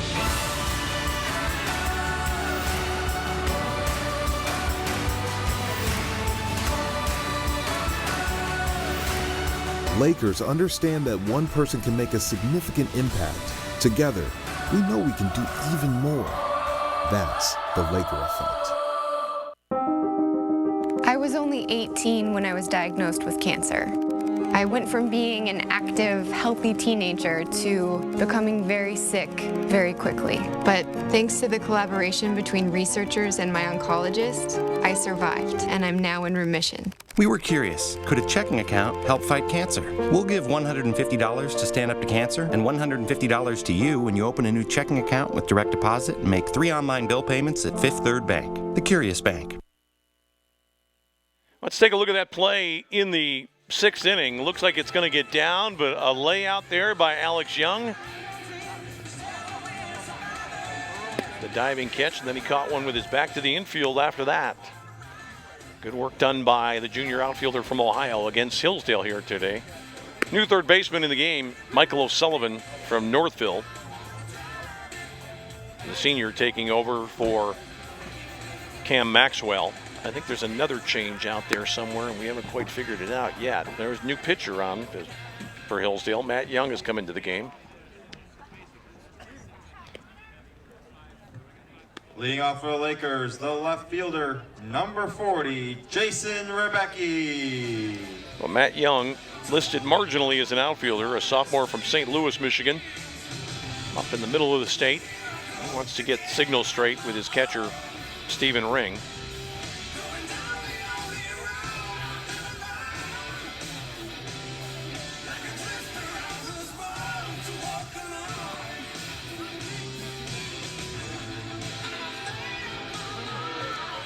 Here's Jason Rebecki trying to get Grand Valley some insurance in what might be their last at bat of the contest. Bottom of the 6th inning for Grand Valley. Rebecca with a home run today in the doubleheader.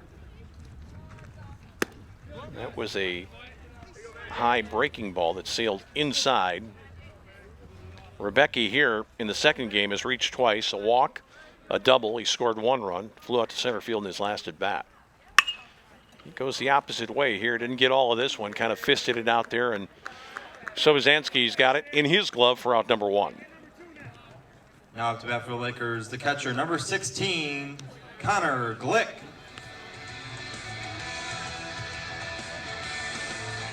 Connor Glick bats next. 0 for 1 with 2 walks, a run scored for Connor in the contest.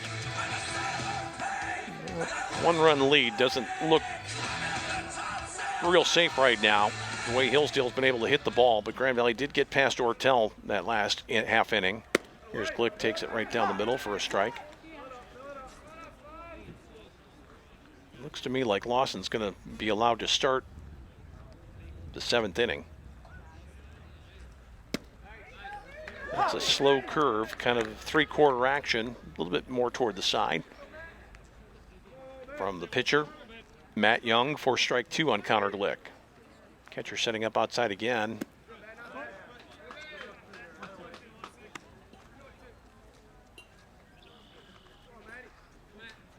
Same two teams slated to play a doubleheader tomorrow here on the Grand Valley Sports Network. Also, if you're interested in watching on television, it'll be televised throughout Michigan and parts of Indiana on Xfinity tomorrow starting at 1 o'clock on Xfinity channel 900. Now batting for the Lakers, the third baseman, number 17. And that's a base hit from Connor Glick as Anthony Villar steps in. Glick with his first hit of the day, a single to right to put a man on here in the bottom of the 6th inning for Grand Valley. Villar hitless so far in this game. Popped out to first, lined to shortstop, and then hit a fly ball to right in his last at bat. Again, not a situation you'd expect to see a bunt with 1 out, but Grand Valley has gone against that conventional baseball wisdom a couple of times today. That is a big, slow curveball that misses for ball 1.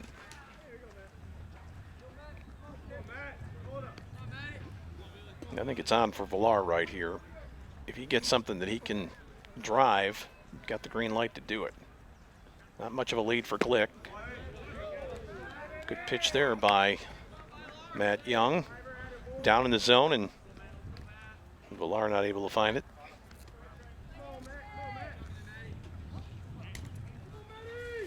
Looking ahead for Hillsdale, it'll be hitters 4, 5, and 6. Whisker, Bartlett, and Waltz. Actually, Bartlett's out of the ball game. This is straight up the chute. Going to come back out of play, I think. Oh, yeah, just over the screen. Stephen Ring giving chase. The stands have emptied out a little bit over there because of the precipitation. That ball landed with a thud. So one more opportunity here for Villar to get himself a base hit. He's behind in the count 1-2.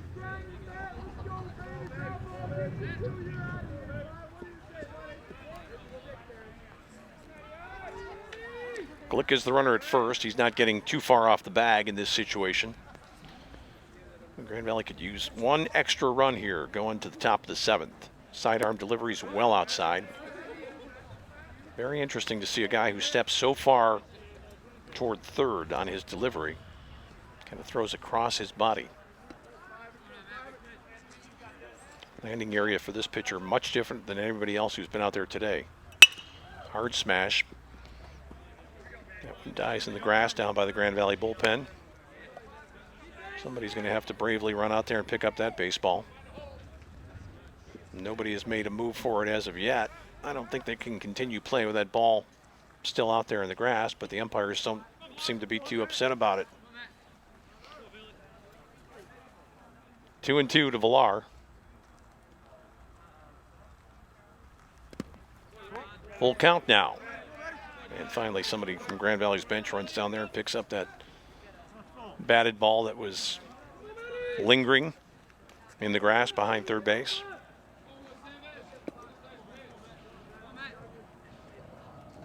Matt Williams on deck for the Lakers. Let's see if Villar can get it done. Grand Valley looking for another run. This ball is tapped foul.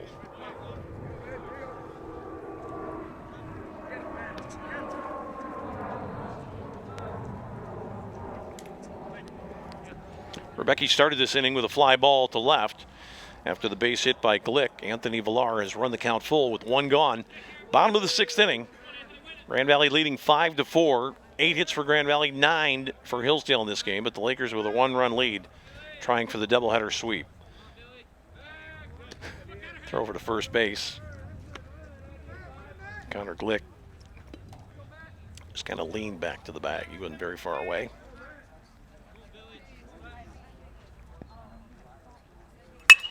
Deep to left field. Back is Sobosanski. He's not going to get to this one.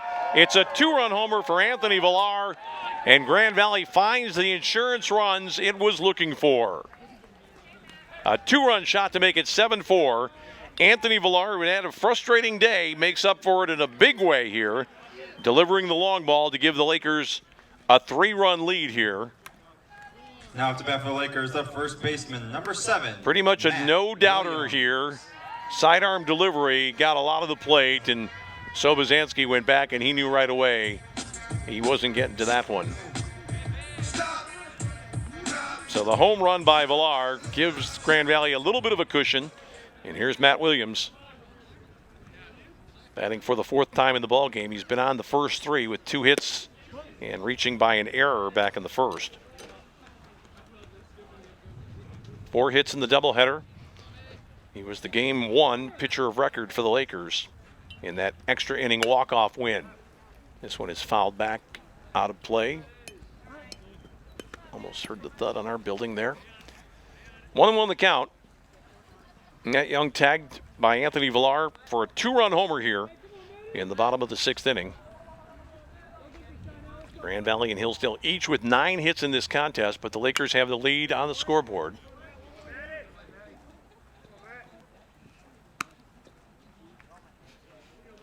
Well, Matt Williams didn't do much with that pitch, but he wasn't bailing on that sidearm delivery from Matt Young. Hung right in there, a little bit of an open stance.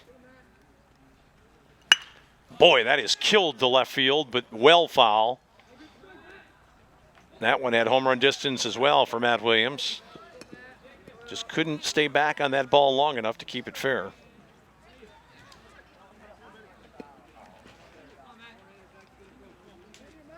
Grand Valley 7, Hillsdale 4. 1 out, nobody on in the Laker 6th. That pitch is down, 2-2 now. This is one of those guys that will fight you on every pitch of every at-bat, regardless of the score. Matt Williams does not want to get cheated of his swings. Let's see if he can do something here. Full count now as the breaking ball misses low. Takes a little bit of nerve to throw a fastball in there after a guy's just hit one about 380 feet off you foul. And Matt just missed that one, but he pulled it way foul, and it's going to carry out a play toward the batting cages down the third base line.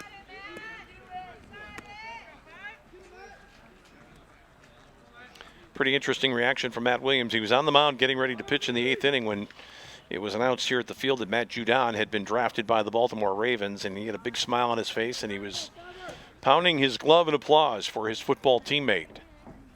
And that is outside. And Matt Williams, well, you're going to get him out. You better pack a lunch. He's on for the 4th time in this game. He trots down to first base, and that'll bring up now Josh Griffith. Lakers, the designated hitter, number 24, Josh Griffith.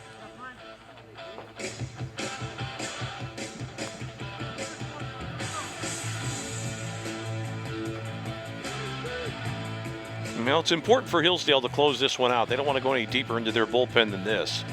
They've got somebody warming up out there right now, just soft toss. But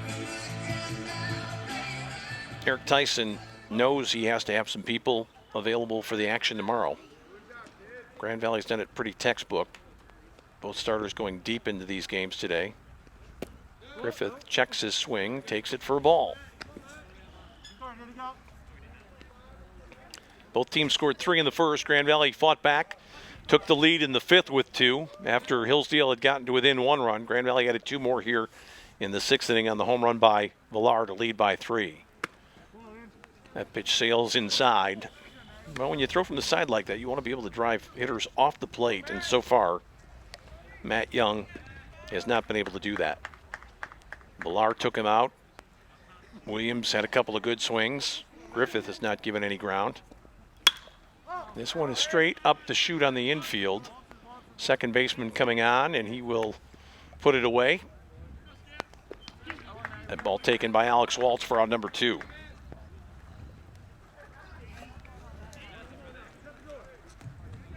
Now it's a bat for the Lakers, the right fielder, number 28, Keith Browning. 2 for 3 today for Keith Browning, playing in right field in game 2. And really, you can argue that he had the biggest hit of the contest after Grand Valley had fallen behind 3-0 in the first inning. He had the 2-out base hit that tied the game and really gave the Lakers the platform from which to operate the rest of the way. And Lawson really got good after that. Browning takes that one up for a ball.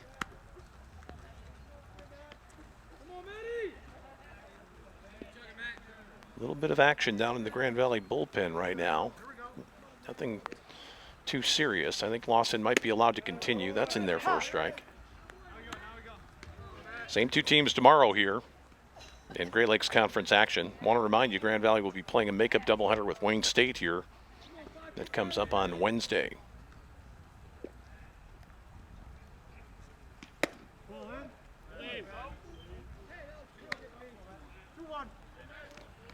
Two and 1 now, the count to Keith Browning, the right fielder for Grand Valley.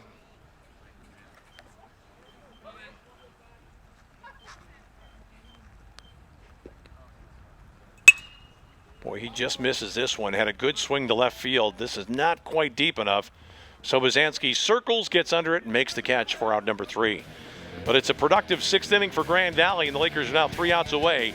It's Grand Valley 7, Hillsdale 4 on the Grand Valley Sports Network.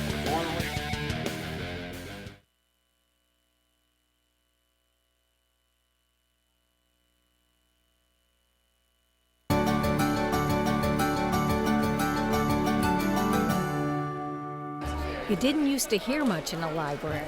Well, this is no typical library. The Mary Ida Pugh Library Learning and Information Commons on the Allendale campus has been receiving praise and acclaim from the moment it opened its doors in 2013. The design came after watching and listening to students, but it also came with Grand Valley's high standards of design and environmental responsibility. The library just earned the highest level of LEED certification by the U.S. Green Building Council. It was awarded platinum status. This library has energy management features that include underfloor air distribution, super efficient exterior walls, a heat recovery system, and a rainwater-fed irrigation system. These save the environment and operating costs. When the university saves money, it can better manage tuition and other costs to students. Now that should give students in this library something to talk about. For Around Grand Valley, I'm Mary Eileen Lyon. Well, who are you going to call? Matt Williams, I guess. He's back out there on the hill now to try to close out game 2. He got the win in relief in game 1. I think traditional ideas about fatigue and workload kind of go out the window with this guy. He's playing some kind of sport about 350 days of the year. Right now it's baseball. He has gone the distance in this doubleheader, and he's out there for his second mound appearance. And I suppose with a normal pitcher, you'd ask him whether or not his arm hurts or anything like that, and I just think that's kind of a foreign concept for this guy. Number 7, Matt Williams. Josh Griffith, who had started out this game as the DH, goes to first base. So Grand Valley's hoping that this is not going to play any havoc whatsoever with its lineup. Williams is going to come in and do what he does most of the time. Pound the zone with fastballs, mix in an occasional sharp breaking ball, and avoid any pitches like that. Hard to believe we're going to get it through two games of a doubleheader here today, but we're now just 3 outs away from achieving that. And Jamie Titillion came out and had a nice word for the umpires between innings. A little bit of a laugh with Steve Linton and Corey Hinga, they have umpired this doubleheader without incident. We haven't had anything close to a controversial call of any kind in the game, and hitters haven't been too upset with the zone or anything else. It's just been pure baseball. Let's see if Matt Williams can find the zone and pound it here for 3 more outs for Grand Valley as the Lakers try for a 2-game sweep. But it's not going to be easy. He's got some big bats coming up. Hillsdale, designated hitter number 9. It's Ethan Whisker. Connor Bartlett's out of the game, but Ethan Whisker, the DH, leading off here.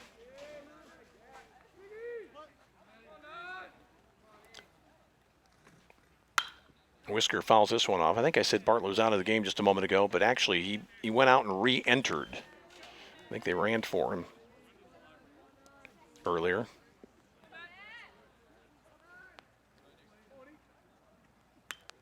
When Matt Williams just comes in and just starts humping it up there, he's quickly ahead of Whisker, 0-2. Williams has only failed to convert 1 save opportunity this season.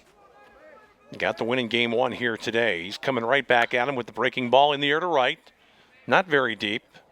Easy play for Browning. Sticks the glove up, and that's out number 1 in the 7th. Now at the bat for the Chargers, the right fielder, number 20, Connor Bartlett. Well, we sorted out the mystery with Bartlett. When he left, we thought he had left the game before. He'd actually moved out to the outfield where we couldn't see him. See his number out there.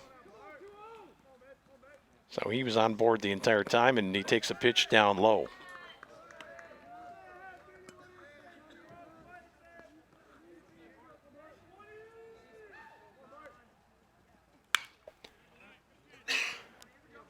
Well, Matt Williams is not a guy that's burdened by a lot of negative thoughts out there, I don't think. He's just looking into the glove, doesn't take a lot of time, and he just lets it go. To the glove, to the set, and here we go. That's a great pitch there. Just a casual heater on the outside edge. 1-2 the count here to Bartlett.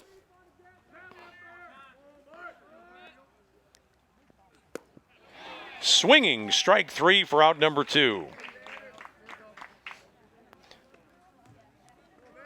Now batting for Hillsdale, the second baseman, number 4, Alex Waltz. Kind of an interesting pitch from Matt Williams that time. Turned it over a little bit.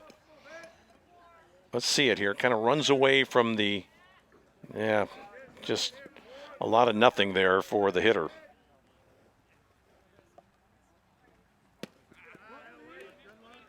And this pitch is outside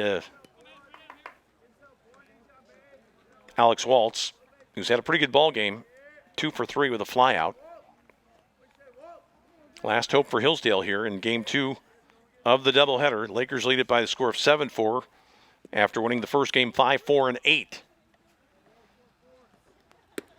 Good breaking ball that time from Matt. A lot of his family up today from Illinois to see him play. Probably staying the night. Tapper toward third. It's going to stay fair. Tough play. Safe at first base. Just beating the throw down there was Waltz, who's got his 3rd hit of the ball game.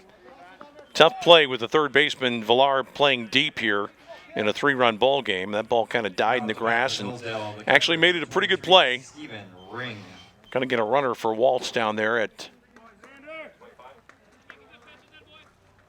first base. Pinch running at first base, number 25, Michael Mitchell.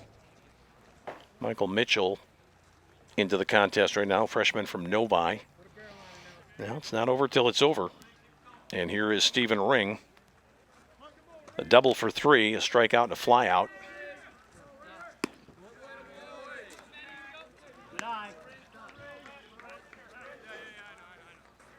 One out to go for Grand Valley.